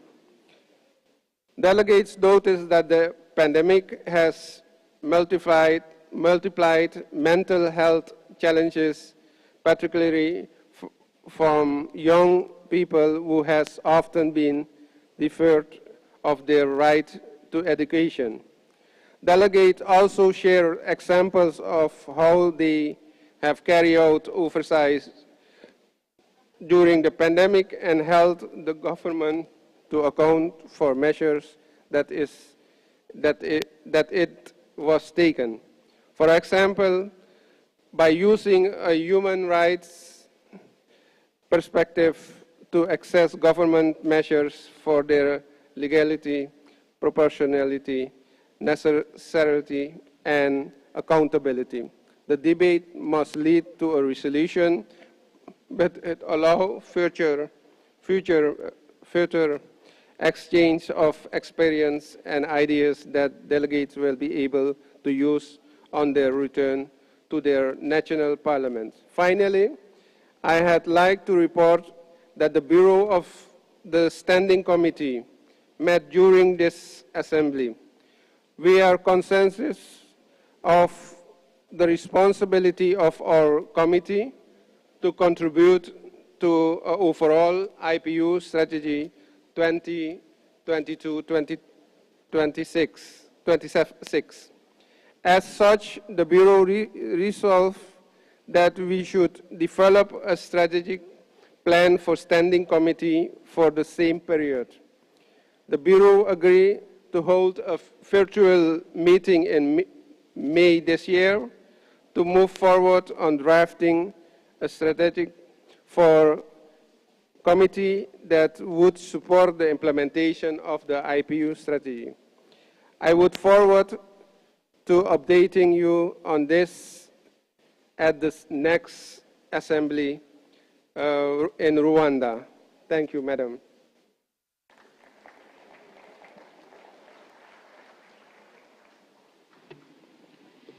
Thank you. Can I take it that the Assembly take notes of this report? So it is so decided. Selanjutnya, Standing Committee on UN Affairs. And next, for the Standing Committee of the UN Affairs, I would like to invite the President of the Standing Committee, Madam Abdinur of Kenya, to deliver the report. Thank you. The floor is yours.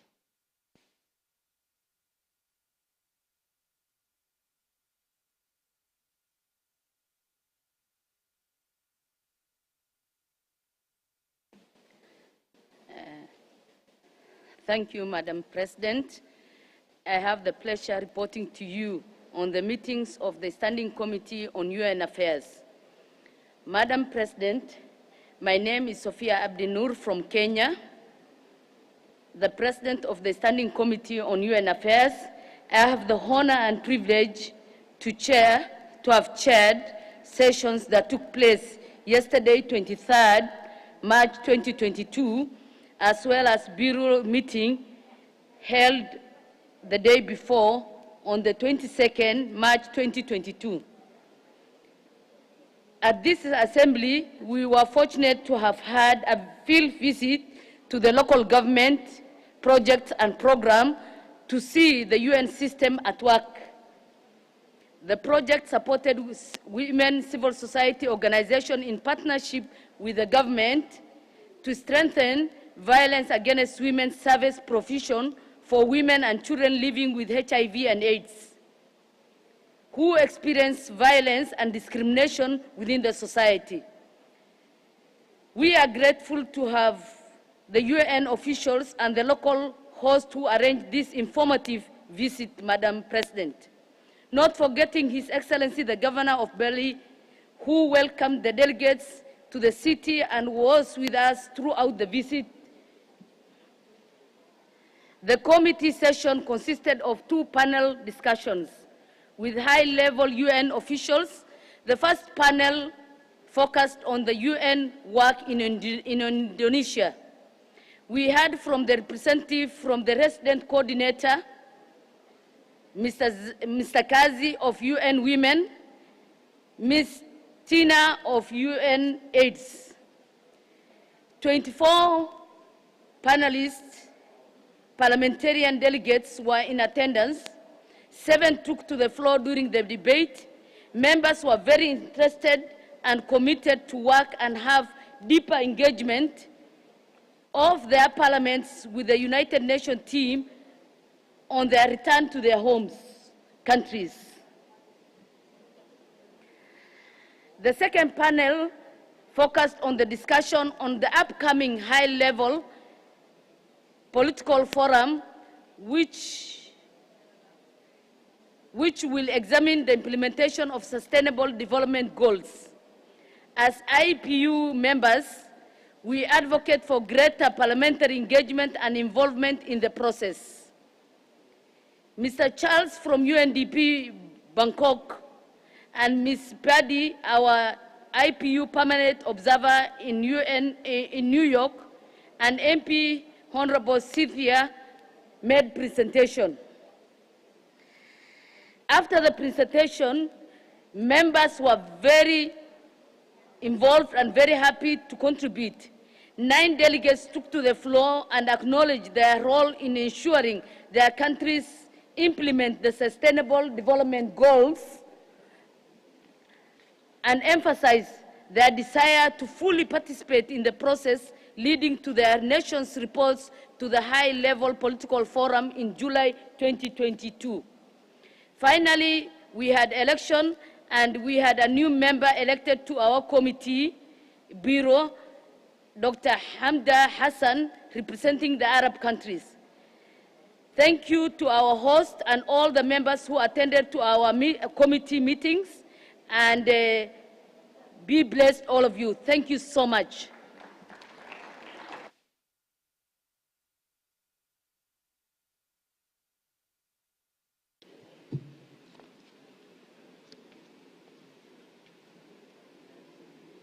Thank you. Can I take it that the Assembly take notes of this report? It is so decided. Selanjutnya kita We can now proceed to item 7 of our agenda. Approval of the subject items for the resolutions to be adopted by the Standing Committee on Peace and International Security and the Standing Committee on Sustainable Development at the 146th IPU Assembly and appointment of the rapporteurs. May I draw your attention to document A/144/7-P.1 ref. As you will see, the Standing Committee on Peace and International Security is proposing as its subject item for the next 1 year, cyber attacks and cyber crimes, the new risk for the global security. Mr. Jose Cepeda of Spain and Ms. Sarah Falcanas from the United Arab Emirates have been designated as co-rapporteurs on the subject item. Is the Assembly ready to adopt this decision?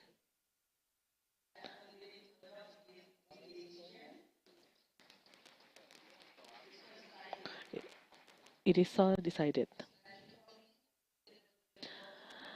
The Standing Committee on Sustainable Development is proposing as its subject item for the next 1 year the theme of parliamentary efforts in achieving negative carbon balances of forests. Ms. H. Gravitz from India has been designated as rapporteur. The IPU president will pursue a consultation with geopolitical groups to identify the second co-rapporteur with gender and regional balance in consideration.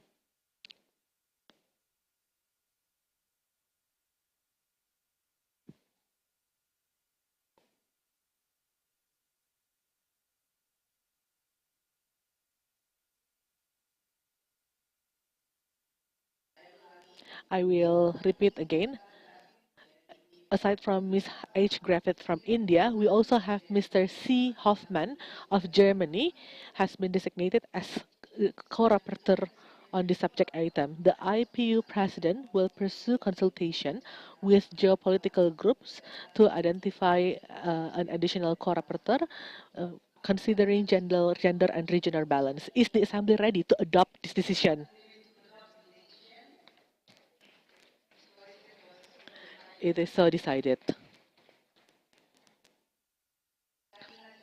Once again, I would like to extend my appreciation to parliamentary members who are here in this room for your commitment and the spirit to work together. Before we go to the concluding remarks, I would like to thank you.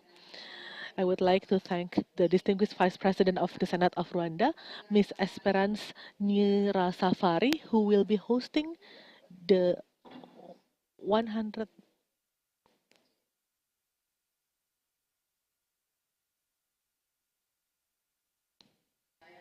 Let me repeat, before we deliver our concluding remarks, before I invite Madam Esperanza Nyirasafari, the Vice President of the Senate of Rwanda, who will be hosting the 150th IPU Assembly in Kigali in March 2022. Now, I would like to invite Ms. Castro Lopez, representative of Young People Perspective, to deliver her reports. and inputs. We will give 2 minutes for her.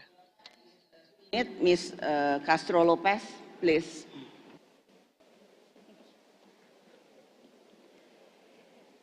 Thank you very much. I would like to talk a little bit from the heart and from my passion as a young MP of this experience in Nusa Dua. I think, and I am totally agree, that Nusa Dua has changed our minds. Now, I will return as you to my country to act, to focus on climate change, to change the budget that we have, and to make actions so we can make the difference. We need to improve the legislation on climate change immediately in our countries. We need appropriate budgets to really increase the money that is going to this topic. We have to make sure that the population more vulnerable is protected. This is a topic of all generations, of your generation, of my generation, of the next generation, and we really need to be committed about this. As a young MP, this commitment, this experience in Nusa Dua has changed not only my mind, it's a mindset of all of us. We are more conscious about the problem, and we need to meet in the next Assembly of Inter-Parliamentary Union and give results that we have done from here to October that we will meet us. So it's important that every of us return to our countries to act. Now, as a Congress members, we have the privilege to act. We have the privilege to make change. We have the privilege to vote. We have the privilege to talk with our presidents, with our prime ministers, with the authorities, with another Congress members to do something for our country. I'm totally sure that next generations will thank us. What are we going to do from now? So thank you very much.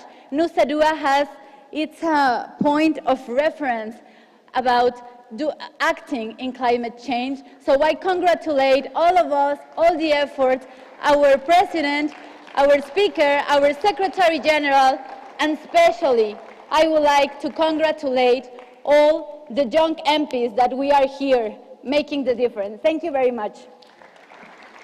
Thanks.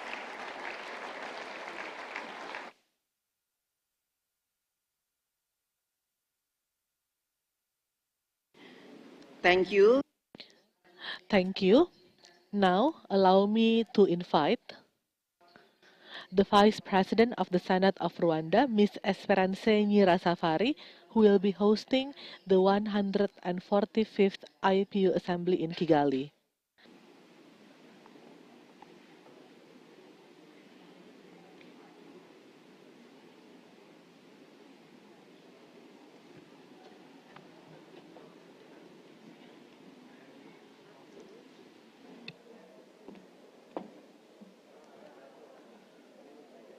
Your Excellency, the Speaker of the Representatives of the Republic of Indonesia, Your Excellency, the President of the IPU, Your Excellencies, Speakers of Parliament, Secretary General of the IPU, ladies and gentlemen, dear colleagues, I want to start by expressing my heartfelt gratitude and appreciation to the leadership and the people of Indonesia for the warm reception and the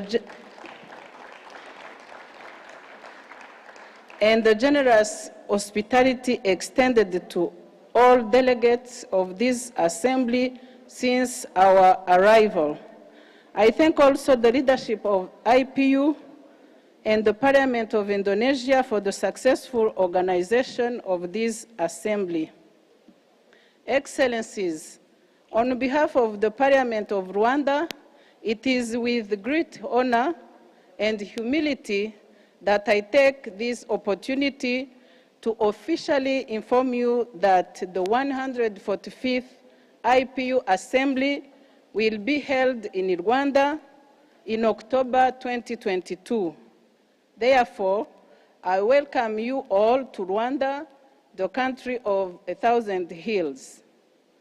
Rwanda was supposed to host IPU Assembly in 2020, but was postponed due to COVID-19 pandemic. Therefore, it is a great joy for us to host the Assembly when the world is recovering from COVID-19. Currently, 68% of the Rwandan population have received at least one dose, while 61% are fully vaccinated. The target is that 6% of the population will be vaccinated very soon. Excellencies, in this assembly we have discussed important issues. One of them is about climate change, one of the greatest threats to global prosperity and development. We also debated an emergency item related to the war in Ukraine, a proposal submitted by the delegation of New Zealand. By attending the 145th Assembly in Rwanda, as parliamentarians, we will continue to express our views on different issues that the world is facing, and we will take resolutions for action. Today, more than ever, we are in a privileged position to make a significant contribution within our mandate to ensure that the problems that the world's population is facing are solved. The Parliament of Rwanda reaffirms its commitment to organize, in collaboration with IPU leadership, a successful and enjoyable assembly in the city of Kigali in Rwanda. Excellencies, on behalf of the Parliament of Rwanda and the people of Rwanda, let me conclude by welcoming you all once again to the 145th IPU Assembly that will be held in Rwanda in October 2022. And I wish you safe return to your respective countries. Welcome to Kigali in October. Bienvenue à Kigali en Octobre. Karibuni Kigali, mwezi wa Oktoba. Murakaza neza i Kigali.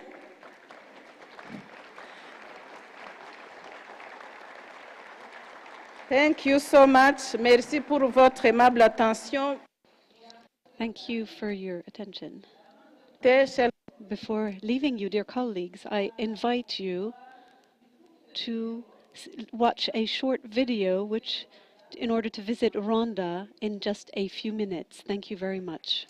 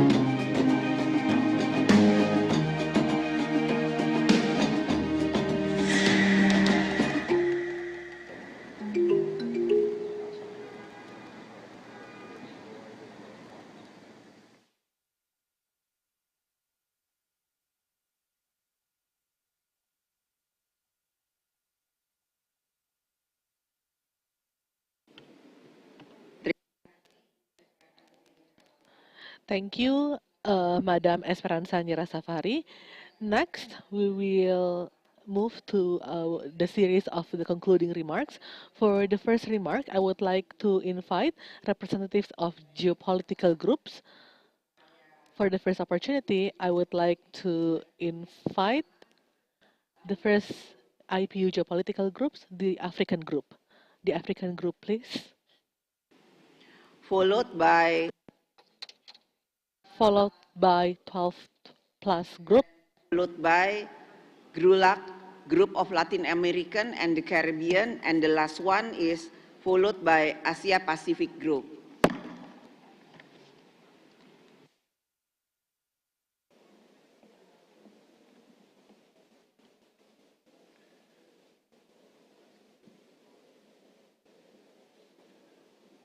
Monsieur le Président, Monsieur le Secrétaire Général.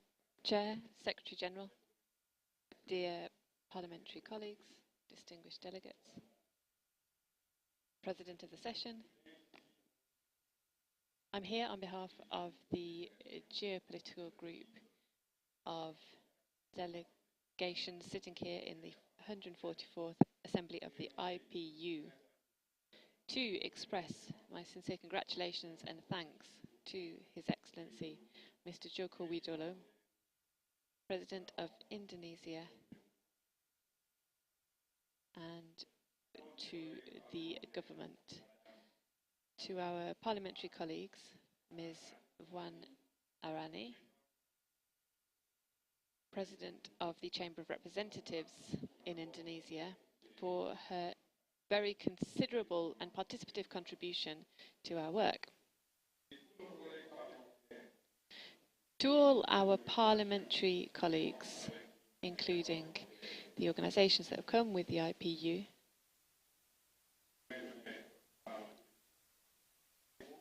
working under President Pacheco, we thank them and congratulate them for their active participation and hard work. Allow me also to thank the Indonesian people for their hospitality, their legendary hospitality, and the warm welcome given to all delegations here present. I could not finish my closing remarks at the end of this 144th Assembly without inviting the different parliaments that are members of the IPU present here to mobilise as one to act against the devastating effects of climate change. And going back to our respective countries to carry out parliamentary actions to help our planet and to ensure a pleasant and sustainable future. Thank you very much.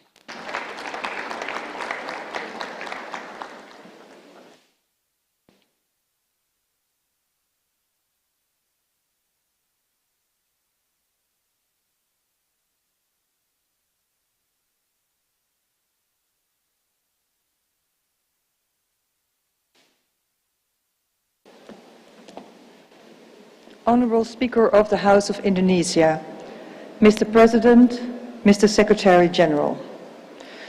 The 12 plus, in the great hospitality of Indonesia, whom I gratefully thank to host this meeting, had long meeting on Saturday and every weekday morning. As you can imagine, the meetings of the 12 plus were overshadowed by the absence of one of our country members, Ukraine.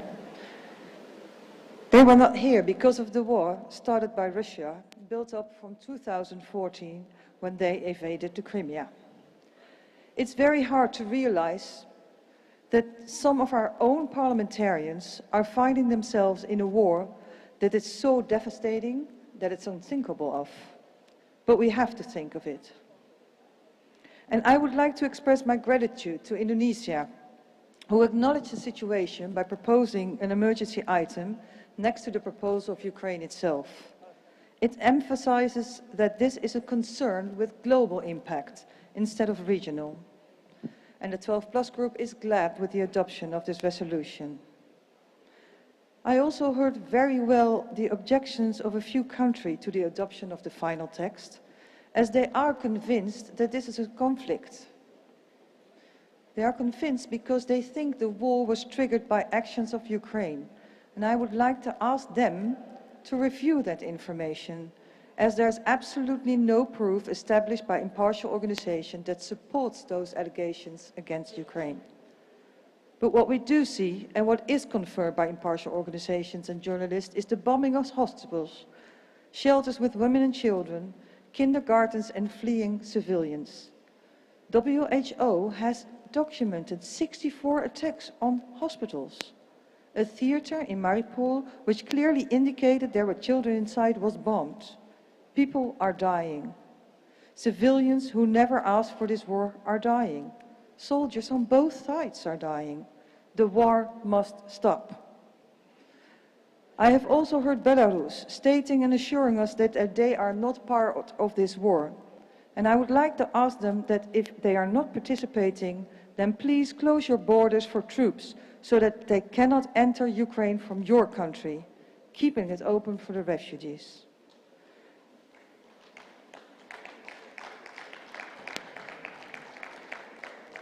I am happy that one of the goals of the resolution, as stated by Indonesia, to see if we as parliamentarians can help our fellow parliamentarians to end this war. 12 Plus has suggested 2 members for this task force, 1 male and 1 female. And as president of the 12 Plus, I would like to express my hope that we can be helpful in ending this war. Mr. President, 12 Plus also organized a side event on Ukraine with Lesia addressing the attendance, a person from OCSE, a mission to Ukraine, and a former general. This side event was very well attended, and also by you, Mr. President. Thank you.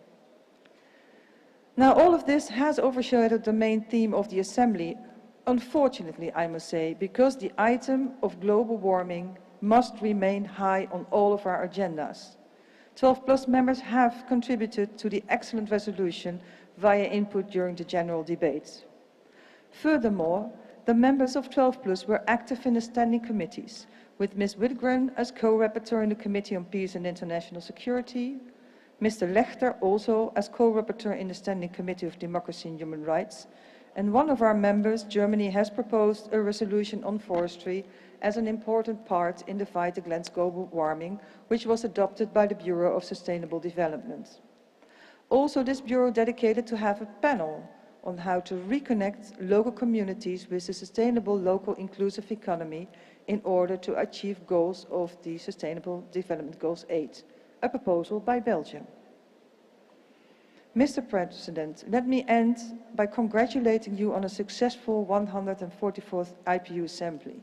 And let me thank the Secretary General and his staff for all the hard work that they have put in to make it a smooth meeting. And let me thank Indonesia for hosting us on one of the most magical islands in the world, Bali. I'm looking forward to meet each other in Rwanda, Kigali, in good health and in peace. Thank you.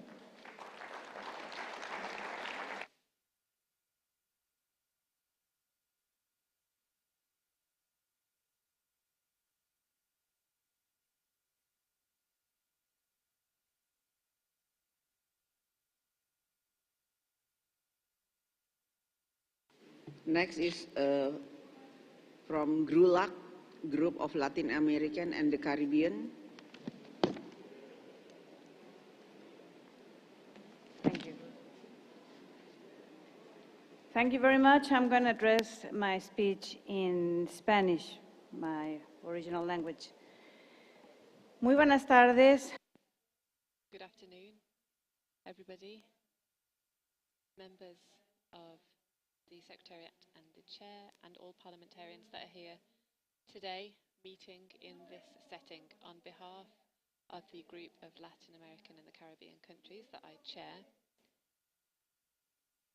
I'm speaking to you now to share some reflections and conclusions of the meetings that we had as part of this Assembly. As the group of Latin American Caribbean countries, it is clear to us that our highest priority must be dealing with climate change. Our countries, in particular those in the Caribbean, have more severely suffered the effects of natural disasters such as hurricanes and floods as a result of deforestation and the overexploitation of natural resources in our countries. We have submitted financial proposals, etc., in order to ensure that fossil fuels are not an attractive option and we can move for renewable resources. However, we need tools for participation, virtual tools, so that countries in the Caribbean have a voice in international fora, such as this forum, the Inter-Parliamentary Union. Because otherwise they find themselves always isolated, which causes more economic and social delays. I would like to particularly point out, as President of the Group of Latin America and the Caribbean States, and the President of the Assembly, Duarte Pacheco, who have made this possible. We are going through a critical point in time, and it's only through collaboration between nations and multilateralism that will give us the hope for a real solution. Thank you very much, President. Also, our work has made it clear that we need increased political participation from women, particularly in the Chamber of in MPs in my country. Mexico, for the first time in its country, has a majority of women MPs. And so this is gender parity that we share with Ecuador, Colombia, Peru, Bolivia, Honduras, Costa Rica, Nicaragua, Panama, and Argentina. Similarly, as a Latin American delegation, we played a significant role under the leadership of the leader of the Mexican Congress, Marcelo Castillo, and a Uruguayan senator. Also, we are pleased to have had Guatemalan presidency after the Guatemalan presence after a few years of absence. And as they were represented, we are now full of hope that other countries that weren't able to come will soon be able to. We had lots of presentations from Chile, Uruguay, Paraguay, Ecuador, Mexico, and Guatemala.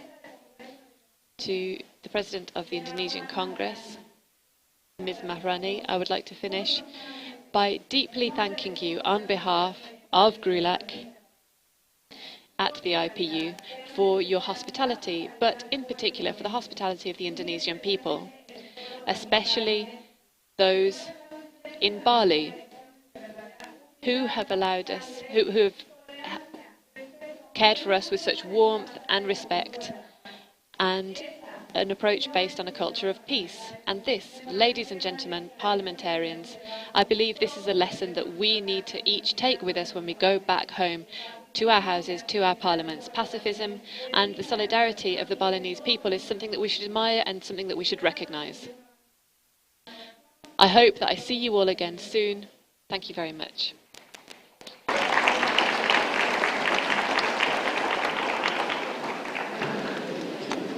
Terima kasih. Selanjutnya. Thank you. And next, we would like to invite the Asia Pacific group. Followed by Arab group.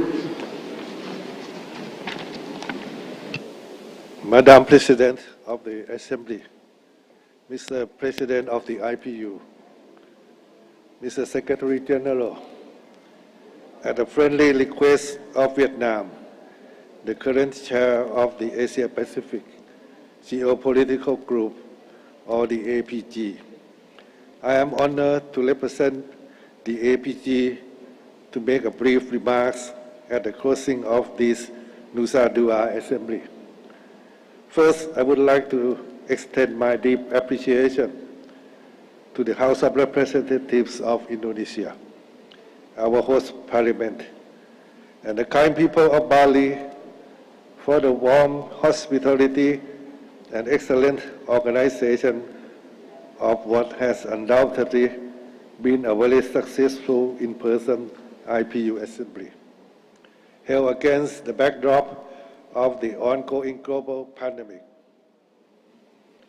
I wish to particularly congratulate you, Madam Speaker Puan Maharani, for your remarkable leadership, not only in providing high-quality arrangements and best possible conditions for a safe, rich, and fruitful assembly, but also for reaching out to all IPU member parliaments to come together here in Nusa Dua to find robust parliamentary solutions and to deal with many pressing challenges facing our world today. The APG is also extending our special thanks to you, Mr. President Duarte Pacheco, and you, Mr. Secretary General Martin Chugong, and the IPU Secretariat for your exceptional hard work and dedicated to follow up on the implementation by the members, as well as your commitment and active engagement in relentlessly foster parliamentary dialogue as bridges toward more robust parliamentary actions. Excellencies, the APG welcomes the Nusa Dua Declaration, the impactful outcome of this assembly, which underscores the urgent need for global parliament community to join hands in solidarity to tackle climate emergency, the biggest challenge of humanity. Lastly, Thailand and the Asia-Pacific Group look forward to working closely with the IPU and other 5 geopolitical groups to further contribute to our collective efforts in advancing parliamentary diplomacy, world peace, sustainable development, and the well-being of our peoples. Thank you so much, Madam President, Mr. President. Thank you.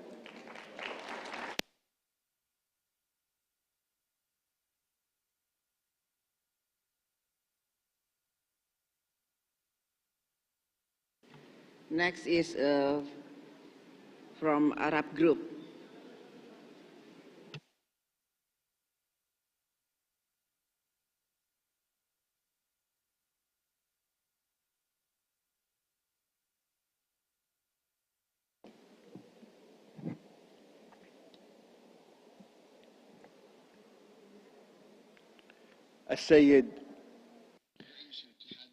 Mr. President of the IPU, Mrs.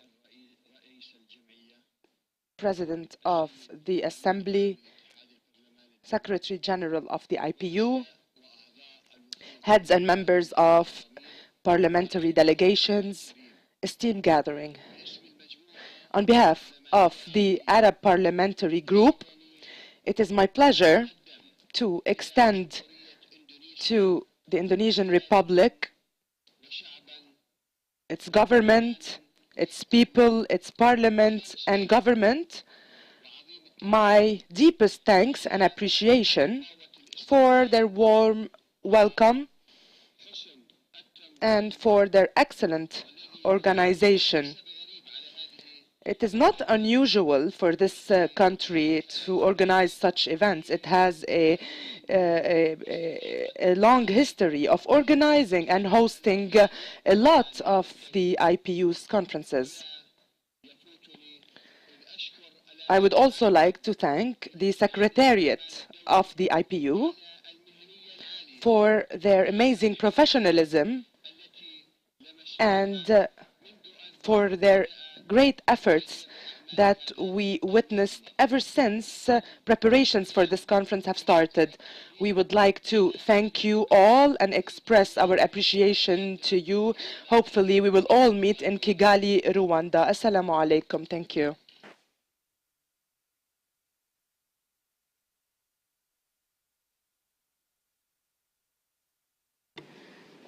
Thank you.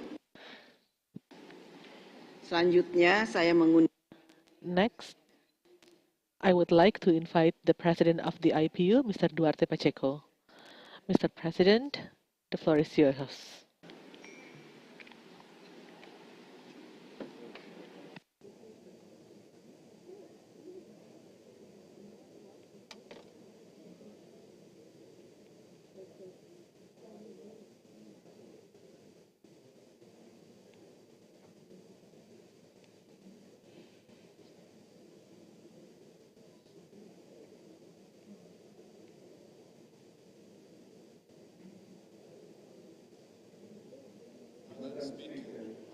Ibu Ketua Maharani, pimpinan sidang majelis, para Bapak Ibu, Ketua Parlemen, rekan General, of course, is essential. My first words is for you, Madam Maharani. Madam Speaker, from my heart, but I think that I may represent all of us, thank you.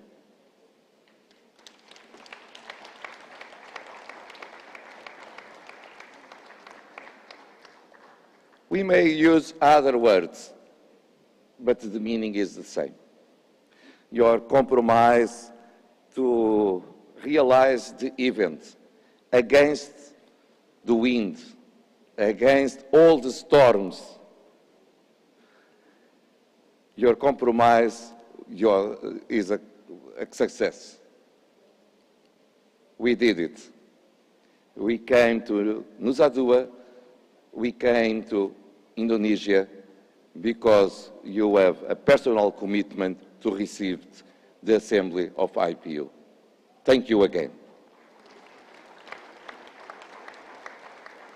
But I need to say thank you also to your Parliament, to your staff, to your colleagues in Parliament, because they did everything to feel us at home, receiving us as brothers, and so it was easy to be here for some days, working hard, because the cooperation of your staff was amazing.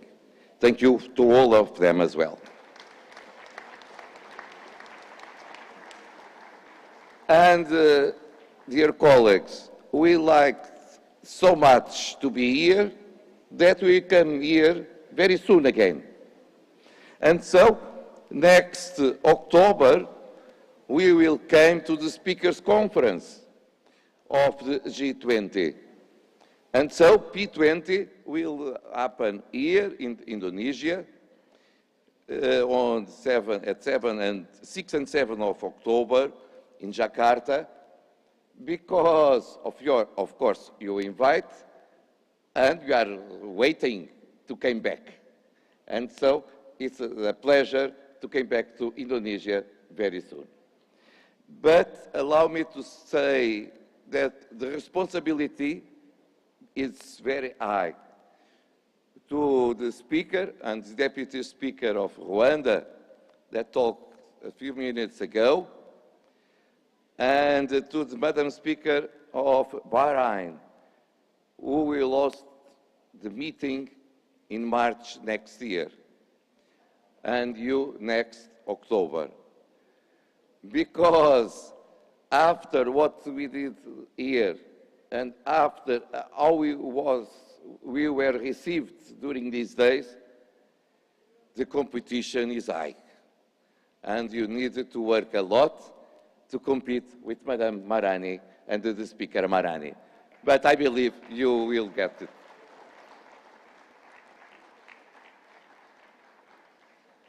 Allow me to speak in my own language speaking that is the language of 8 countries of IPU. Caros, dear friends, several days of hard work.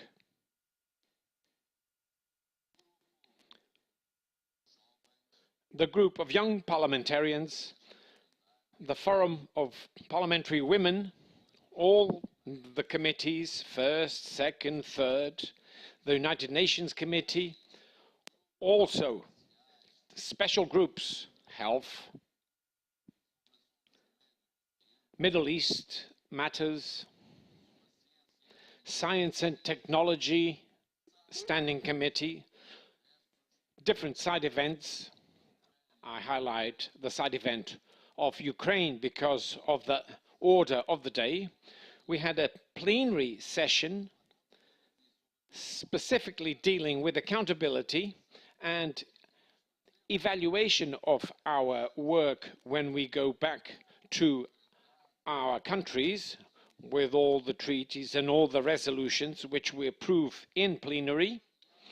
We looked at the situation of members of parliament whose human rights are denied in their own countries, which is unbearable and unacceptable. We approved the resolution in the Committee of International Security and Peace and in the Sustainable Development Committee. Intense work throughout the days. We all know that. Many times when we go home, we look at our colleagues and some of them think that all we came here to do was to come on holiday. But that is not true. And those of you in the room know that doesn't happen because obviously we're running around from committee to committee, from working group to working group, so that we have an excellent work on behalf of those which we are honored to represent. And so we are now reaching the end, and we are reaching the end with two documents which I want to highlight. I'm not talking about the resolutions of peace and international security and the Sustainable Development Resolution. Those are important. But allow me to mention the other two. Ukraine. More than a conflict, we have a war. A war in Ukraine, and people is suffering. And the role of parliamentarians to find a way to put an end to this conflict is essential. It's impossible not see, not hear the cries of people that are dying in Ukraine. And so, we approve a resolution. Yes, we condemn the invasion. Yes, we ask for a ceasefire now. And yes, we say that the only way to find a solution is with dialogue and diplomacy. And that's why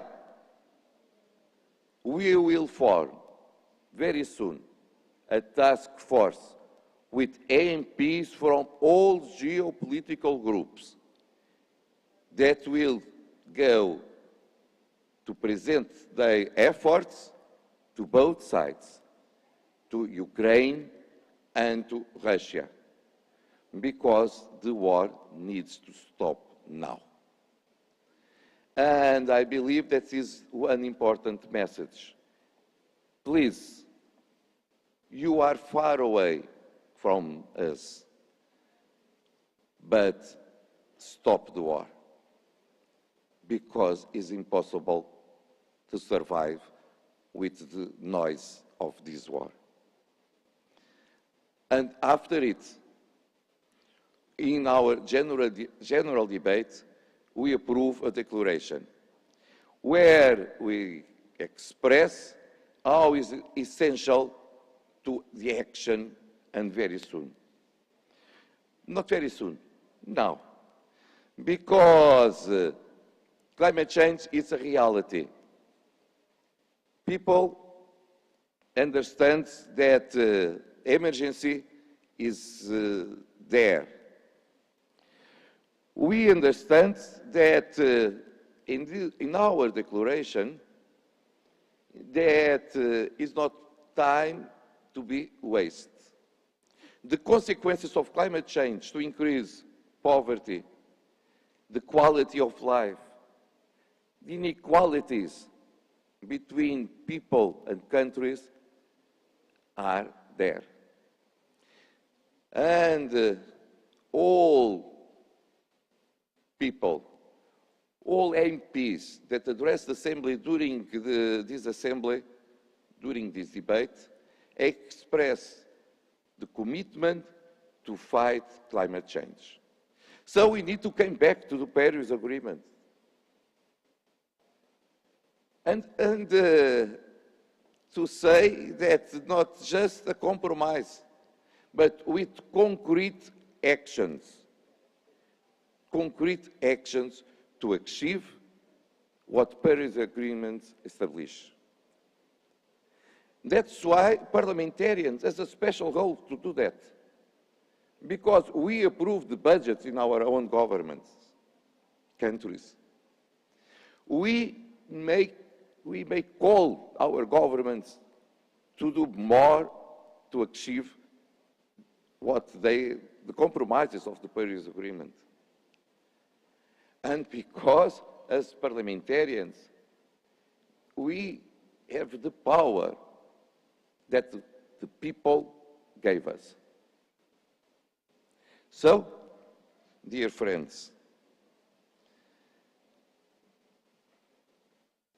we represent the people, and the people wish action. This is the most important conclusion from our assembly here in Nusa Dua.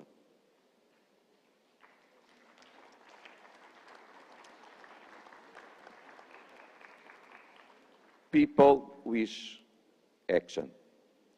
People are not waiting for more words, wonderful declarations, amazing resolutions.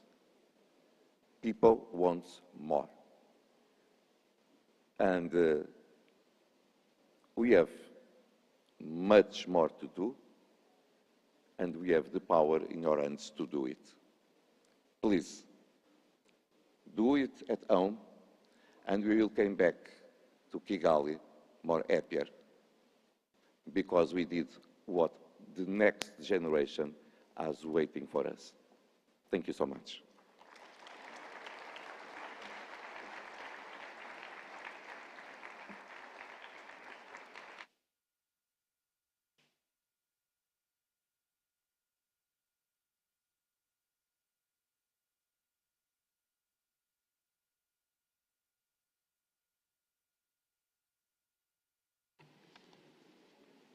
Thank you, Mr. President. Selanjutnya, saya akan menyampaikan. Now, I would like to deliver my closing remark.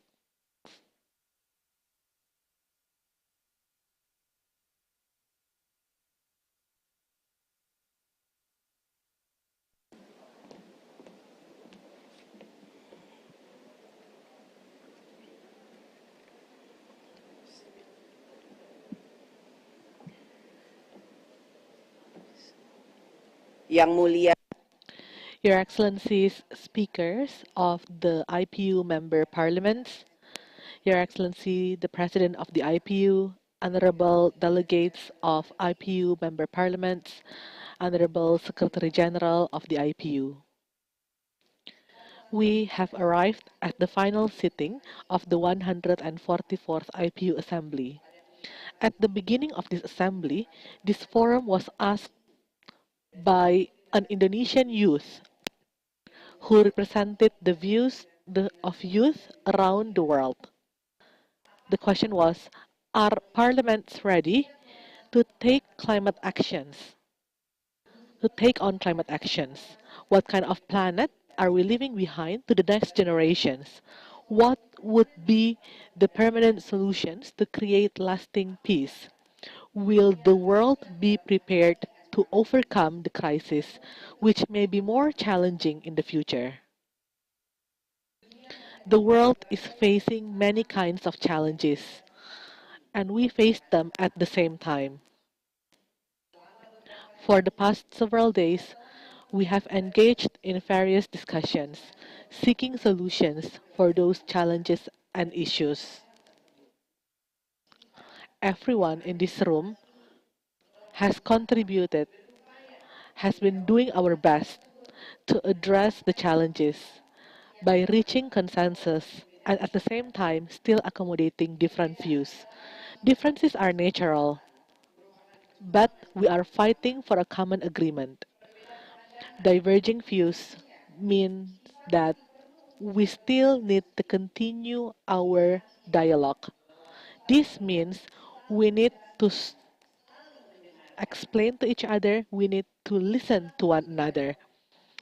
This is the role of our forum, the IPU Assembly, as a platform to facilitate dialogue to building bridge.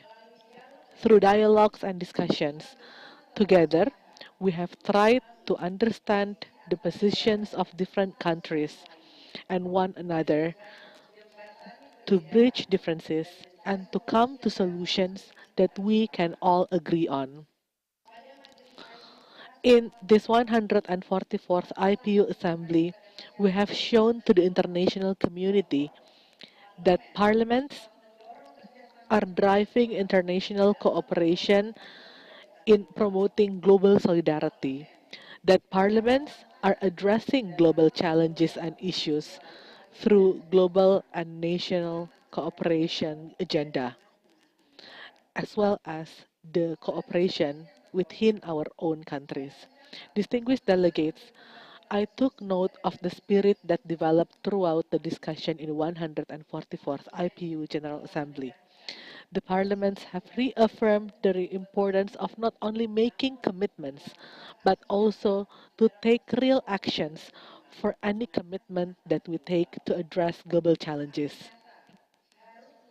We need to start taking real actions, taking that first little step to be followed by the next steps that will bring us closer to our goals. We need to ensure that all countries are capable of translating that commitment into tangible actions. There are many issues that we have discussed, and there are many commitments that we have made. On climate change, we need substantial support to take mitigating and adaptation actions. The climate financing support for developing countries of 100 billion US dollars must be immediately realized.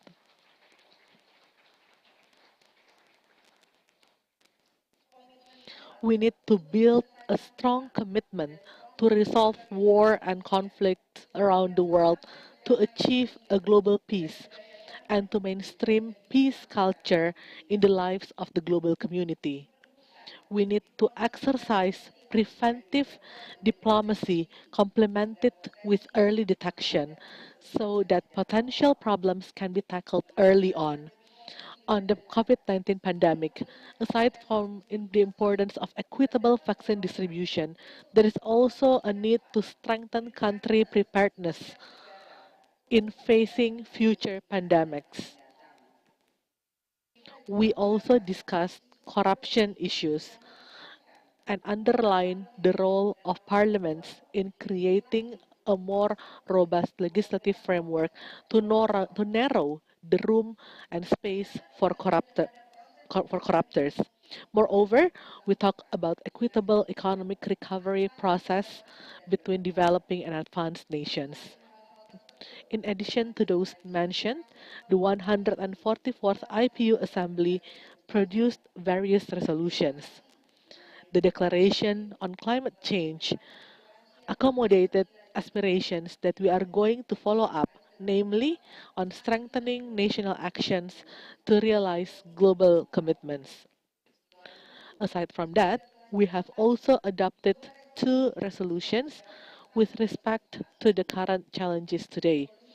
Resolutions of the Standing Committee on Peace and Security reaffirmed the principles enshrined in the UN Charter and the role of Parliament in promoting reconciliation and stability in conflict zones. Resolution of the Standing Committee on Sustainable Development called upon parliaments to increase the use of information communication technology in education sector. Meanwhile, Under the emergency item, we agreed on a document that underlined the role of dialogue and parliamentary diplomacy. We called upon mediation and conflict resolution in Ukrainian war.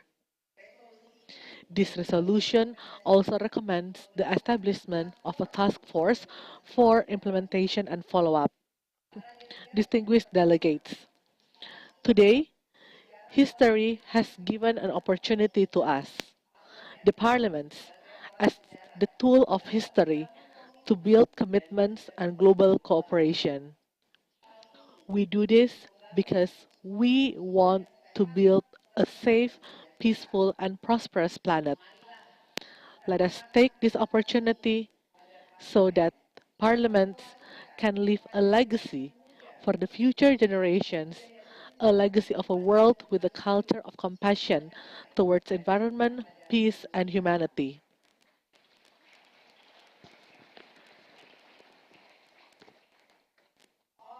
All for one for all. We share the same commitment. A better planet for all. Before I close this meeting, I wish to thank all delegates for coming here and for their active participation throughout the sessions. I wish to also express my utmost appreciation to the IPU President, Secretary General, and the staff of the IPU Secretary General for their hard work and their full support to this 144th IPU Assembly, making the event productive and smooth running.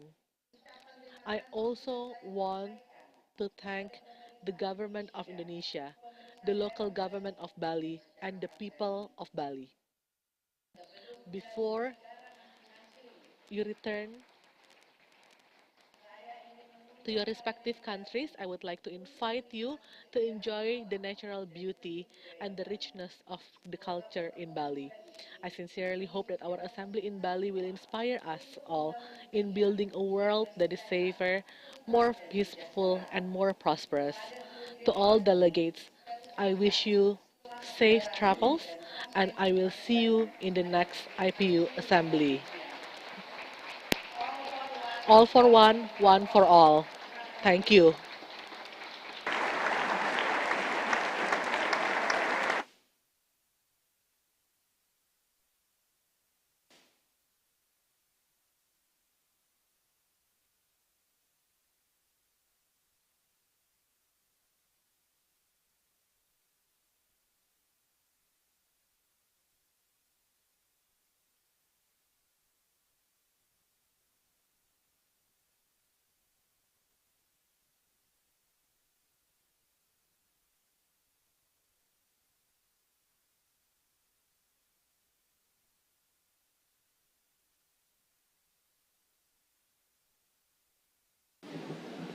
Madam Speaker, before Your Excellency declares the Assembly closed, allow me to offer you in our name something that will remember this Assembly in Nusa Dua and also can be useful, not just to close the meeting, but maybe in your Parliament itself.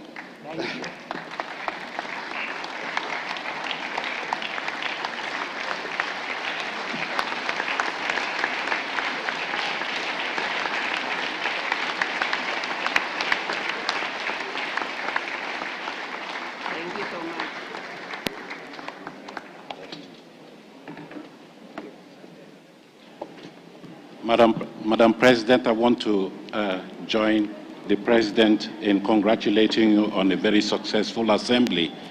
And I would also like to leave with you here a little bit of the IPU. And on behalf of myself and my colleagues of the Secretariat, we would like to offer you this piece of the IPU. This is a replica of the House of Parliament in Geneva, the headquarters of the organization, and would like to offer this as a token of support.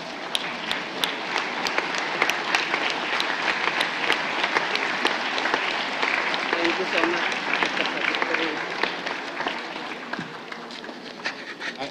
We also here. This is a color of the IPU in Geneva, the IPU color, and so you can wear it with your party. Thank you.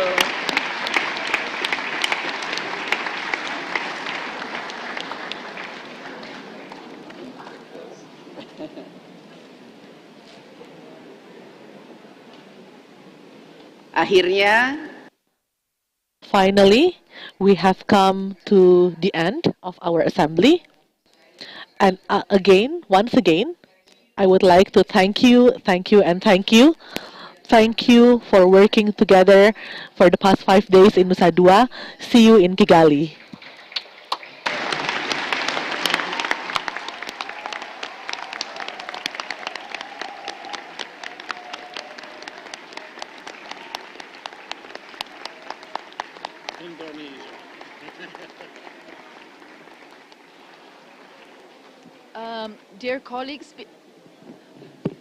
Dear colleagues, before the press conference, may I invite the Madam Speaker is kindly inviting the staff of the IPU Secretariat to the podium for a quick photo, group photo. Thank you.